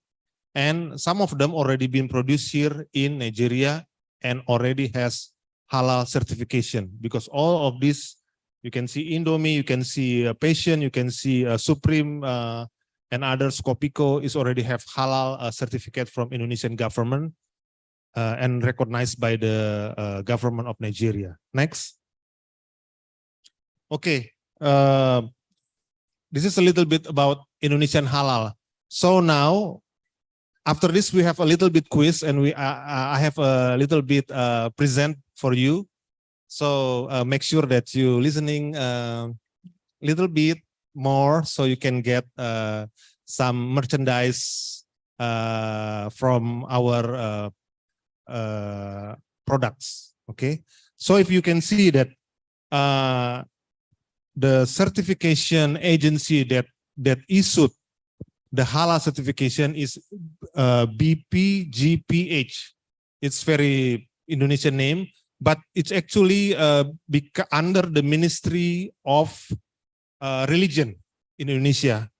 So we are doing collaboration with other agency that also issued halal products, not only from the region, but also with others. You can see from Australia, we already have, from Middle East, there are already 5, from Asia is 18, and Africa is 3, Europe 14, and America and Latin America 7. So total is 114 HAS that government owned or private owned from 49 countries per 13 April 2023. It means that Indonesia is a very big market opportunity for halal product. So you imagine that we have 275 million people and 80% is Muslim. In Nigeria, we have more than 100 million people that also Muslim. So you can see actually, Nigeria and Indonesia can do collaboration. Nigeria can send their product to Indonesia with the halal, and then also Indonesia can send their products to Nigeria and the region also. So before, okay, if you can see that the halal is already been in with other countries and also in G20 Global Forum, and then with others that also send their application to be recognized with the Indonesian government to be their halal certification recognized. Okay, next. So if you see, this is in Indonesia, but let me inform you that all the products or service that need halal certification is for food and beverage, medicine, cosmetics, chemical products, biology product, and genetic engineering product. And also the things or the accessories that we use like hijab and also others. And also about service, which is when you cut the chicken or the meat, and to storage, something like that, is a service that need also certification, and that's obligated by the Ministry of Religion that issued halal Indonesia. Next. Okay, this is about Indonesian and Nigeria export import. Actually, we bought more from Nigeria, more than we sell to Nigeria. So if there's business people knows about that actually our export to Nigeria is like 1/6 of our import from Nigeria. Next. Okay, this is about some of the exhibition that have in Indonesia that also related to halal. Next. We have the Trade Expo Indonesia, if you want to know about more about this, because we have a section halal here. We have like a hijab Muslim fashion. We have a fashion show. We have a product of travel and halal, and also food and beverage that can be used also for business people to see. So if you want to know about that, you can see the tradeexpoindonesia.com, and you can see also, you can talk with our staff. There is Miss Yunita, maybe you can raise your hand, and Mr. Randolph in the front, some in the back. Okay, thank you. Next. This is the one that why we are very into the business and product in Nigeria. We have like that, like if like a container box that's also halal. It's plastic, but it's halal. Then let's have a logo on halal. So next, and this is product also from others. And this is the one that we are actually right now. And next. And then we also participate in Lagos International Trade Fair this year. And we make sure that everything there is also halal products, and the halal products that also distribute and also manufacture here in Nigeria. Next. So this is the one that I want to show you about the Muslim fashion here that trending in Indonesia. So in case you want to know to go to Indonesia in 19 October to 22nd October this year, you can see some of the fashion trend there. So why you have to go to Paris? Why you have to go to London? Why you have to go, for example, to Dubai? You can go also to Indonesia to do business and see the fashion show there. Next. Yeah, this is the one of the about the products recent to visit. You can see there's 120 brands, and then you can see the fashion show visitors, and you can know about more brands. Actually, I already contact some of the designers, Muslim designer here, about doing the collaboration from, I think from last year, yeah. But I don't know if they are they are available right now. But I think I think Indonesia is actually love to try Muslim fashion from other countries. So if you see the bright color of the Nigerian clothes, it's also very interesting for them, especially for the younger generation that are wearing the Muslim fashion. So they can introduce to Indonesia the same like we can also introduce to here. So we call it right now is modest fashion, not only fashion Muslim but modest fashion. Next. Okay, this is the one that I'll show you. This is Indonesian modest fashion excellence that you can see the collaboration between designers and also how to make the halal fashion product also growing together. Next.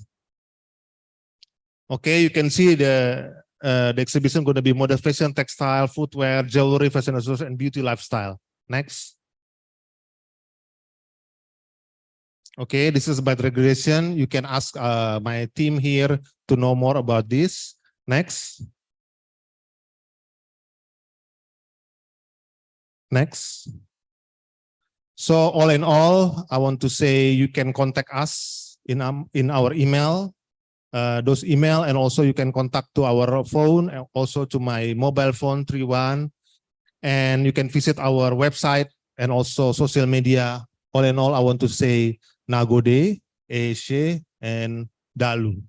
Thank you very much, and that has been a very wonderful presentation with a very interesting ending. And I think one of those things that interests me the most is around the fashion. and I can see why it interests me. You can also see it in me why I'm interested in that fashion part. And me, I've been able to pen down the fashion. We should talk about that. Let's go and explore Indonesia. And at that point, I'm going to now turn to Mr. Ade. Am I correct? Yes, Ade. So in Nigeria, we have a name that is called Ade. The same spelling, 3 letters, but different sound. That's why I want to be sure that it is Ade, not Ade. Yes. So the name is? The spelling is same, Ade. Ade, okay. So Nigeria, it is Ade. It means crown. Yes. So what does your own name means? No meaning, just this is father name. Okay. All right. Thank you very much. Just Thank trying you. to see how we have that commonality in our names and all of that. So I want you to, in the next 5 minutes as well, before we go to interactive session, I want you to briefly take us through your presentation. We also have a couple of 5 minutes. If you're not going to exceed that, let's take your presentation. Yeah. Okay. I can start for the... Yes, you can start. Okay. Good evening, everyone. Let me introduce. My name is Ade. Yes, correct. Ade is a name from Nigeria, is crown. Yeah. But spelling, spelling is same Ade, but the meaning is just father name from my country. Okay.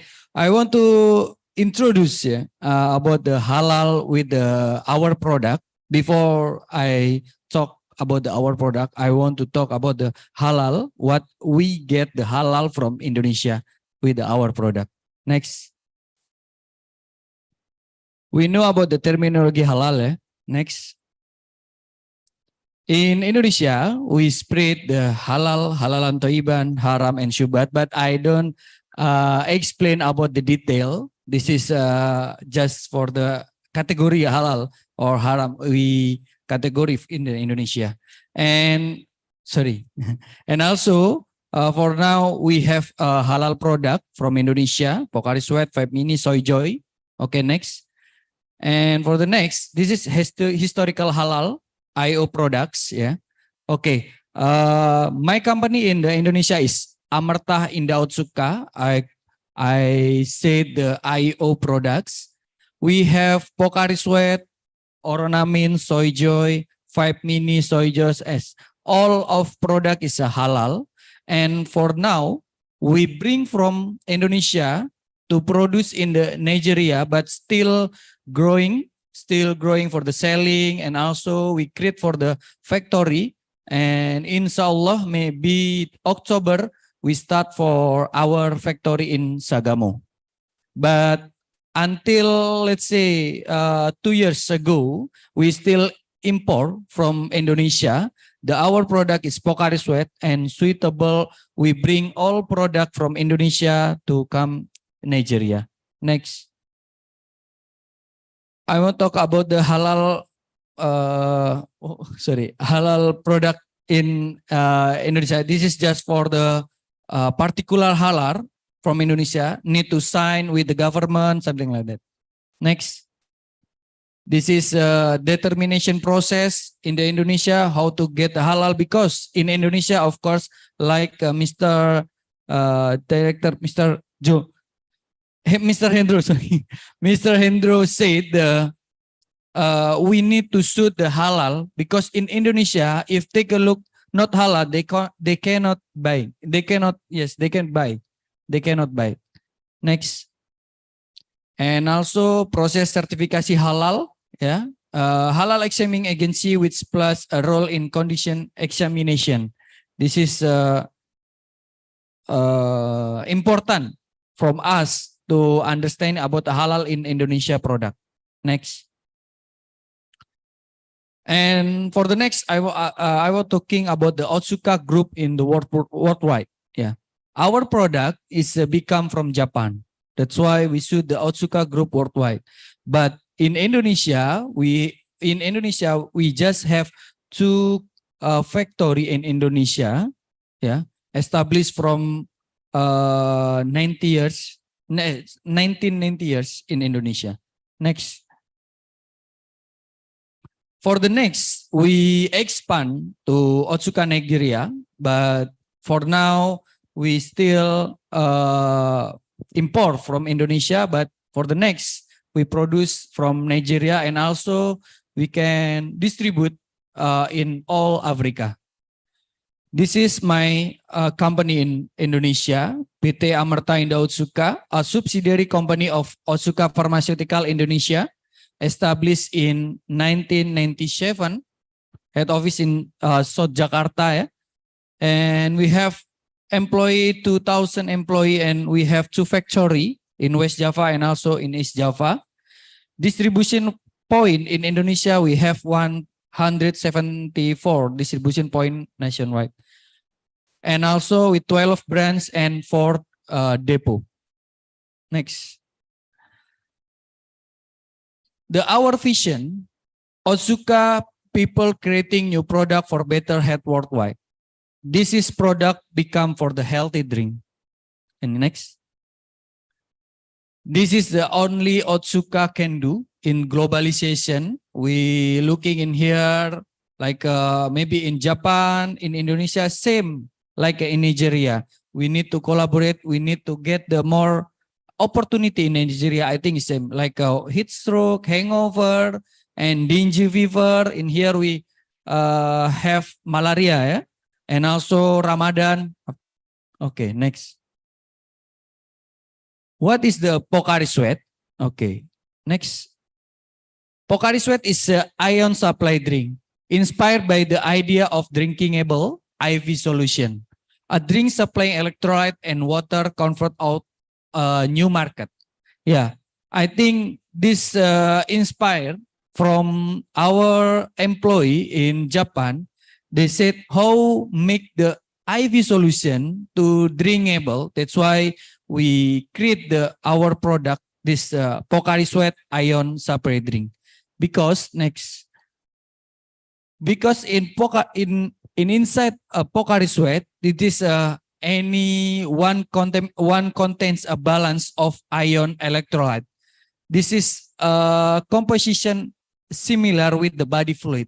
If you know, maybe if you taste our blood or maybe sweat is like salty, small salty, yeah. Okay, next. Body fluid not just water, but with the ion. That's why we shoot the Pocari Sweat is ion supply drink. Okay, next. Yeah.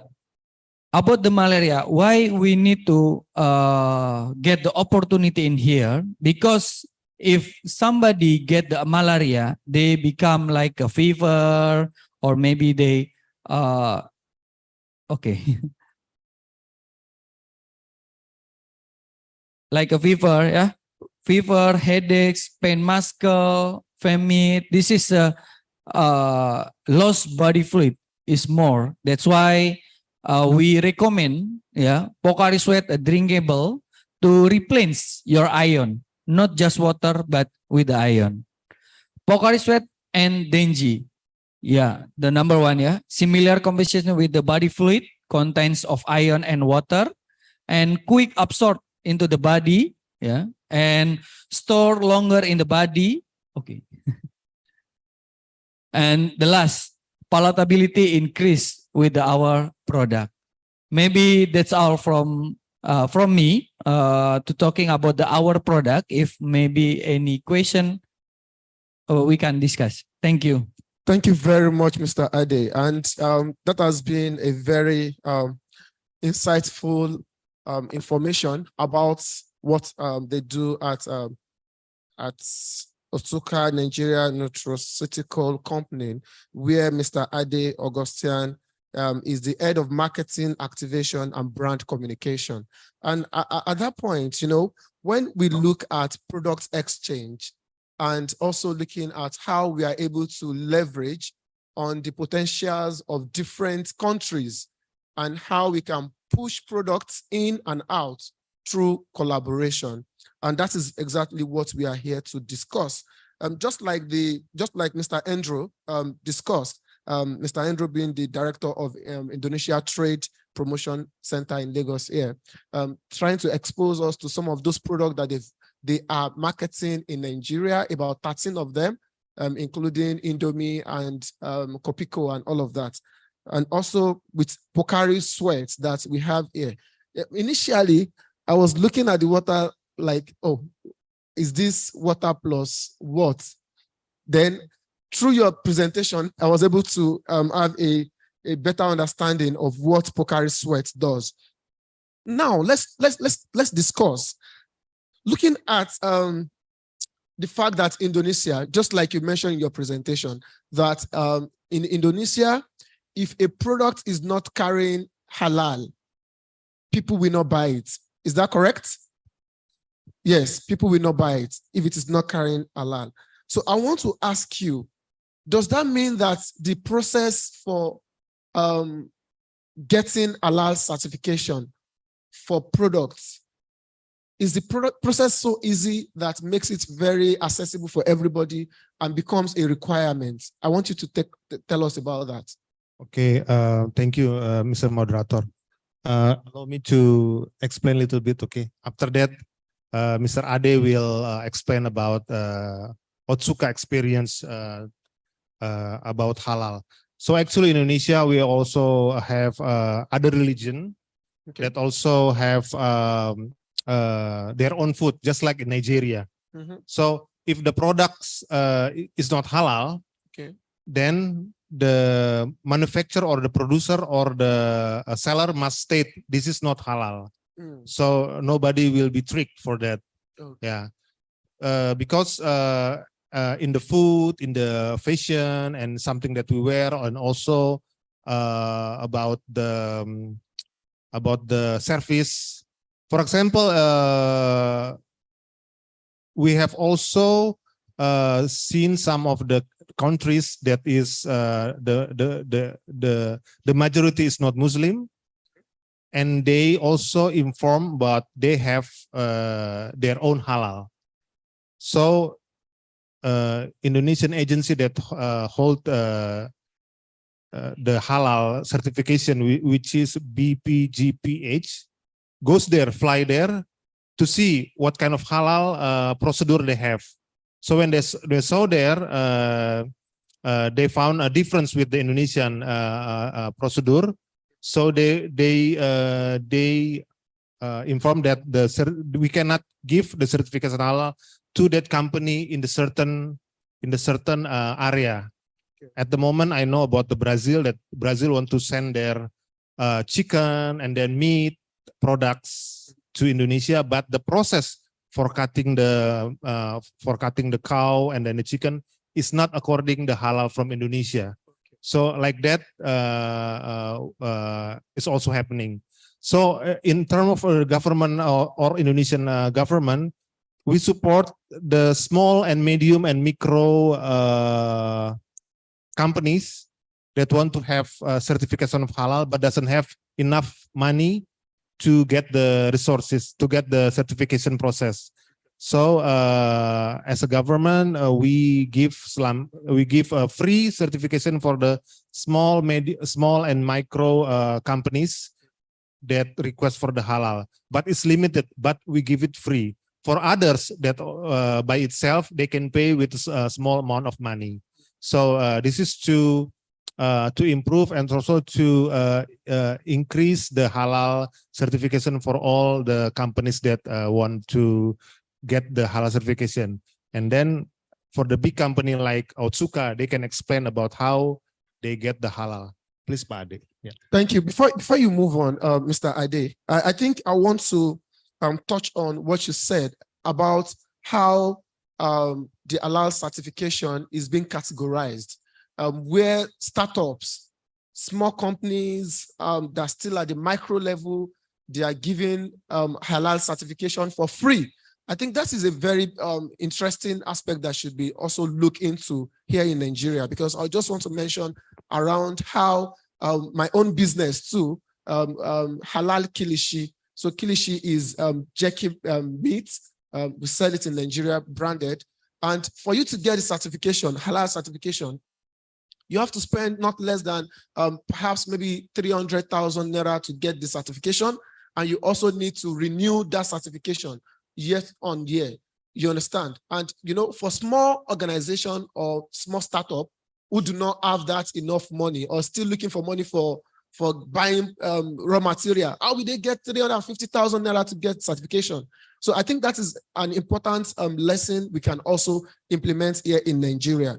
And again, to Mr. Ade, I want to ask you, Pocari Sweat water, and I'm sure you have halal certification for this. Okay, so I want to ask, for the fact that you have halal certification for Pocari Sweat water, how has that helped you to penetrate the market in Indonesia? How's that help you to penetrate market in Indonesia? How have you been able to penetrate the market selling this with halal label? Okay. Yes. I think like Mr. Hendro said, yeah, in Indonesia is more big Muslim in Indonesia.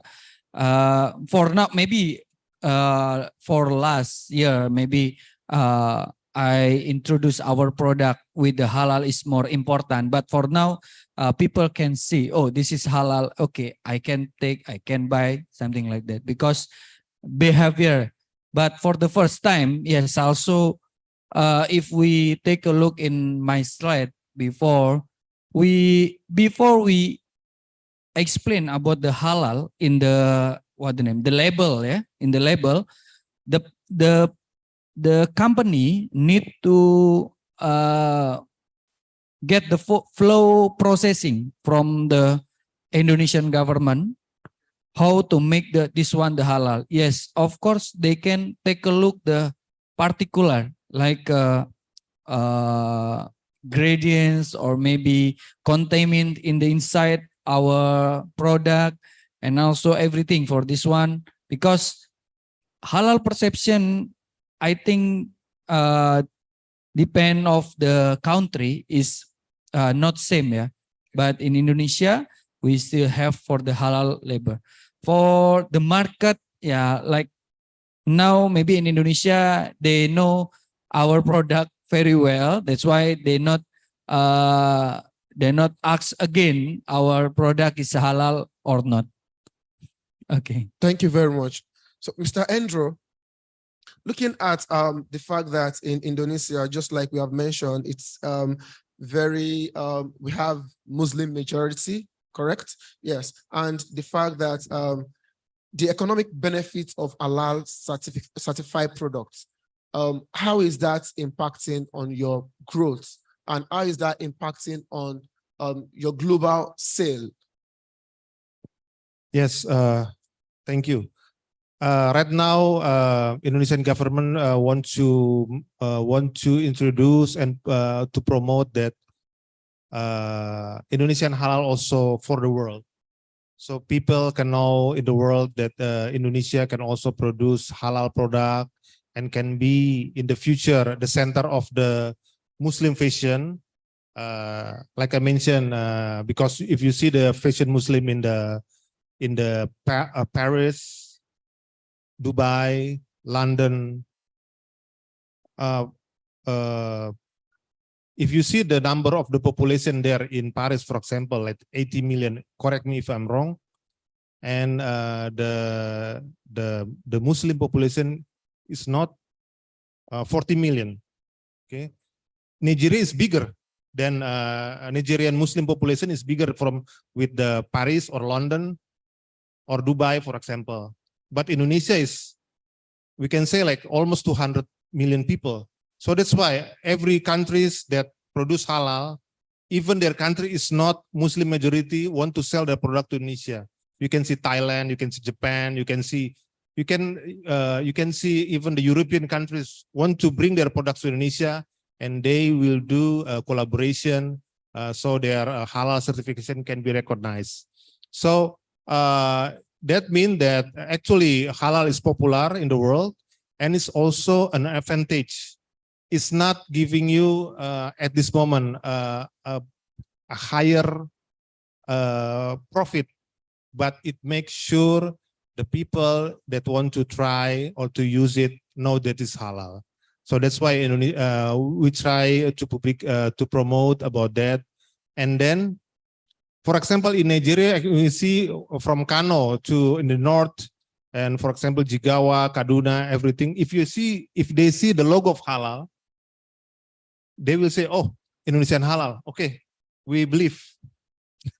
So that's the recognition about the halal from Indonesia, and we also make sure that the companies that invest here in Nigeria also that also pass the certification of halal.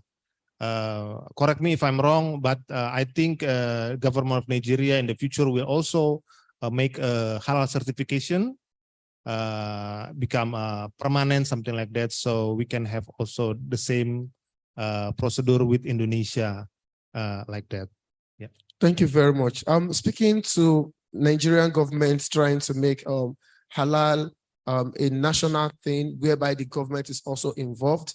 I think part of that conversation we had yesterday, being part of the major proposition, as specifically said by the chairman of this event, who was trying to tell us that the next stage is going to be that engaging the government in areas of policy, because policy will drive, we help to drive a lot of these requirements down to the bottom. And if the government is in support by coming up with policy, engagement, and regulation in halal at the government level, then it becomes very easy for other organizations, not looking at it from the private level now, but as a governmental requirement. And on that note, I want to ask Mr. Ade, when you look at Pocari Sweat, when you look at this water now, the fact that you have halal certification for it, how are you able to sell in large quantity during Ramadan? You know, looking at Ramadan as a period of time when Muslims, they need a lot of water, you know, and they want to replenish their water, you know, after fasting for several hours.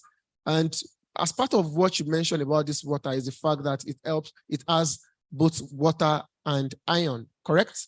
Yes. So how are you able to utilize that strategy to have larger sales during Ramadan in Indonesia? Okay. About our strategy in Indonesia, we know we have the marketing strategy about the brand strategy, something like that. But for our company, it's not enough. It's just explain or maybe put the ads in the TV, in the social media, in the online, anything just for ad. But we need to break down again how who need our product. Yeah, in Indonesia is a good is a unique. If you know, in Indonesia, Ramadan is very what the name, big event in 1 year. Yeah, in year. Yeah, I think if you know, like sometime the people they doing for the Ramadan iftar, something like that, before they going to what the name, after the iftar, they going to look around, like buy something, or maybe buy ice or anything, food or beverage. That's why for our strategy from marketing, we need to going to there to grab audience, not just put the ads, not just marketing strategy in the social media or in the online, but we need to go there. We need to grab audience to buy our product. Yeah. I think if I have time, maybe I will introduce our strategy, something like that. Yeah, thank you very much. And on the last note, but in Nigeria is unique. Yeah, in Nigeria I have Ramadan in here in this year is unique. In here, not Ramadan is not nothing. I think like people doing working or maybe sport, but in Indonesia, working is to be low. Yeah, Okay. they working from 9 until 4, something like that, and sport to be low again. They just sporting, they just exercise in the evening. But in Nigeria, no, No break. no break. Yes, very good. So that is just looking at the differences in the culture, basically. In Nigeria, the fact that it is Ramadan is not a break, obviously. So it is still the same working hours, except, for example, if we have a particular organization that is saying, okay, because it's Ramadan and because I'm a Muslim, I'm the owner of this company, okay, so you can close by 3 p.m. But on a normal level, normal, you work till your normal shift in Nigeria. I want to ask you on the last note, Mr. Ade.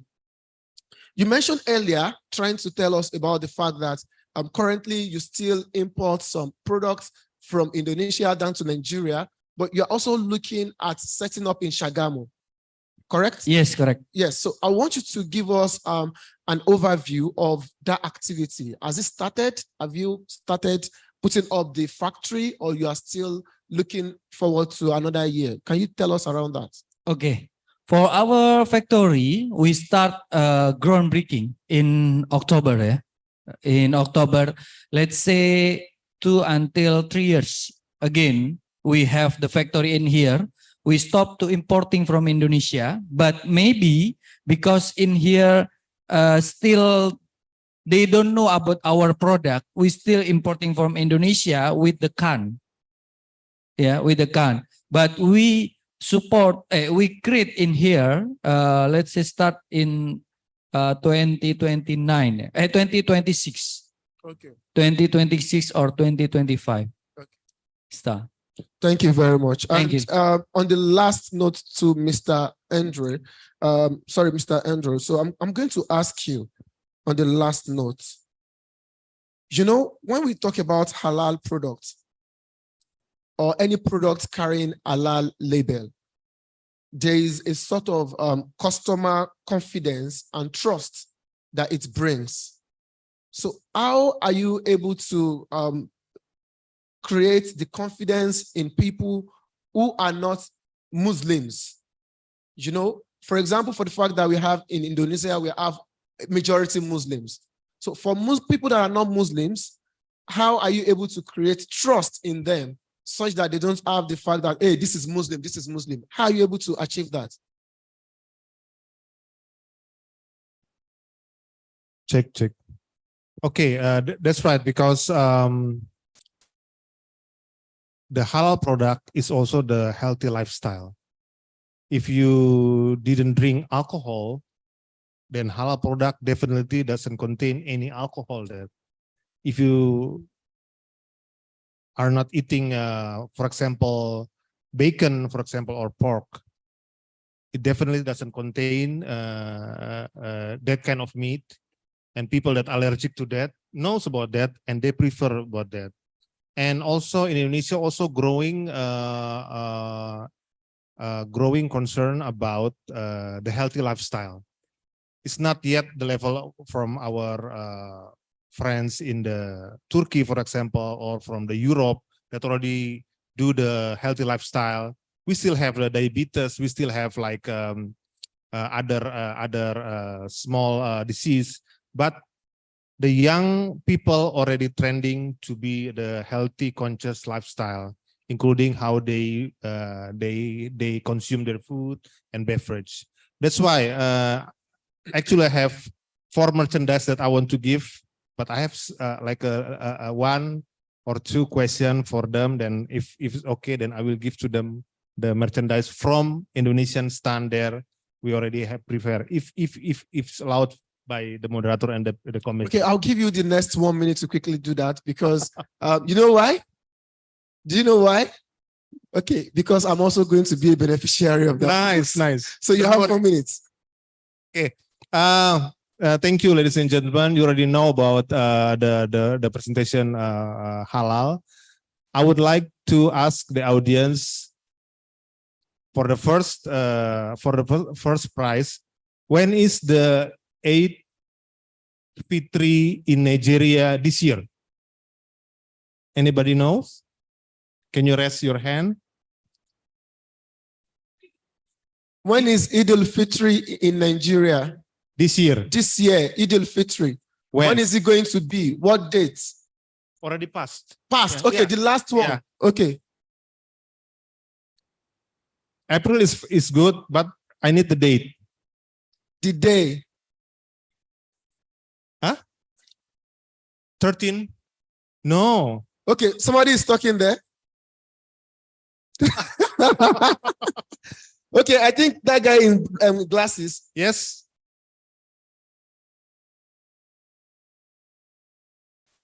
So it's on a Friday. So it was on April 27, if I'm not mistaken. No, that's incorrect. Okay, sorry. Yes.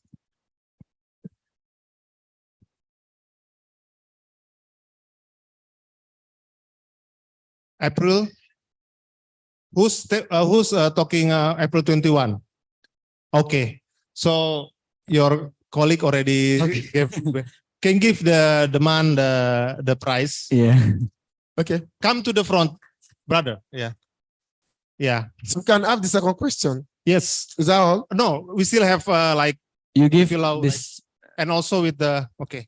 And then who knows when is the Indonesian Independence Day? When is what? In Indonesia Independence Day. You can Google right now. Yes. Yeah. Okay, so what is there? Indonesia Independence Day. It's also in August. 17. You are correct. Who? Please. That lady. Please come up. Come forward. Come forward. The man in the white. The man in the white. Oh, awesome. Yeah. Oh. And then the next the last one. Okay. Yes. Okay. 2 more. No. Okay. Name 2 of Indonesian halal product that exist in Nigeria. 2 Indonesia halal product that Yeah. Maybe the red lady. Now it's woman. Yeah. Indo. Okay. And one more. So clean. So clean. You see the one that I hold like this? Okay. Come, madam. Yeah. So come forward. Yeah. If you see in this label, you can see the halal certification, which is the round 1 here. So it already conclude the halal certification. Okay. So we have the last one. Yes. I will give to you, moderator. Oh, thank you. I will give you to Mr. Abdul Hakim Akimbode. Thank you so much. Please. Yeah. I'm sharing it with my host. Okay. Thank you so much. So yeah. So, and I think Thank at you that so much. point, we are going to call it off for this session. And this has been one of the most interesting session that I have moderated, which is basically speaking to exploring the opportunities with halal products from Indonesia. And I want to again thank my speakers. First off is Mr. Andrew Jonathan, who is the director of Indonesia Trade Promotion Center in Lagos. And again, thank you, Mr. Ade Augustine Pramana, who is the head of marketing, activation, and brand. Thank you so much for joining us. And also to our audience, the physical and the virtual participants, thank you so much for joining this session. And that will be the end of the session for today. My name is Abdul Hakim Akimbode. Thank you. Thank you very much, Abdul Hakim. And that's really the end of today's event. We'll see you tomorrow morning. Please come in bright and early. We're going to revisit the halal industry tomorrow. We're going into the halal food industry. We're revisiting the halal cosmetics. We're going to be looking at the pharmaceutical industry. We're going to tourism. There's a whole lot for you tomorrow. I did say in the morning, the best is yet to come. So we'll see you bright and early tomorrow. Have a safe trip home. Thank you.